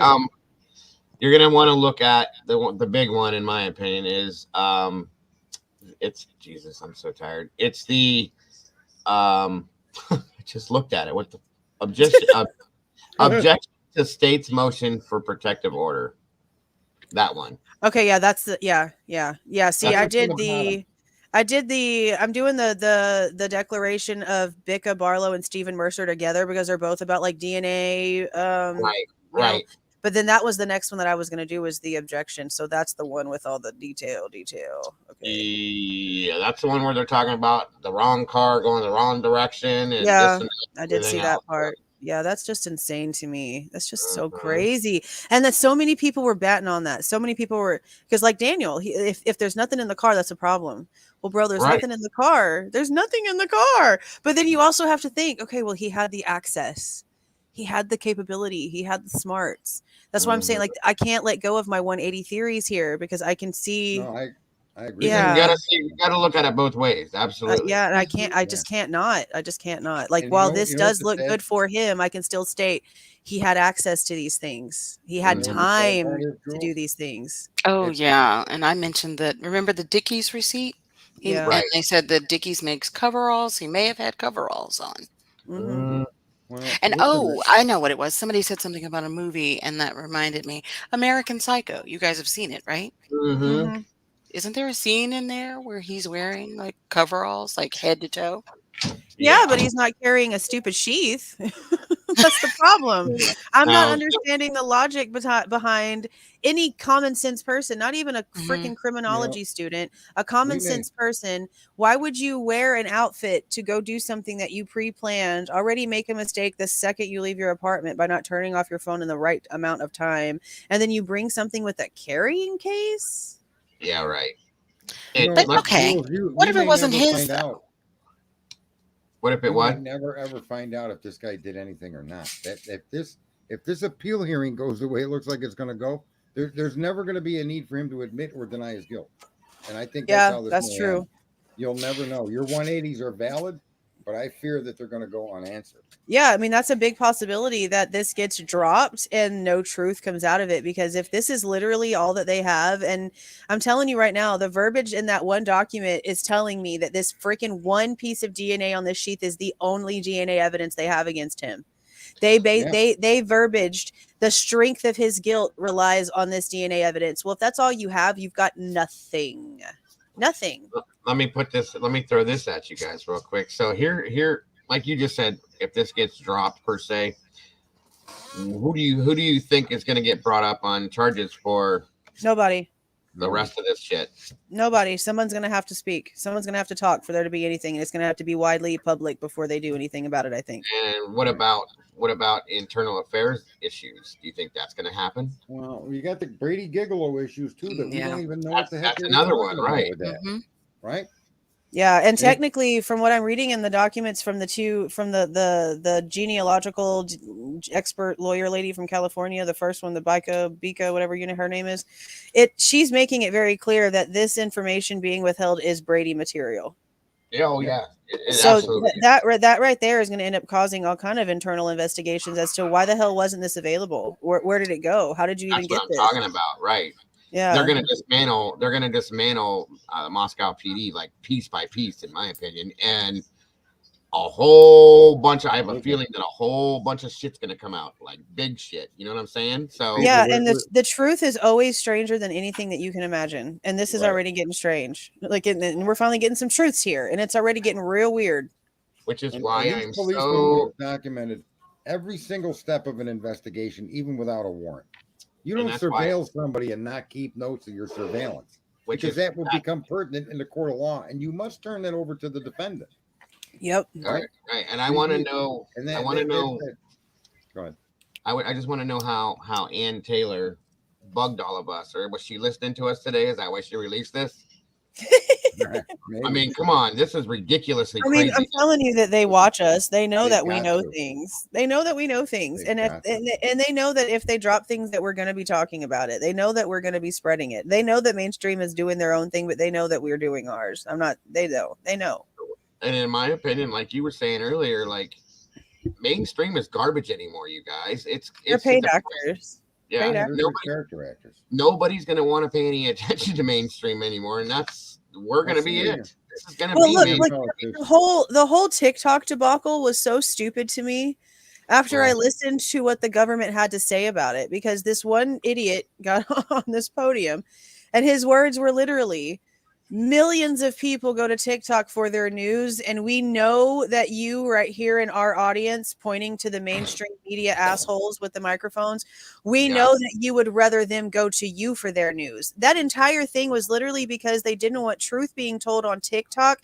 They wanted your eyes over to the stupid TV screen where the lies were being told. That's all that entire TikTok thing was. I don't care what anyone says. I know it's owned by China, blah, blah, blah, whatever. That was what that was. They didn't want people speaking truth the way that all the truth about the Ohio train derailment got spread all over TikTok, the way the truth about COVID got spread all over TikTok. They don't want that. And the government man in charge of this whole thing stated that we know millions of people get their news on TikTok and you'd rather them get it from you. Yeah, because the mainstream media wants the advertising whenever TikTok does it for free. They want you to hear it. They want you to hear it the way they present it too. Yep, they teach people how to think. They remove their thinking processor and they replace it with an idiot box that tells them what to think. Mm-hmm. That's propagandizing the population. That's what they're doing to everybody. And all of these, like I did politics, that's on streams, and I did that for a while, and I got away from it. But I came in contact with people that would shock you. That contact. Oh no, I can believe that. But here's the thing: it's nothing you let go to your head. It is what it is, and you still focus on the truth. You know, and a lot of people get carried away and they get manipulated. Like, I don't think any of these newscasters are complicit consciously to lying to the American public. I think a lot of them simply think this is the way the job works. No, I think no. I think they're complicit. We learned about how we learned about how complicit they were during Epstein, because we knew that several news people knew the story and they were paid to not talk about it or threatened to not talk about it. And instead of doing the right thing, they didn't talk about it for years when this could have been. They get pressured from higher ups. Yeah, and they're okay. They're biased. They're okay with it. They want the money. Those opinion show people are corrupt. But I'm saying there's a lot of people in the news industry that aren't, and they just don't know any better. They just parrot what they're being told. Maybe the There's smaller no news stations, animosity. but They don't even But the go big over there. ones, yeah, come on. yeah, the big smaller ones, yeah. ones, your local ones, yeah, but no, like News Nation, the main Fox News, MSN, CNN, no, they're all full of shit. They're all bullshit. Well, It's yeah, I all used to garbage. work for It's Turner all garbage. Broadcasting, so And that I is feel CNN. bad. I'll be honest with you. I feel bad because I actually like Bryan Hinton. I think he's a good reporter. I just feel like he needs to be in a better with a better media group because he just needs to Where replace is one? Banfield in general because I do like Bryan Hinton, but him being associated with Ashley Banfield and them is not good for him, in my opinion. Well, it's a very seductive process where they get you to at least maybe not agree with them, but they start bringing you their way of thinking, and before you know it, you're shrilling for the media.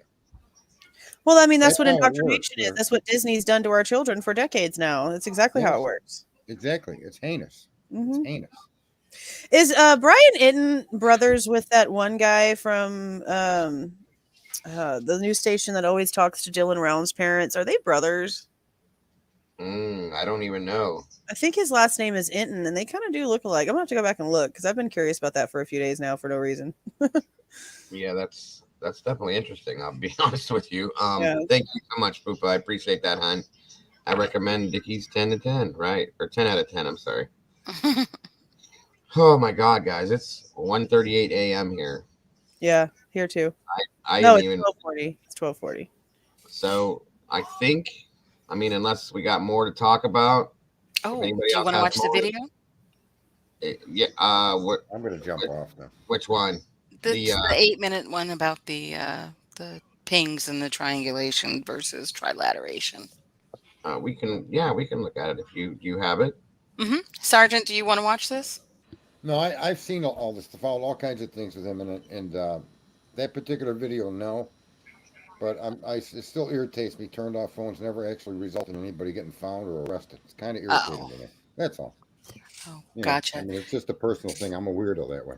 Yeah, it's all good. You all be good. I'm glad I was in here to talk to. Is it Dolphin? Dolphin.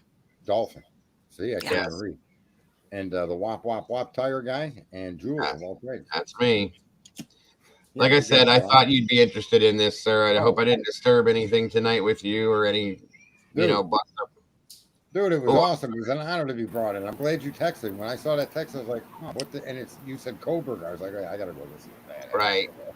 Yeah, no problem, man. I wanted to keep you in the loop, and you deserve it. So thank you for jumping up here with us. I appreciate you. All right, you're all awesome. Thank you very, very much. Yes, sir. Have a great night. Night. Green Eyes.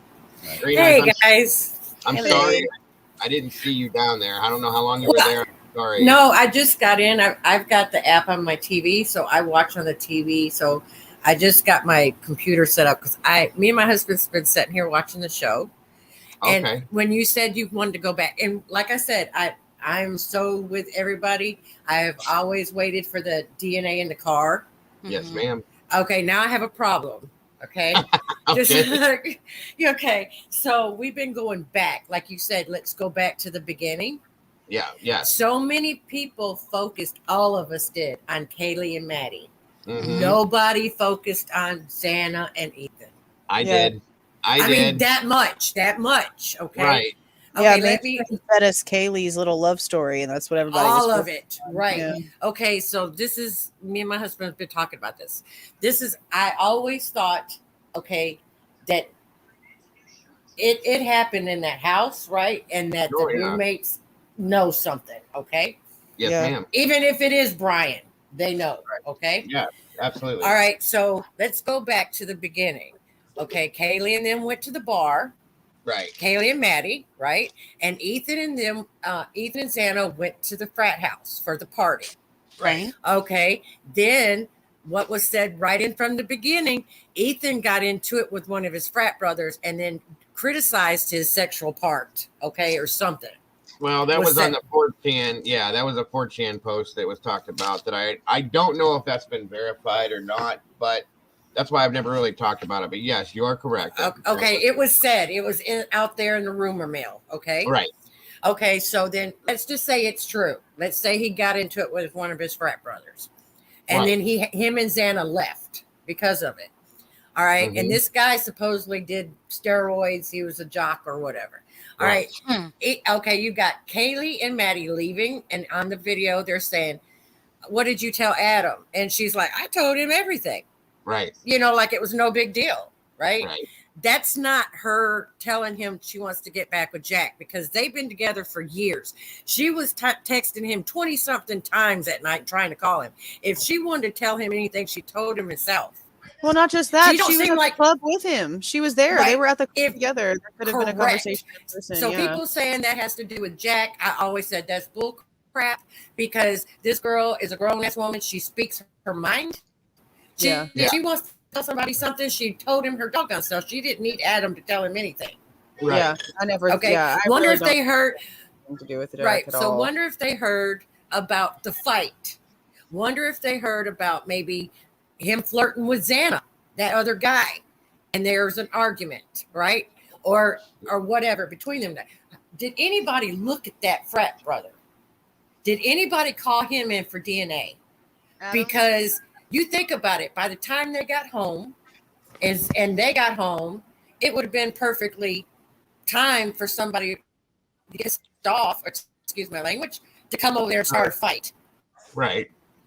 Yeah. Okay. And that party was walking. If you, right, and there you go, the four brothers running, or the four people running, okay? Yeah. And then, but you got to think about this. If you need a patsy or whatever that you said, you're not going to implicate that frat house, that Greek row. Right. If there was a murderer in that Greek row, it would destroy that whole college. Oh yeah, definitely. We It would take that college down. Right. Yeah. Right. No, absolutely. That's what we looked into that, Green Eyes. There were the guys that had posted that through 4chan. There was two names that popped up. I'm not going to say them now, but we definitely dug into them to find out what the background was on them, and it kind of swayed away from them at some point. Not saying that, but don't clear that from your mind completely, because as I said, nothing and no one has been cleared, in my opinion, yet until right. I mean, it makes sense to me because, first of all, it makes. I'm not saying Bryan is guilty or not guilty. Okay, right now it's like, okay, there's no blood. Okay, you know, even if you roll down your window, if you put plastic all over your car, roll down your window, particles are going to fly in the car. If you turn on your air and your heat, particles are going to go in your car.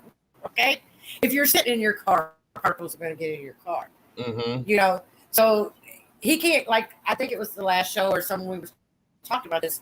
Somebody said, it might have been CJ said, you can't clean inside the air vents. Okay. He's not that, there, it would be stuff in there. Right. So, yeah. Okay. But I just think it's in this group.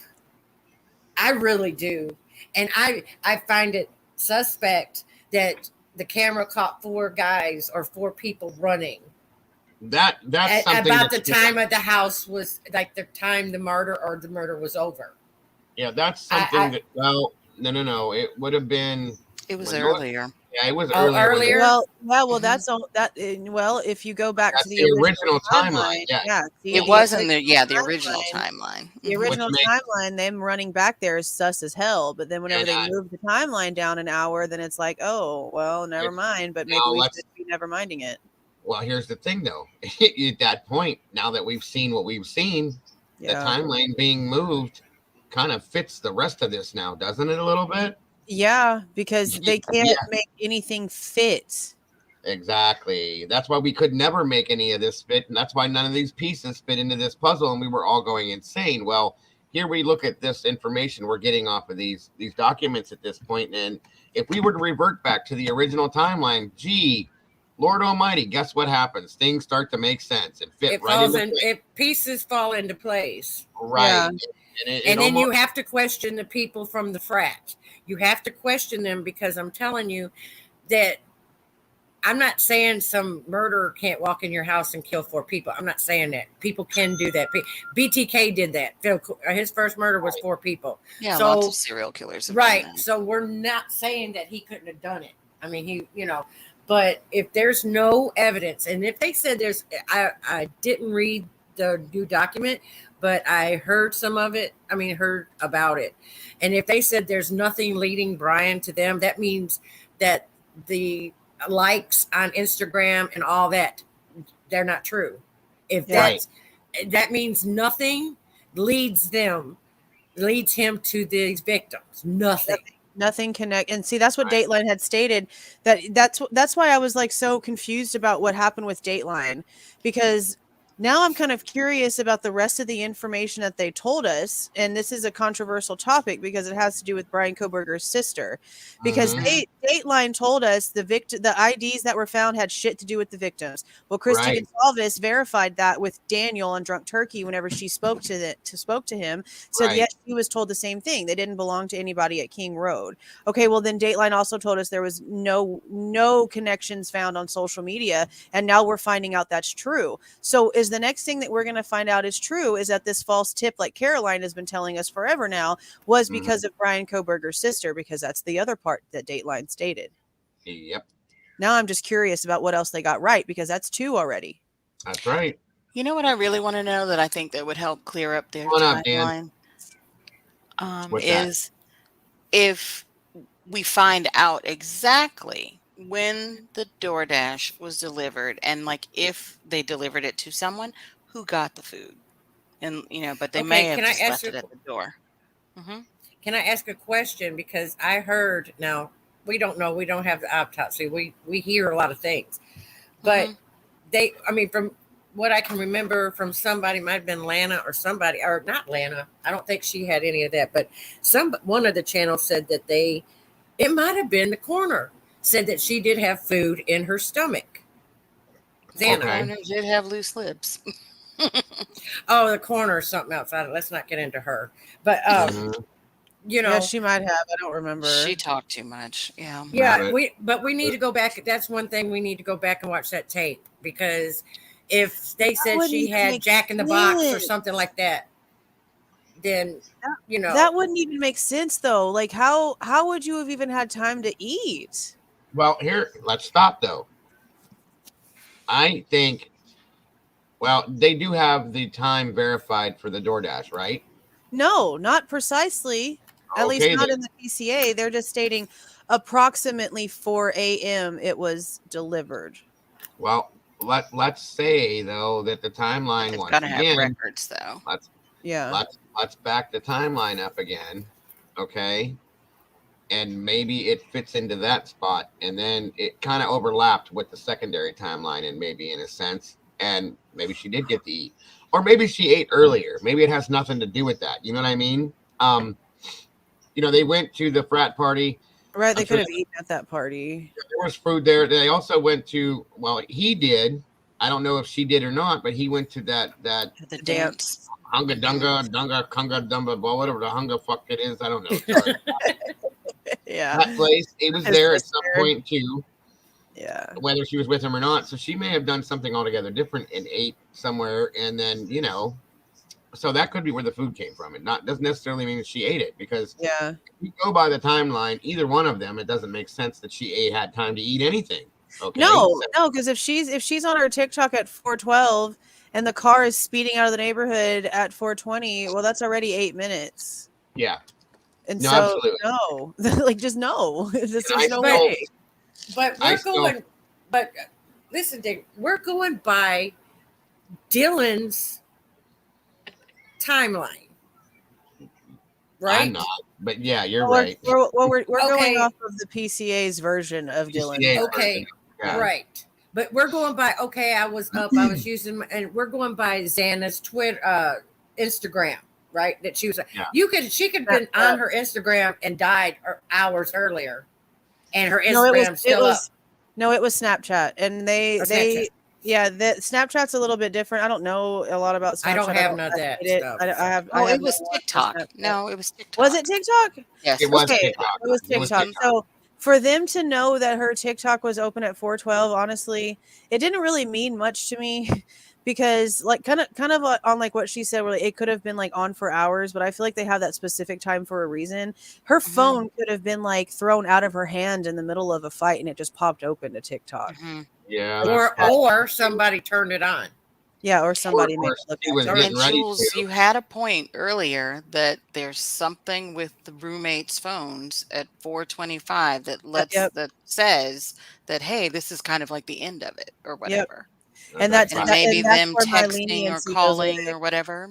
And here's the thing. Here's another thing, you guys. I'm just gonna say this. At this point, after what I've read tonight, maybe the DoorDash didn't even flipping exist. Okay, because at this point, anything can happen now. Well, yeah, but Okay. that would mean that, I mean, even though it doesn't have anything to do with Bryan, or might not have anything to do with Bryan, just that one piece being in the PCA being a lie is well, then that was a flat out lie. Then, if that's the case, But wouldn't her phone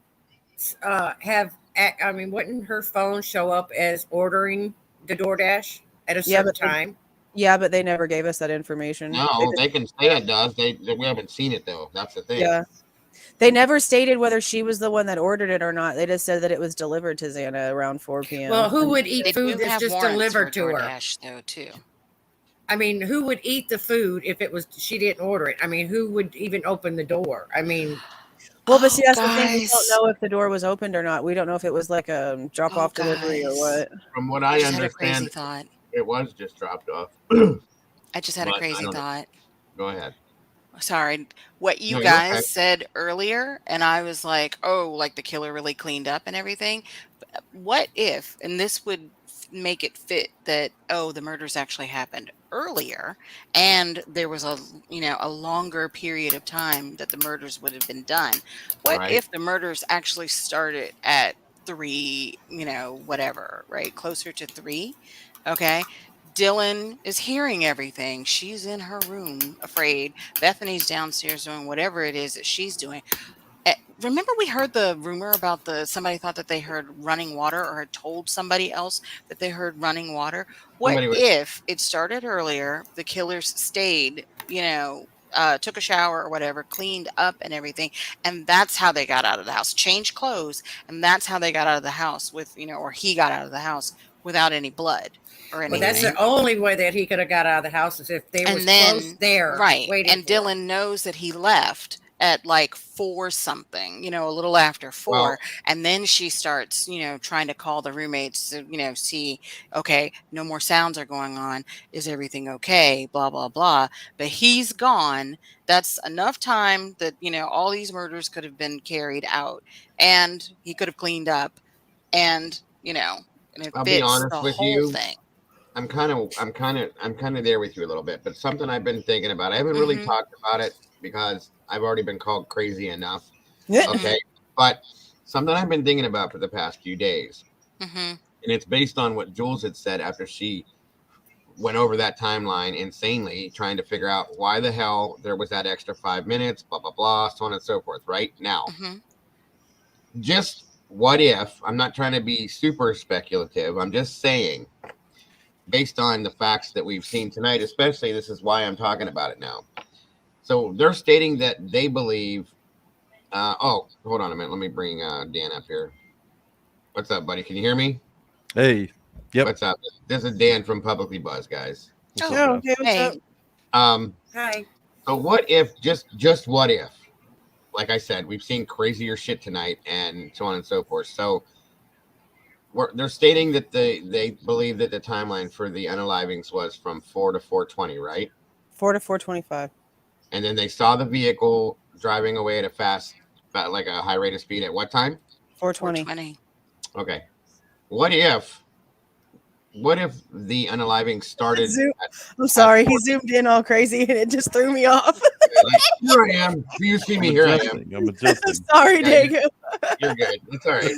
What if the murders actually started at 4:20, and that zooming away was somebody getting the F out of there because they were freaking out, and because there's such a gap between the unalivings, or I already said murders anyway, and Same here. I'm sorry. and it's all right, and the time that 911 was called, we have 8 hours what if they started then and went on for however long and then stopped? You see what I'm saying? Mm-hmm. Yeah, well, that's the problem with us not having EMS going in, because there was no medical personnel there to state anything. Time of death. Time of death, yeah, because that's like what they mainly would have done is gone in there. They'd have checked pulse, they'd have checked the way the skin is, they'd have checked the temperature, they'd have checked around for certain things, and they'd have been like, okay, it's been X amount of hours. It almost makes you wonder if that's why EMS was not allowed to go in there. Okay, I got another theory, and okay. They said Kaylee and Maddie said that they were going to another bar. Mm-hmm. They wanted to, yeah. Right. And then that Jack S was going with them. Or they were all going to go to a bar. Jack S was on his phone texting at the grub truck, right? Wonder if Kaylee and Maddie was not supposed to be there. It was said that they were going to another bar and walked in on it. And then because if we can go back and look at that grub truck and the whole thing, once they Maddie and Kaylee get in that car, Jack kind of throws his hands up like, what the hell? And he looks over to the left, like right. And then he takes off right down the other way. Like, what the hell? You know, and so I'm thinking that Ethan or Xana was the target. Right. And do too. It goes back to too. Steve saying they didn't have to go upstairs. Yeah. Yeah. I felt for a long time that Xana and Ethan were the first attacked and the target, in my opinion. And what would make sense with all the blood in the kitchen or whatever would be that they were told they're on their way home. They put them in the bedrooms, clean up whatever so they can walk in. There you go with the messed up plant and all that. You know, they're hurrying up trying to get stuff up so they don't see what happened. And they go upstairs or whatever. But there's got to be a change of clothes somewhere in this house because they couldn't have left not one footprint or DNA. Yeah, and you know, it is kind of questionable too, because we don't have any actual proof about what time Xana and Ethan even got home. They were going off of what they were told by Dylan and Bethany. Right. Mm-hmm. And it took Olivia, Kaylee's sister, to go back and actually like go and ask for neighbors' ring footage to even find out the actual time that the girls got home that day, because the cops were just totally fine with being wrong. Well, I'm starting to think too that the whole timeline is shoddy, right? Yeah, absolutely. The entire thing is not accurate. There's no way it's accurate. It can't be. It's not possible. It can't be. It's shifted by about probably half an hour. Half an hour at the minimum, hour to hour and a half at the most. Yeah, I agree. Shifted. I'm coming into this thing, and this document completely blew my mind tonight. I figured it would. I have been on the side of like law enforcement's doing their job. They have more evidence. The car is going to turn up stuff, right? Like there's going to be more stuff to come out, and then the defense drops this fucking bombshell tonight or today, and it wasn't yesterday even. No, it was today. Actually, it came out today. The 22nd. Oh, yesterday. The 22nd. Yeah, you're right. Yeah, yesterday. Yeah. But anyway, at any rate, this blew my mind. They have no evidence from the car. They have no DNA evidence from the car, his house, or his office. Nothing. This is crazy. This is huge. And I know you guys have already been over this, but I'm just now kind of popping in here. It's blown my fucking mind. It's actually kind of flip-flopped me from, you know, I've kind of maintained innocent until proven guilty. I want the information from the trial. I want the full story, right? Me too. But holy shit. Definitely. But Like, I mean, at this point, what story has... can they feed us at this point? They've taken everything away. They can't even give us a story. And I mean, it seems and you that have way. to question why they did that, because this is a college town. The college has big pull in that area. If something come out about that Greek row, I'm telling you, it would destroy everything about that. This is what I've been saying for months, you guys. It's been, I just been riding the fence with it and saying, you know, none of this makes, well, Jules too, none of this makes any sense. So if you look at it from that angle, it did look conspiracy-like in some way, but at the same time, there's proof right there now. You know what I mean? You think it's pure just pressure. Like they were just under so much immense That's pressure. exactly what I think it is, Dan. That there was that Christmas break pressure. People were leaving. They had to hurry. Yes, that's exactly what it was. But I guess my question then is like, how did they end up with Kohberger? Like, why was he the guy they picked? Question. That's the big question here. Yeah, because if they they had his car information on 11/29, they didn't even pull his phone records until like 12/23. That's like a whole month that you would have had like the dude, and you didn't pull his records or do anything for an entire month, and then now you have literally nothing. So how did you even focus on him in the first place? And now you want to hide the genealogical DNA evidence that even pointed you there to him, and that's the biggest question. What pointed And I've you been there? defending that the whole time. I've been like, you know what? They're citing the laws, and the laws make sense, and it sounds fair. It sounds like they're operating within the law in hiding the genealogical stuff. I mean, it sort of did until this last document that, and her declaration has the information for the DOJ policies showing, no, this is what was supposed to have been done. This is what's supposed to have been documented. And this is the type of information they're supposed to be able to keep and calculate and have documented whenever they do this type of stuff. And it wasn't done. So while the state, it's right, but she's saying, no, bro, you're wrong. And here's the proof right here. She's attached it as an exhibit. Yep. Yeah. But No, what if, dude, wonder if they have evidence somehow that he was like associated with that Brit guy, just friends, okay? And they saw something or come up on something, because his murder, and I would say murder because you don't shoot a vet with PTSD. He didn't have a gun in his hand, did he? I don't know. They said he was shooting. Yeah. No, because the footage shows that they just walked talking up about the Kohberger? stairs. Who are you talking about? Yeah. Kohberger. I mean, yeah, if he you look at shot the off. camera. From what I've heard, he shot shots. Yeah. Yeah, but did you see the footage? They just walking up there casually to his house or his apartment. Well, here's the thing too. I don't think we need to. It's not our job as internet, sleuths or whatever you want to call us. It's not our job to implicate other people, right? It's not, but I'm not saying it's our he job did to anything. pressure law enforcement to find the right guy if they didn't find the right guy. Well, I think it's just coincidental that all this happened at one time. Yeah, it is. It is really strange. And I'm sorry, you don't want to bring anybody else in it. I'm like Jules. There's something coincidental about this stuff that they took this man out. Yeah, I mean, and I've in the back end and on here, if it gets brought up, I've talked about the Brent Kopaka thing. I don't know. All I know is this: we didn't know a damn thing about that situation with all of our eyes on that area until we heard it from the body cam of Bryan Kohberger. Which is very suspicious. Which is weird as shit, because we were all looking in that area. All eyes was on that area, and somehow even the web sleuths didn't see this. How? The suppression in that situation is why we have questions. If it was just a normal PTSD situation, a vet skitzed out, had a whole thing happen, and he ended up having to been taken out, as horrible as it is, it wouldn't be suppressed like this.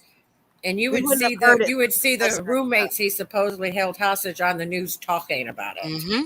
Like, we tried to get him help, or we asked for help, or he just, please don't blame him. He has PTSD. It's not that we're blaming him for anything. It's just the whole situation was very odd at the time. Like she's saying, nobody said a word. It was hushed up and put under the rug, and let's not talk about it.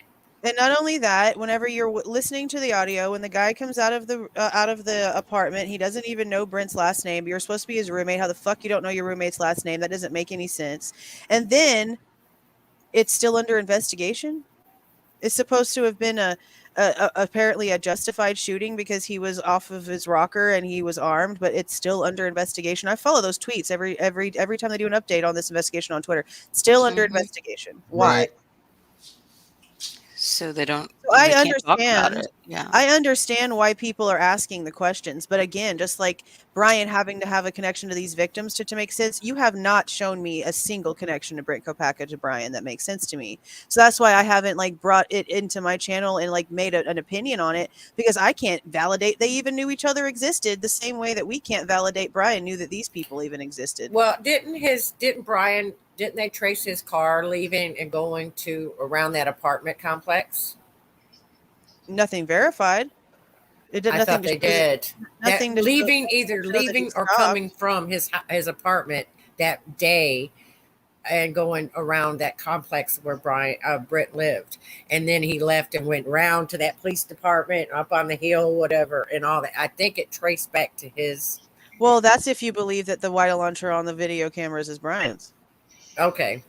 Well, here's the thing: the Brent Kohberger thing, it's just as circumstantial as the evidence against Bryan Kohberger right now. Like it's right. It's that's why there's there's nothing there. There's right. nothing. And there. here's the thing with Kohberger, guys, and I've looked into it. Believe me, I have issue personally with saying anything.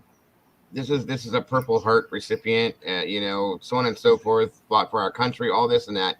Yeah. Until I can find, if there is any kind of concrete evidence that involves him at all, I don't personally say Well, anything. no, I'm not saying he had anything to do with these 4 murders. Right, I'm not saying that at all. I'm I saying get that it's very suspicious, just like these murders. Oh, This yeah, is, absolutely. If you tie them together, I'm not saying he has anything to do with it at all. Right. I mean, it was shut up and just went away, and it's almost like they're trying to shut this up and let's go away. You're trying to point out the relevance as the police force. Correct. The incompetence of the police Right. force. Right. Yeah. Right. Not that he had anything to do with these murders at all. Nothing. No, I understand, and I agree with you. That's what we all were looking at it for, because it was very weird. Because you can't FOIA any of the info from it. You can't get any, none of it exists as far as we've looked. So yeah, it is very weird. I agree with you on that. And I wasn't saying you were saying that. I knew that. I just wanted to put my stance out as far as that's concerned, personally, because it's been talked about a lot. I don't know what Rabbit Hole sent these pictures over and wanted opinions on this. I'm trying to figure out what the arrow is pointing at. It looks like a sheath. I mean, in the car door handle or something. No, that's between his legs. something between his legs, and it doesn't look like a sheath. It just no. It looks like a.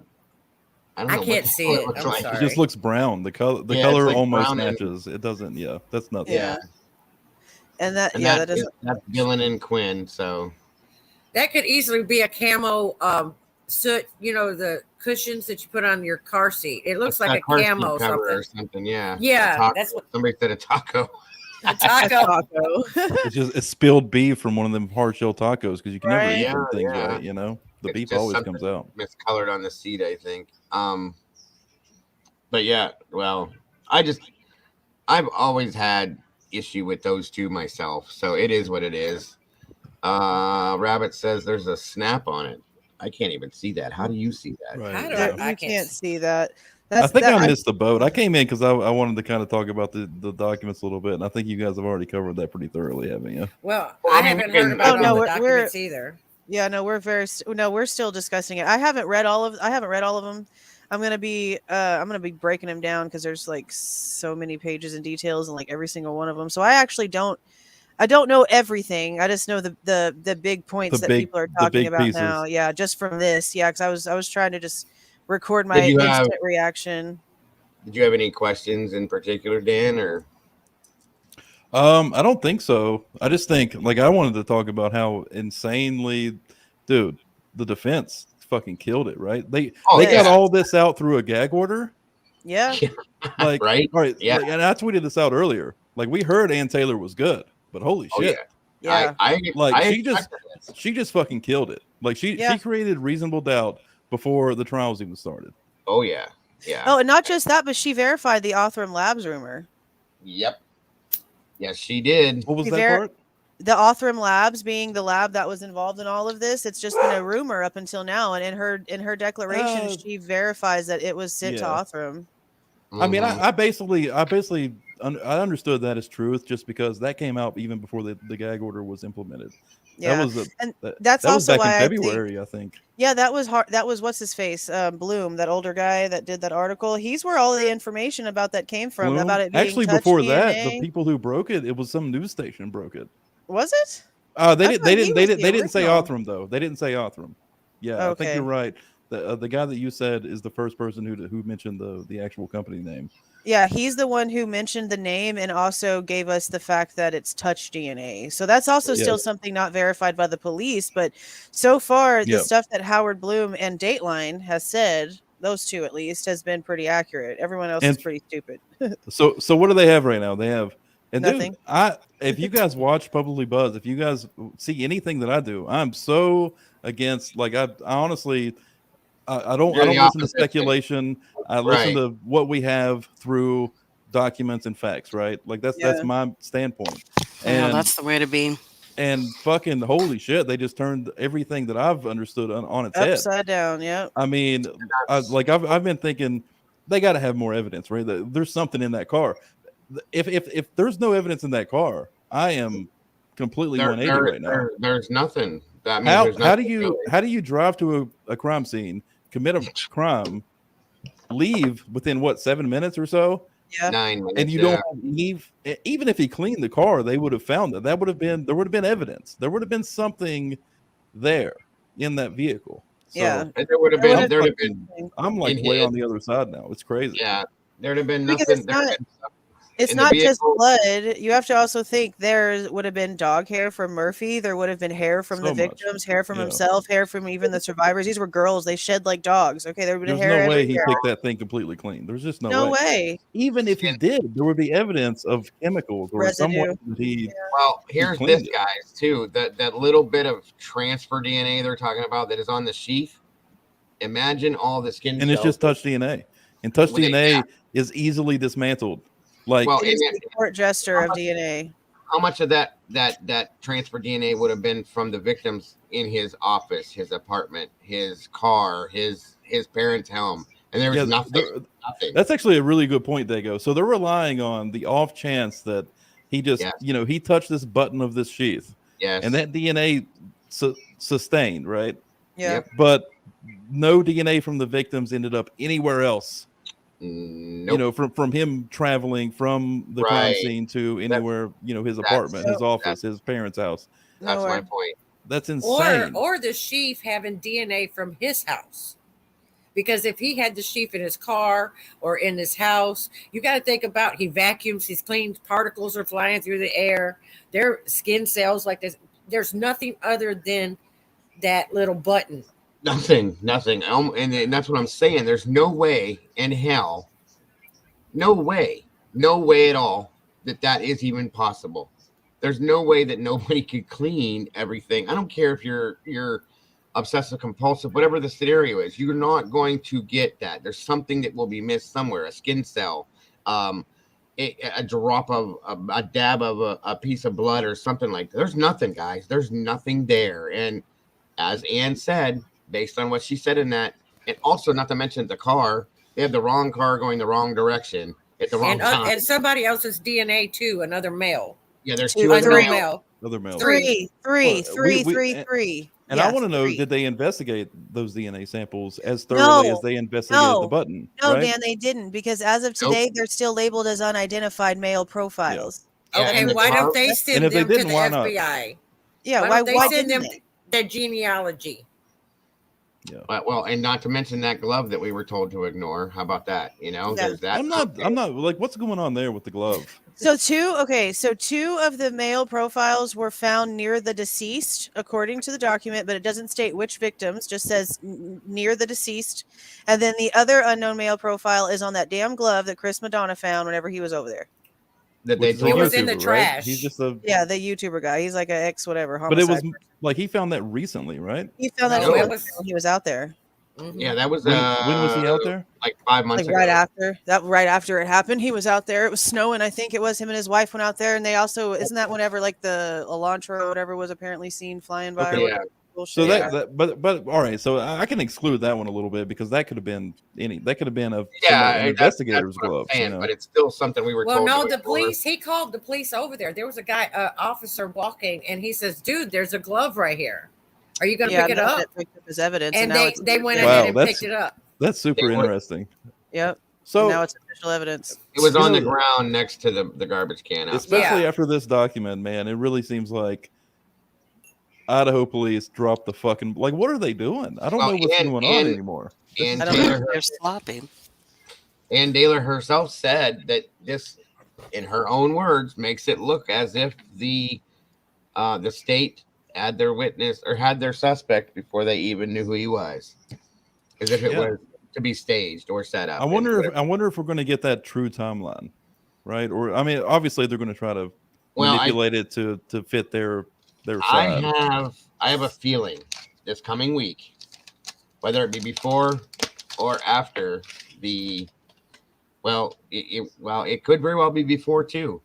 That there's some crazy shit could pop off on Monday, bro. Yeah, well, I'm just saying, don't listen. Today was crazy, okay? It happened like today's that's why I'm here. This shit was insane. Yeah. And so what's gonna happen, I think, is either Monday or Tuesday, even Wednesday, whatever. Next week we're gonna see more shit come from her. I promise you guys. I can almost guarantee that there's gonna be more documents. And I found this. Sorry, go ahead. It's all right. I was just going to say, I think one of the things is going to be the timeline. I think the timeline is going to come into effect at that point then. And she's really, really going to put it out there. And it's blown. Everybody's going to blow up. So I find it super interesting the way she's getting it out there. Yeah, she's doing it well. She knows I told you guys. The motion for Discovery, this was all strategic, right? Yeah. All of this led up to this moment where she's getting information out there that actually shouldn't be out there. We shouldn't know the shit that we know right now. Right. She's trying to combat the negativity from mainstream media. Mm-hmm. And see, I made a point earlier, how comfortable she seems to be around Bryan whenever we see them together in the courtroom. You can be a good lawyer, but you can't fake your hesitance towards people. And the way that she acts with him, it's almost as if she just knows, bro. And now all this stuff is coming out, and I'm like, damn, she knew. She knew. No, Ann Taylor's a fucking beast. I called it. After this document dropped, I was like, holy shit, she's actually as good as she is. Earning her hourly rate. Dude, I feel that Bryan, I think when her and Bryan talked, I think Bryan dropped the bombs to her, and that's why I think she's so okay, we got this. You know what I mean? We got to do this. Dude, there's everybody knows here I'm a lot I was like Dan. Even Dingo knows I was like, let's wait. But in my opinion, I'm hoping he's guilty because this is gonna blow up that town. It's gonna blow up it's gonna hurt these families. Horrible. I wanted law enforcement to get it yes, right. I was so with you. I was like, how can the FBI and all these agents be wrong? And then when this that's the thing too. Yeah. And I keep saying, how did Idaho get it wrong? But the fucking BI was involved as well. 60 of what them. What the fuck is going on here? This is crazy. Well, because I was like, if there's no DNA in the car, then we got problems. Because there's no way. Yep. There's no. I don't care. Because, I know DNA is very, very special. I mean, without DNA, we would not have. It's a smoking gun, usually. It's a smoking gun. So I'm not going to criticize little touch DNA. I'm not, because it is. But if that's the case, then you need to question every touch DNA in that freaking house. Touch DNA is not the smoking gun. That's the problem. Touch DNA in previous cases has been proven unreliable. It's very unreliable. That's one of the first things I learned is that it's nothing. There's a case. We talked about this on our channel previously. There's a case where this guy got convicted for a murder of a man where his DNA was found under this man's fingernails, right? But it was just very, very, very, very tiny amount of DNA was found. Right. They convicted this man. He went to prison, and they later found out he was not involved, and they found I think it was actually 2 other guys that murdered this guy. Mm-hmm. Turns out, and they don't know how it happened, but speculation is they could have literally touched the same doorknob. Yeah. And that's how the DNA was transferred. That's my example was if you go to grab a box of cereal at Walmart and decide not to grab it and you leave it on the shelf and the next person grabs it and then they go commit a murder, congratulations, you're now suspect number 1. Yep. That's how easy it is. What gets me is there's only one male profile on that button. That's what's weird. There should be more DNA on that button than just one male profile. Amazon DNA wiped clean though. and he forgot, or whoever it was forgot to wipe inside that snap. Like, and it was just like a couple of. I mean, they could have gotten it off of like the bottom edge of it, you know. Like if you wipe off a button with a cloth, And you here's might not another- get that. always You been might not get in curious. those creases at the bottom. you know? Here's another thing that Sleuthy, and I put it out the other day only because I thought it was really interesting the way she described it. And a lot of people are like, "No way, you're crazy," blah blah blah. She's not okay. We've all heard that now. So her little theory was that, and I know it is a little outlandish to think about, was that Kohberger was very possibly, or what if Kohberger was the DoorDash driver, and he had the bag in his hand, knocked on the door. Bethany finally answers the door, takes the bag from him, which is the exculpatory evidence. She saw him deliver the bag, get in his car, and leave. She walks upstairs, yells Xana's name, sets it on the banister, walks away. All this shit goes down. She never goes all the way upstairs because all these murders had already happened, is what Sleuthy was saying. Yells out Xana's name, leaves it sit, goes back to bed because she was sleeping, actually, okay? And then the police show up after everything happens. They walk up the stairs. As they get there, they pick up the bag with their hand. They transfer that when they find the sheath to the sheath after picking up the sheath. And I know it sounds outlandish, but it was a very interesting theory as far as the transfer of DNA goes. You know what I'm saying? It's plausible. Well, the thing is, the DNA, or not the DNA, the DoorDash driver was cleared, right? No, they interviewed the DoorDash driver. He was cleared. No. I mean, there is a statement that he was cleared. There was an No. official statement that he was cleared. There is. It's not on the website. He's not on the cleared list, which is interesting, but there is a statement that he was cleared. See, I went back and I tried to find that because I could have sworn that they did make a statement publicly during one of their media conferences or whatever I swear I saw it. Yeah. Yeah, like I went back and I tried to find it. I went back to the official site and I went back. I don't even know how many hours of crap I rewatched for no reason because I couldn't find it anywhere where they actually talked about the fact that the DoorDash driver like came to them with the information. That's what I was looking for because I know damn well I heard someone's voice at a press conference speak that. Yeah. But I couldn't go back. The press to find conference was about the other driver that picked them up at the grub truck. Well, That I read driver it came in an forward, article that the and they DoorDash said driver, that driver was cleared.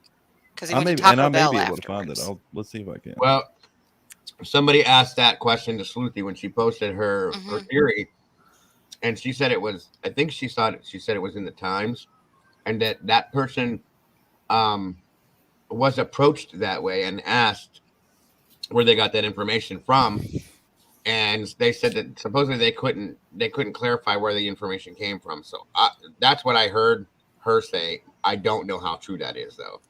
So it is what it is. Like I said, the theory itself about the transfer is what got me interested of the DNA, how easily it can be done, and different variations of how it can be done. Not saying that was any kind of a factual situation, but it was just stupid interesting to me that it's that simple. You know what I mean? Yeah. Oh yeah. But here's here's the other thing though. If he were the DoorDash driver Thank and you, they Paula. knew that, and everything that their strongest evidence is supposed to be in the PC, or supposed to be in the PCA or whatever, don't you think they would have said, "Hey, here's this guy. We've got him. He was a DoorDash driver. The DoorDash delivery happened at this time. He was at the house." That puts him at the house or in the house. Somebody opening the door for the DoorDash driver for him. Right. All right. So wouldn't they have said that? real quick, the New York Times It are wasn't the ones the who Times. posted and said that the DoorDash driver was eliminated as a suspect. Mhm. Authorities noted that law enforcement interviewed an unidentified DoorDash delivery driver who shed light on the timeline and was eliminated as a suspect.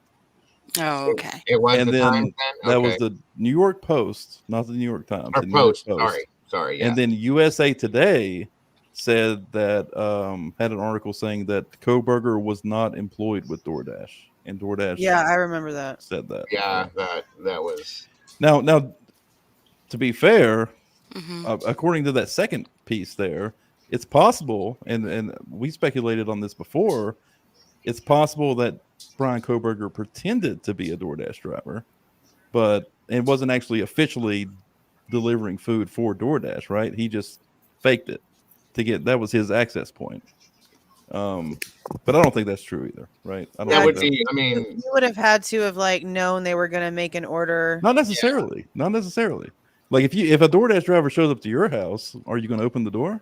Like accidentally, like, oh, I got You might the just be wrong like, oh, you made a address. mistake, and that's his access point, right? Yo, that's a good freaking point, bro. I never even That actually is thought good. about it that way because all it says is that she received the DoorDash order, and we've always questioned the ordering part. But yeah, if somebody can fucking fake it, yeah, you're right, bro. I mean, I don't think that's what happened, but But that is but that's still a possibility considering that they are claiming that time point in the PCA as something important. Yeah. But Jack in they- the Box was near But his I house. wouldn't eat any food that somebody just brought to me. I mean, seriously, I'd be like, Well, no, that's that exactly ain't what mine. DoorDash does, though. But honestly, Yeah, I we mean, we you don't know have who any ordered it. verification, but we don't have any verification at all whatsoever that Jack in the Box bag that's been floating around from a media source, not the cops, has anything to do with that DoorDash order. Or that So we night. don't- Dude, yeah, you're so we don't drunk really and free know. food shows up to your house. You're like, oh fuck, all right. You know?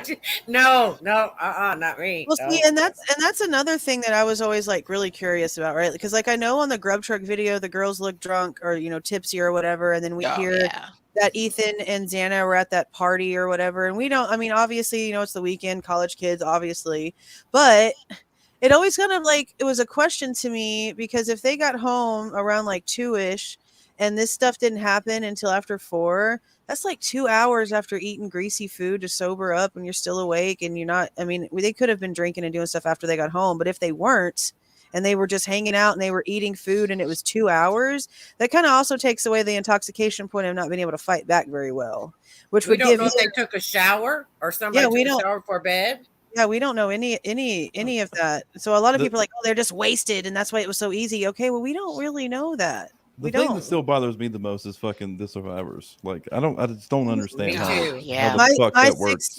My 16-year-old to me this started on day them. fully believes they have something to do with something. I think I just explained the whole thing to my wife downstairs earlier tonight because I was excited about. I was invigorated by this document. I was like, holy shit, I gotta talk to somebody about this. and my wife doesn't follow the shit at all. Right. And I was telling her about it, and she's like, and I was giving the details, and I was talking about how there's 2 survivors, and Dylan saw a guy with a mask, saw him leave the resident, all this. I gave her the timeline and everything, and she's like, yeah, it sounds like they had something to do with it. Like that was her first fucking response. Yeah. She's been following this case from the beginning, and every little new thing that comes out that she hears me talk about, she's like, nah, the roommates, bro, I don't care. The roommates. I'm like, all right, well, nothing will change her mind. You got to look at it, Jules. You got to look at it. The women in here know there is girls that's jealous. Yep. There is girls that will stab you in your back. Yep. Your There are best girls friend that will will take your man. Cut a baby out of your stomach. Yeah. Right. I'm aware. So yeah. Plus, something happened between those girls, like what, a week or so before that? Everybody's there- saying that this- there was something on social media. Well, and that's what I this was stuff curious was building about. up. This was Yeah, a that's what I build-up was curious situation. about, because there was that dance or whatever that Kaylee was supposed to be Dylan's +1 to. Right. But Well, we already knew from the mom that Kaylee was hesitant to even go back, and she here's already had something. a plan to have gone back, but she didn't want to. Here's something that was brought to me about 2 weeks ago from a person, an unnamed person that went through my 1-800 number and said that they truly believe, and they know certain people out there that Dylan purposely asked Kaylee to come back to be her +1 for a reason. And it's like, okay, that's kind of like conspiracy like. Yeah, and I've I'm heard playing that. like, so what are you saying? Like she brought her back knowing she was going to be attacked? And it's like, they said, yeah. And I'm like, well, I mean, I respect that, but I don't like to go down that path. You know what I'm saying? Well, but there's some evil this girls point- out there. I'm telling you. at this point, like the 2 you girls know, with the Slender Man murders. I'm telling you, that was they creepy. will set your. Don't you know that's like best friends? Didn't you remember? It's happened many a time, but they some best friends called their friend over and then literally beat her to death. Oh yeah, for the Slender. Locked her in her house and beat her to death. Yeah, So, there's no, another one where you they like went to go hang out and they went out to like the edge of a cliff or whatever, and then they both like looked over at each other and like nodded and just pushed this girl off and killed her just for no reason. Yeah, people are So you can't. That's not far out there at all. No, I get it. I get it. In chat, what is this about the Halloween party? Oh, I already know what all that's about. Okay, that's. Yeah. I mean, this is my personal opinion, and people might get offended by it because I think people read into everything when they don't need to.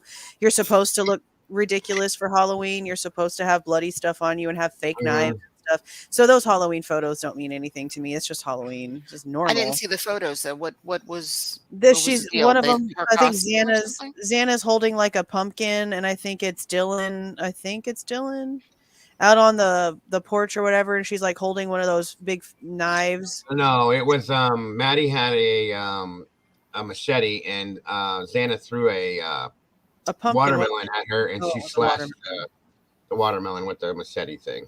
That was the Halloween party?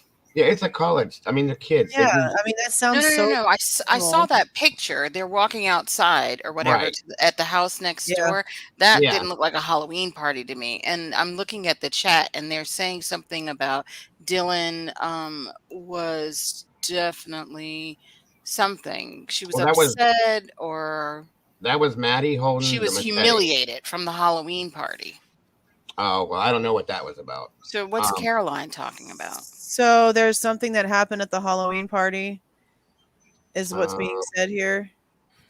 Right. What party though? Because I'm pretty sure there were several in that area.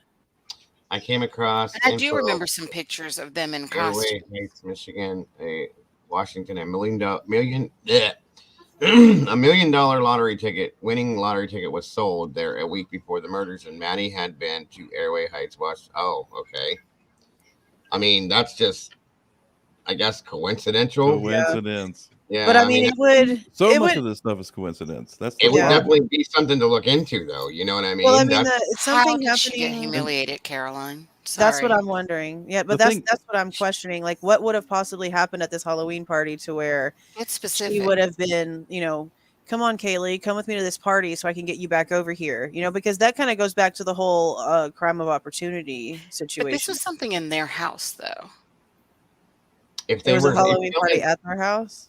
Yeah, I Well, remember seeing pictures of them in costumes, and I could have sworn that the videos or whatever were in their house. Caroline, I just need her to be specific. She just keeps No, saying I think the that she was Halloween with the humiliated. pumpkin was in the neighbor's house. Was it? Yeah, it was a deck. I think that Caroline- it did. With the pumpkin Caroline and also- machete was the neighbor's Does house. somebody in chat know specifically? Carolyn also what said that was nobody ever done? cashed that ticket in either. Oh, okay. Here's something that I just want to quickly throw out there. We can't exonerate or think law enforcement got it wrong because of circumstantial evidence, right? Yeah. So we can't also create other theories because of circumstantial Right. evidence. I mean, you got to be careful. You got to be. I mean, speculation is I know what you're saying. Speculation is speculation.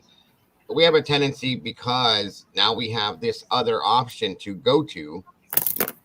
Before we didn't have this. you're trying to fill in the blanks. Everybody's trying to That's fill it, in the right. blanks So and, now, and yeah. create. So that exactly. But That's we're not what going to have those answers. We're not going to find those answers. We're just Well, not. That's the reality. We maybe Dan, like I said, next week. I'm not saying that you're not right. Okay, don't get me wrong. I agree with you to an extent. I feel like we thought that about this too until boom, this was dropped in our laps. So now, as I'm saying, I feel like there may be more things coming in this coming week that are going to be like, wait a minute, that answers that and that answers that. Possibly, not for sure, but possibly. You know what I'm saying? So there is a possibility that we may get more answers. Not exactly what we want, but something that will maybe fill the void a little bit to make something make more sense is what I'm saying. But I do agree with you. We're not going to get it out of the. They're not going to hand it to us and go, here you go, guys. Now shut up and go sit down. You know what I mean? Well, you gotta say if you don't have Bryan as the killer, if he's no blood, if you're saying if there's no link to these girls as Bryan as the killer, we can say, well, what we think might have happened, or we can have other suspects, because like I told Dango from the beginning, because it was a question I brought up in one of these, it's like, what was your first thought? Who did you think did this? And I was just like, y'all probably think I'm crazy, But I thought maybe it was the person that kept calling them, calling the police on them all the time for the noise complaint. You know, because No, I remember you saying that. yeah, and they're like, well, that's, you know, it could be anybody. But what we're saying is there's no footprints. There's no one leading in or out of that house. The only DNA is on that sheath and on that bed. Well, no blood trail on the outside of the house. Right. There's no DNA in his car. There's They even luminol the concrete out there. There's nothing. Shoe print showing something was cleaned up. There's a problem. There's a problem with 8 hours. There's a problem with 8 hours. And the only two that was supposed to have been in that house for 8 hours was them roommates. So no. And then you call your frat people over first before you call the police. No, thank you. Not happening. You can't be that dumb. Okay. You just can't be. Here's what I'm trying to say. I'm not talking about y'all. I'm talking about the girls. You can't be that dumb not to call 911 when you hear, I'm here to help you. Or the fighting going on. I'm telling you, 4 people being killed in a house is not quiet. Not quiet, especially with a knife. If you can hear crying coming from Xana's room, you heard the blood-curdling screams. Right, correct. Did you guys see what Carolyn said? She said she was humiliated because they force-fed her drinks and dope, and she was wasted out of her mind. Who's this? I don't believe that. Caroline, she said something about the Halloween party. I kept asking specifically how Dylan was humiliated. Wait a minute. No. I heard a story. That she's right about that. That was talked about. I'm not saying that actually happened. I'm saying what she's saying. She obviously got that is a real like topic that was talked about. That supposedly went down, and that's where Quinn got involved because of this, and basically who's Quinn? Her boyfriend, Dylan's boyfriend. Dylan's boyfriend. Okay. Supposedly because that happened, because I had said this before, okay, that I felt that Dylan was not part of that circle per se. She was like an outsider, maybe. She was a roommate, but she wasn't in with them as they were, and that they got drunk or kind of making fun of her a little bit, and did what Carolyn just said, and that supposedly, this was one of the theories that came out because of that, her being all upset that Quinn went amped out and got all nuts and got together with some people, and this is what happened. So I'm not saying that's a fact, folks. It's something that I heard too. So that's what I think she's talking about. Yeah, it was something that was on social media, apparently. Yeah, I saw it too. They're saying there was a video about it now. I've never seen that. I haven't seen the video, but it was definitely sent to me in an email. It was a whole thing I read, and I'm like, well, okay. I can see that being a theory. But then we got to go through all that again. We got to go back, and we have to timestamp Quinn and find proof of this and that to make sure that it is what it is. There's just so many theories, and like I said, and like Dan was just saying, now that this door has been opened, we're all fighting to get through that door to get into that room to find what's in that room, but it's not going to be there yet. You know what I mean? Well, it makes more sense. It makes more sense than Bryan right now. There's more connection with what we're talking about than Bryan. Because you take away, there's nothing in his car, there's nothing in his apartment, there's nothing in his office. He didn't know a damn thing about them on social media. There's no blood in the house that leads to where the person came in or out. There's no blood outside the house. 8 hours for the call. It only leads to being internal at that point whenever you have nothing on the guy in jail. Correct. There's really there's nowhere else to look, because we have 3 unidentified male profiles. That means that it's not Jack, it's not Adam, it's not any of their alibis, it's not any of the people that were there in the house that day, because the cops have them all on video. They've already been questioned and talked to and interviewed and swabbed and every freaking thing else. These are people's DNA profiles that have not been spoken to by the cops. In all this time. And look how many months it's been. And that damn document was just written a couple of days before it was posted. Those are still unidentified male profiles. And yet they didn't do what they did with Bryan. They did not send that to genealogy. Yes, that right there. I remember this. Oh my God, I did see this. Don't you guys saw this? I didn't see this. I haven't seen really much, any of their social media. Jules, you watched this with me. Listen. Hold on, I'll refresh your memory. Okay. Dylan was wearing, I feel like one of the 2 girls was wearing like a blue and white checkered type dress, sitting on the floor, and I can't remember who it was. Somebody was yelling at somebody, like calling them names, all sorts of crazy ass names, being nasty. And there was a dude coming through the doorway into the room in video. We watched it on my channel because somebody had sent it to me. You were in the chat that day. Was she sitting on the couch?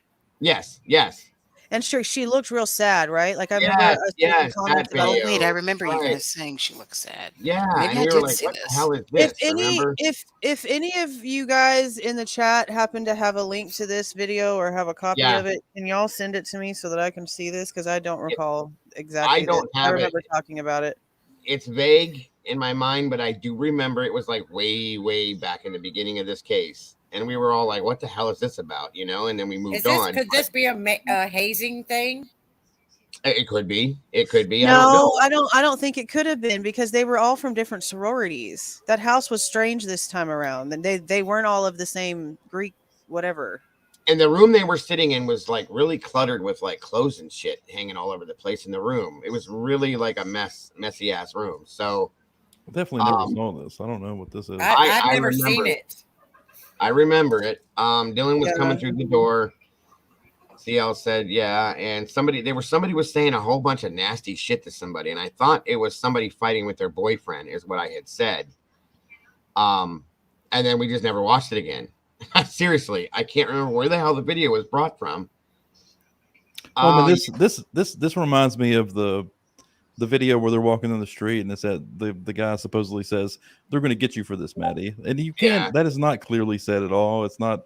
I don't. Well, this was clearer. You could hear what she was saying. Like she was I understand that. out. I understand that. But I mean, things happen. That doesn't necessarily mean it was related to the crime. No. I know not. I'm just clarifying that I do remember that video now. I'm not saying it had anything to do with the actual unalivings. It happened. No, but it is odd if that did happen that then Dylan would want Kaylee to be her +1 to a dance instead of taking Right. someone that didn't just humiliate her a couple weeks prior. I mean, it's a little strange. And If multiple people have said that Maddie was the bully, and it's being said in the chat now too. But yeah, that's what the Hannah thing, right? yeah, and CL said that it was Maddie that was yelling. That's what I thought. It wasn't Dylan. Dylan was the one sitting there looking like she was like horrified or sad or passing out or something. She looked pretty messed up. But I don't know. I don't know about that, and I would love to find that video to watch it again because that like literally was like a week after the murders happened that we saw that. So Yeah, that's interesting. I'm trying to remember who the hell sent that to me. And it was very clear. CL's right. Very crystal clear. You could see everybody and hear everything that was being said. And we were all just kind of like, damn, what the hell was that all about? You know? It's on one of the girls. That's right. It was. Thank you, Heather. It's on. I can't believe you're still here, Heather. It's on one of the girls' TikToks. That's how we saw it. Yeah, I think they're saying it was on Maddie's TikTok. Yep. That is exactly what it was.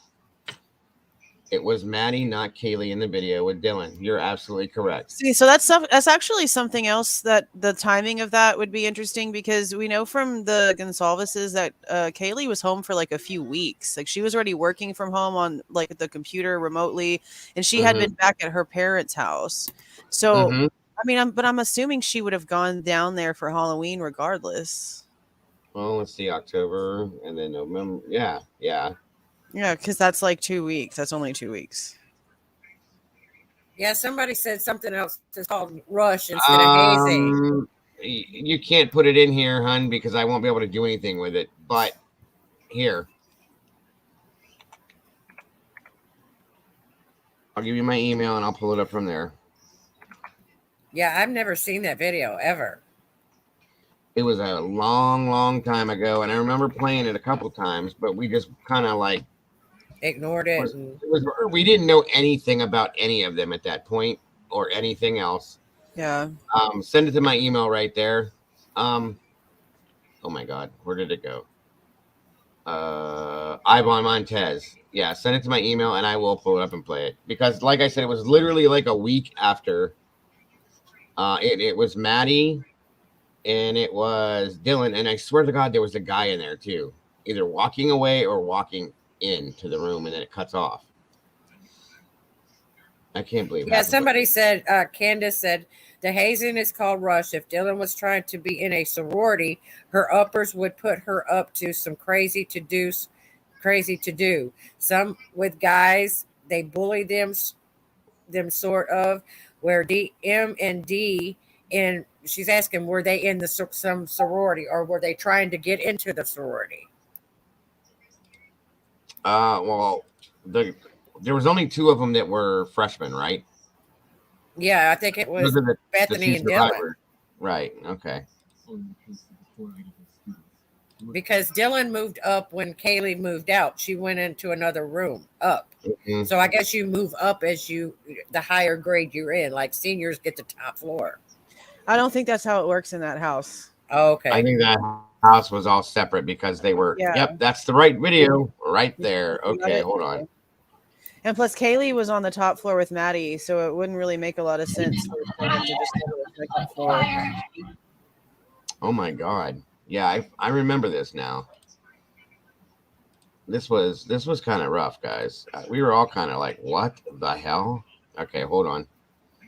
Yeah, I've never seen this. Damn. Thank you for whoever got this, because I've never seen it. I vaguely remember it. That's why I wanted to see specifically. And Oh, shit. Yeah, I remember this. Now, is that Dylan with the blue hair? That's Dylan, and this over here is one of their other friends, I believe. I can't think of her name right now, but I've seen her in other pictures too. She's got her arm around her. Okay. All right, here we go. You fucking asshole! You fucking liar! You fucking manipulator! Don't wear that outfit again. Okay, so that's not anyone's voice. That's literally like parts of that song. So that's not Maddie yelling anything at anybody. Right. That's yeah. That almost sounds like a coming from a show. You fucking asshole! You fucking liar! You fucking manipulator! Don't wear that outfit again. See, I don't know that music. Yeah, that but song. it's criticizing her though. If you're showing it about Dylan, and you're pretty much saying she's a manipulator, a liar, and don't wear that crap again. Like you know. And then she walks in the door. And she's drunk in this. She don't look drunk. Got Looks her. sad. Yeah, she looked a little. I mean, it's like She's she's sitting there kind of weird. Manipulator! She's kind of laughing, looking right there. You fucking asshole! I don't know, guys. I never did understand it, but yeah, that's not Maddie yelling anything though. No, that's I never heard the song, so I didn't know. I mean, you can just tell. You can tell it's part of the. Yeah, like a song, or got it off a show, or one of those stupid what you call them TikTok sounds or whatever that you use. Yeah. Mm-hmm. Oh, but I mean, it still was bad for you to use her as the reason why you're saying that. I mean, yeah, it doesn't. Oh, it's from the newer PLL. Huh? Bitch Franklin said it's from Pretty Little Liars, and I was like, which one? Because I'm obsessed with all those shows. It's from the newer one that they did. There's a new one. So it's a vocal clip or the whatever. one that was on what was it, HBO or something? It was on cable, so it was more. It was like Halloween, Friday the 13th, whatever, all rolled into one. You know, it was more adult. I didn't know they came out with. Yeah, it's already they did the one. It was a mini series kind of. I liked that show actually. It was good. The new one is really good. But I'm not seeing any sort of like humiliation in this show in that clip. I mean, I know she's like sitting down looking drunk against the wall or whatever, but she walks into that room, she looks like she's kind of laughing. I don't see what people are seeing in this one now that we've watched it again. I wonder what the comments say on the video though. I have a question. So I got an interesting take from Twitter. What if Bryan Kohberger really is just that good? What if the DNA on the sheath really does belong to the perpetrator, and that is Bryan Kohberger, and he's just that good at covering up his crime? Well, that's one of the biggest problems here. That's one of the biggest problems. That's kind of what we've been talking about for a while now, is that this crap investigation could either put an innocent man in front of a firing squad or let a psychopath back out on the street. Yeah. I mean, either one. Do you one. think that's a possibility, though? Yes. Yes, Yeah. I've made my 180 theories clear. Yes, We've talked about that a couple of times. That's the absolute other side of this. That he's that absolute good. And he could have. You got to think about this. You know, when he was on drugs at a certain time in his life, you don't know if he's broken into anybody's house and knows how to do it. You don't know if he was that good doing stuff and learned that. And then now it moved up. You know, it moved up to something else. So you just don't know. You know, we really don't know. This could have been not the first time he's done anything, and that's why we don't know, because he's just been that good that he hasn't left anything anywhere. I mean, yeah, it is possible. It is very possible. Do you think that? Do you feel like at all that law enforcement has dropped the ball in this case? Yes. Oh my God. Yeah, dude, big time. I think they never had the ball. Because even if they really just got him in cuffs off of circumstantial stuff and worked backwards and they finagled all of the DNA, okay, well, even if he is the right guy, they screwed up. So they dropped the ball anyway. They didn't want to do it correctly. They didn't want to follow protocol. They didn't want to do the right thing. His arrest alone is unconstitutional. It's completely like illegal in a sense. So, you know, I mean, it's horrible. Wait, how was his arrest dropped the ball? They illegal. I don't follow that one. Well, in a sense, here, how can I? It's not illegal. It was like they never questioned him first. It's not that it's illegal. I shouldn't say that. It's they questioned him. They didn't question him first, maybe. Yeah, you're right about that, probably. But that's not. I mean, they definitely had a interrogation for sure. Yeah, he asked for a lawyer. Yeah, because that was one of the other things that we were trying to question, where this like phone interview with Moscow PD that Ann Taylor was questioning the state about having, like when could that possibly could have happened? Because we know that they saw his car on 11/29. They didn't pull his phone records till 12/23, but he was already gone. And he wouldn't have talked to Moscow PD after getting arrested because he's in Pennsylvania and he was lawyered up before he even got back to Idaho. So there's like, where could he have possibly talked to Moscow PD? So if there is a possibility that Payne did talk to him sometime between the arrest and 11/29 when they had the car, then there must be something pertinent in that conversation that was maybe said to where they really didn't think it was him. Well, I think it's a good point that he probably just asked for a lawyer immediately. He's a smart guy, it seems like. He did. Yeah, he would have given them no leeway to question him. I got a question. I don't know if it's true. You know, we're going by hearsay. But when they went in to arrest him, they said the media or the cops in Pennsylvania or the FBI or whoever went in, he was wearing gloves in his own house. Separated track. Yeah, and they went in about 2:00 in the morning, 3, 4. something like that. Okay. No, 4. And his dad was still up with him. His dad was up. I don't know about that situation. The most interesting part of that situation to me is there was no body cam footage of that, which is weird to me. That's super weird. Yeah, because you've got multiple agencies on the ground over there, and like I think makes no sense. Yeah, I don't remember who was talking about it, but I know like apparently Pennsylvania doesn't have like body cam laws, but FBI does, and FBI damn well was there. So where is it? Even if they don't have body cam laws, that doesn't mean they don't wear body cams, right? Yeah, and when you're arresting someone convicted of that you're about to arrest for a quadruple murder, that's a safety issue for the cops. Yes, I mean, you should have body cam footage for that. Yeah, that was one of my big things too. Is like, okay, what if he would have like just gone crazy? Like what would they have had if they would have had to kill him? Okay, well now we have no body cam footage to justify anything. They would have been wearing, in my opinion, they would have 100% been wearing body cams for something like this. Yeah, I don't see how they could. Even if it's not a law, if it's not required, they would have been wearing them anyway, just for protection, just for evidence for if things went wrong, right? Yeah, and something like this. I was going to ask Susan Russo. She said he had OCD. Well, if it was that serious, he'd have had gloves on in the car when they stopped him. It wasn't that serious. He might have had OCD outside of his norm, and his own family home was fine, but his car, he never wore gloves. When hang on, going back to he didn't have them on all the time. Going back to the Dayline thing, where I mean, Dayline seems to be kind of on the money here, and they have the sister that says she was suspicious of him for wearing gloves around the house. That's interesting. So if Dayline really, if that, and you know, I've even publicly said that I think Dateline isn't going to just bullshit straight up on national TV. They're not going to say shit that they didn't have some sort of informant for, right? You know, I have to agree with you at this point now, because we've talked about Dateline. We all thought Dateline was bullshit, but I've got a reputation. I've started right. They did too, and that's why I was so pissed off. But at this point, they've started to become right about things, and it's making me start to see more than one thing they've been right about. Yeah. Maybe they're on the money with this shit. You know what I mean? So yeah, and really the only reason why we were even questioning Dateline is because literally everything they were telling us was 180 from what everyone else was telling us. Everyone else was like, no, those were the victims' IDs. Dateline was like, hell no, they weren't. Right.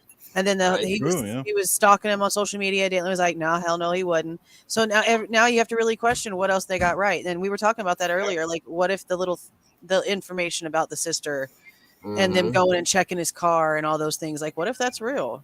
Yeah. Right.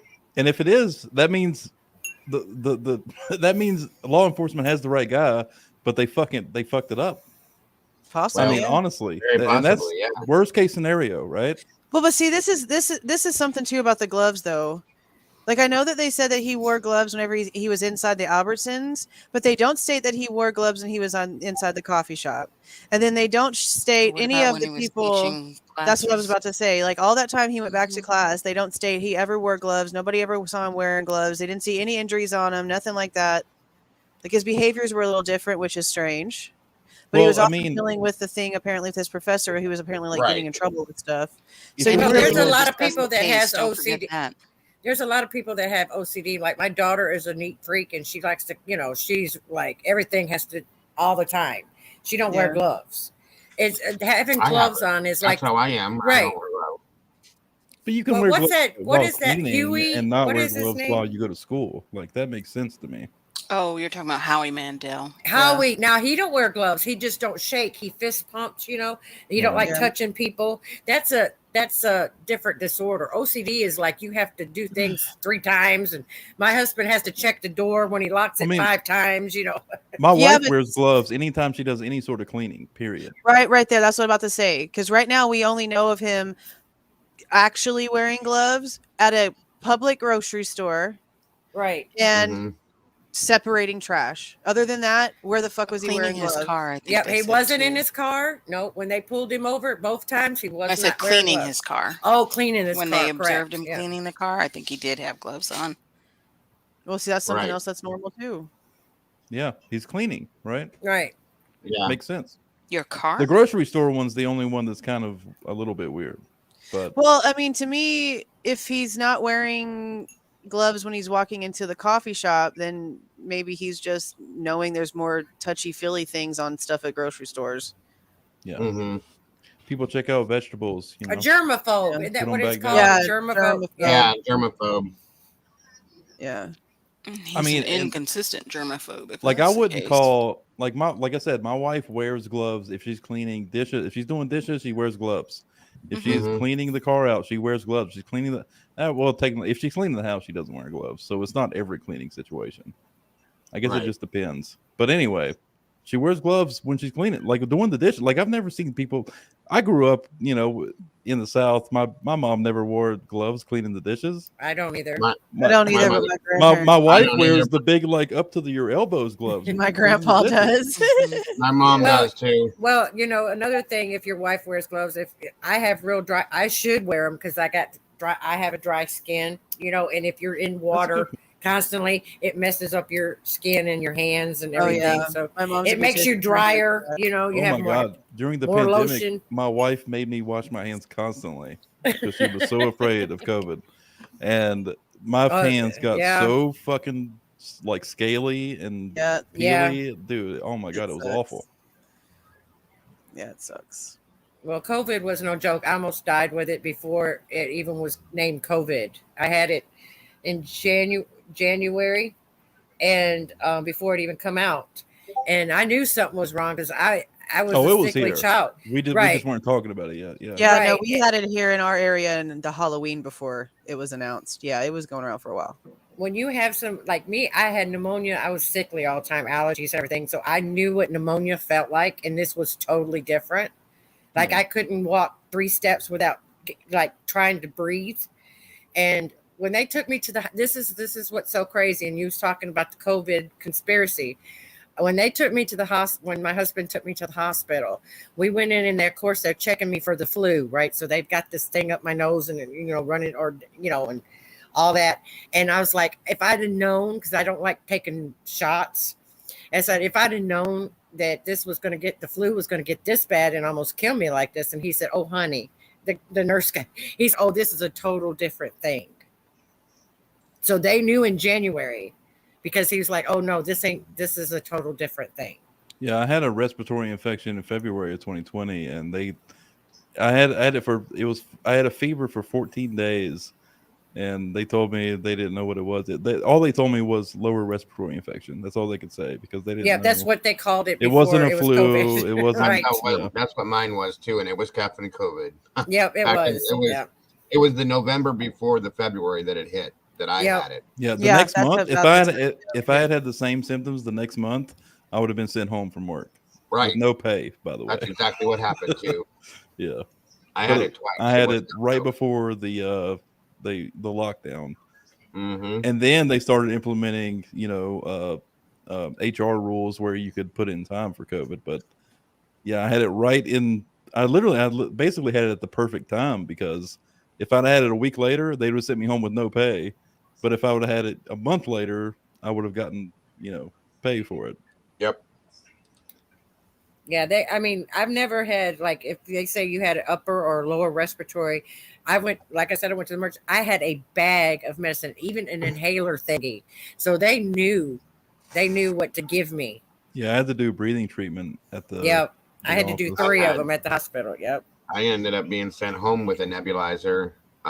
I'm already asthmatic, but they gave me that, 3 inhalers. I was on steroids, like the steroid dose pack, 3 of those. Me too. Yep. I was on 3 of. I did steroids too. Yep. Oh yeah. Did they give you antibiotic? Did they give you that 5-day antibiotic? Prednisone. What is it called? Prednisone. Prednisone. That shit is fucking amazing, dude. Yeah, Holy shit. I've never felt better than when I was on that shit. Oh my God. I loved it. Well, because give me steroids every day. Because COVID doesn't cause fluid. That's why you can't cough anything up. It prednisone restricts your lungs, your vessels in your lungs. Bloats the shit out of you, don't it? Well, what COVID was doing was actually crystallizing the mucus that was building in your lung. Yeah. And then it was like turning into glass, and you can't cough that out. No. So that's why people were dying from it. Yeah.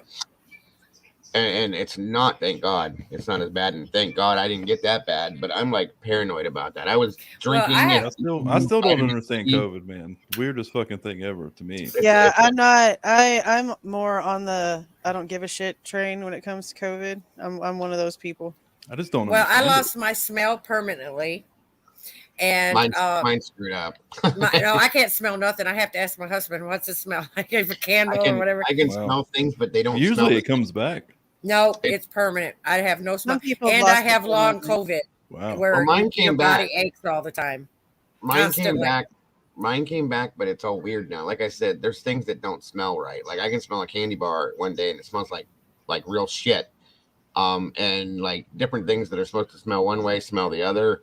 And every now and then I'll drink a glass of water and it tastes like it's full of salt. So I just ever since then I've been all screwed up from it. Well, so. when you lose your taste and smell, my taste come back, but my smell never did. And it's been how many years? So it's not coming. They said if it's been past so long, it'll never come back. There's nothing I can do. My sister lost hers permanently too. Yeah, it's awful. It's awful. That's crazy. It is. Yeah, because she can't enjoy food anymore. Like, there's no point eating. She said, "I'm like, well, you got to eat to live." She's like, "Yeah, but it all tastes the same." Oh, did she the lose her benefit taste? you can eat super healthy, I guess, because it all tastes the same anyway. She lost her taste for good. Oh, permanently, yeah. She tastes nothing. Now, if well, I mean, had, your smell choice, is a big part of your taste, though, right? Well, I don't care. Look, I don't worry about the smell. I mean, I it's sad that I can't smell like I've got a magnolia bush. I love to smell every spring in summer. Right. I can't smell no flowers, no candles, nothing. And it's just horrible. It really is. But I mean, to lose your taste, that's another situation. That is awful, you know. So you have no smell, but you can still taste. Oh, I can taste, yeah. Right. But I can't. And then I have the long COVID, and people think that's a joke. That ain't no joke. No, Me and that's my real. husband both have it, and we are in pain constantly. Like it's almost like having, you know how people say fibromyalgia hurts all the time, every part of your body. There's not one day that we are not in pain. I used to help my husband mow. I'm on an acre land, and I live in the South, so you know how that is. So I would push mow before he got home. So I'd do the backyard because I don't like riding the lawnmower. It scares the shit out of me. And so I'd push mow the whole backyard, and he'd do the front. And I can't even do that anymore. That was like I love doing that in the summertime. I can't even do that anymore. I've heard COVID causes back pain in a lot of people. Oh, it's horrible. Yep. Back and legs, arms. And I guess neck. it has to do with your lungs. Like if your lungs your lungs aching issues, you're going to feel it in your back. Yeah. Well, you got so much scar tissue, they're saying that it's almost like having, that's what it is. So listen, guys, it is 3 a.m. here now. Well, it was nice talking to everybody. And I don't want to fall asleep on you guys while we're live. Yep. That would be bad, and I am burnt. You were about to go when I got am wide on. awake. Yeah. It's all right, though. I enjoyed having you up here, Dan. I think I've had every creator in here tonight, just about. Probably. This was huge, man. This was like, I wanted to talk about it with somebody because it was. Right. Well, as soon as it started hitting my phone, I'm like, you got to be kidding me. There's no way. And it was at like 8:30 when that hit. And I'm like, yeah, guys, I'll be live in about 45 minutes. Here I go. So, yeah, this was not expected. And that's why you're awesome, Dago. You cover the shit no matter what time it is. You're ready. Well, I try. I feel like everybody deserves to know it. You know what I mean? So, yep. Are you gonna, Dago and Jewel? Are you guys gonna go back to the beginning and start? I am. I think it's a good idea. Honestly. Yeah, I mean, I'm usually here during the day, so I'll be here while he's going through it. Yeah, you can exclude a lot of stuff now, right? Right. Yeah, absolutely. That's the point in it. Yeah. I'm taking a break over the weekend because this has been a lot, and yeah, CJ, I'm still going. Monday morning though, or Monday noon, 12:30. It's right from the very, very, very beginning, November 13th, all over again, and we're gonna go from there and just day by day throughout the whole week. A lot of us just did this, right? Like we just started over not that long ago. I did it 2 months ago. We gotta do it again. Yep, it is what it is. I want to know what we missed because we obviously missed something. Yep. So that's the fact. Absolutely, CJ. I still say the cops that night that they were pulling over them kids in that field, and they were out looking for drugs. Well, what better way to sit somewhere and watch these party houses for teenage drinking, not down in a field somewhere. I mean, that would be your number one thing to do is to sit somewhere. They seemed and watch fairly these party innocent, houses. but that one dude had really bushy eyebrows. He did. Saeed. Yes, he did. Yeah. They were super bushy. But And according to Dave, they were never questioned. Apparently, he knows those guys, and they were never questioned again. If you want to trust that guy, who knows? I mean, I'm not trying to get into that, but no, the fact that we don't know if they were ever questioned again or not. Yeah, and they absolutely should have been. If they weren't or were or weren't, they should have been because there's a whole bunch they of, were there at a very crucial time. So there's a whole bunch of people. So were those cops at a very crucial time. There you go. And I've almost wondered if that's why they wanted to like lie about the timeline. If they are lying about the timeline because of how shitty they would look, knowing that all them cops were right there. Because that makes perfect sense. Because those cops were right there, and then that one Banfield body cam, you listen, they slowed it down. People had me watch this. I hear in the background, you can hear some kind of a scream noise, and it's like you can hear something. It's very, very evident, and it's like, all right, I mean. Now, what time was that? What time was they in the Banfield? Closer to 3. It was 3:01 or 3:04, I thought, right?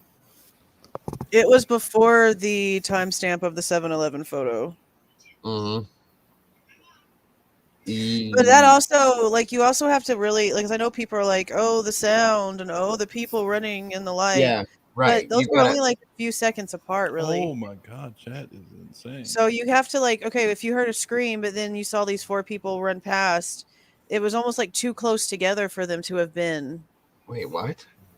I kind of think that the 4 people were just, kids running around or whatever. But what parties was going on that they were That running was in the that frat neighborhood? house. The frat house. Yeah, the Banfield or whatever was up by the frat house, right? Where they Right. pulled the people over. Guys, we gotta let Dago go to sleep. No, Okay, no. I'm We're fine. getting right back into it real quick. What is this? This Brittany Oliver just posted that the person arrested on January 12th in King County, Washington, was on the scanner. The girlfriend called 911 saying her boyfriend was the Idaho killer. They arrested him but never made it public. Whoa. The hell is that all about? Is that real? What is that? You can't Where just did say you find something that like at, Brandy? without giving the. What's the thing? That's what posting that. happens. People just say shit. Yeah, Well, no, we gotta have some proof for that one. I sent you You the gotta have screenshots something. a few weeks ago. Okay, I'll go back, Brandy, and look at it. I probably missed it because I get 1,200 emails every other day. So It's tough, yeah. I'm sorry, Brandy. I will check that out. Like I said, guys, Monday I'm coming back here. I want to see that if that's real. That's I crazy. do too. I'm going to pull it up. Don't forget. Believe me, I Yeah. won't forget. Yeah, I will want not to know about forget. that. In fact, I'm writing a note to myself right now and on a sticky pad, and it's going to hang over my head with the other 3,500 that are up there. January 12th in King County. Actually, I'm about to screenshot this myself, see if I can That find would be anything. interesting because that is still after Bryan Kohberger was arrested. It is, which is why Because I'm remember, he allegedly made a statement about anyone else getting arrested. Not why am I being arrested? Have you arrested anyone else? That's right. Bingo. Thank you, Brandy Oliver. Man, fuck. I don't know what's going on, to be honest. I See, don't know now what to you make of it. understand why we're crazy, bro. Now But you that understand. I'm not even saying comment, have anybody's you crazy. rest- I just don't like speculating. I like getting the real documents, the real facts that, what they give us. Like, I like using those. They didn't give us that. That's the problem. Well, of course they didn't, right? Of course, right? But I that's mean, for all of our we don't have the resources to investigate this shit ourselves and come up with real answers either. Well, so I mean, and we really don't know he said that, Joel. We really don't know he said, have you arrested anybody else? Right, I know that's what I said allegedly. Because Actually, if he did say it, then it kind of implicates him in a it does. way. Yes, it does. Yep, it sure does. So that's why once my again- thing is I'm waiting on the defense. I'm waiting on the defense to give their shit, and then I can. Well, I'm not gonna say this is 100, Dan, but I could bet $1 that sometime next week that she's gonna drop some more shit, and we're all gonna be out here again going, "Holy shit! Did you see?" You know what I mean? I'm ready. I just feel like that's coming, and I'm ready. I don't know. All right, guys. So once again, thank you all for joining me tonight. Let's see here. I want to thank you, Dan, Jules, Dolphin, Green Eyes. Thank you for having me. CJ, Sarge, Lana was in here. I appreciate you. Drunk Turkey, both of you guys were in here. Thank you guys. Everybody that was in here, everybody else, I love you guys to death. I'm going to go sleep for the next 2 days. I appreciate every one of you guys for everything you guys do. All the creators, you guys are all amazing for what you do. Moderators, you're all amazing for what you do. And that's pretty much it. You guys are great. Good night, you guys. There you go. Probably see somebody somewhere Good night, tomorrow. everybody. Have a great one, folks. Bye. See you on the other Bye. Bitters. Good night. I'm staying up. I'm not tired. I am burnt out.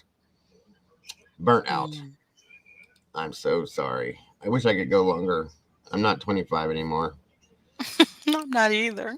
If I did this stuff when I was 25, I could do these for 2 days straight. I used to do that kind of stuff. I'd stay up all night. I just cannot do it anymore. Can't do it anymore. But thank you so much, my dear. I appreciate your insight and your opinion. Thank you. Series, all of it. You're welcome here anytime. I hope you know that. Thank you. I'm going to start taking some notes because, I think Absolutely. we missed things. Be careful because you'll end up having stacks and stacks of notebooks just like me. There's a whole lot. I note everything.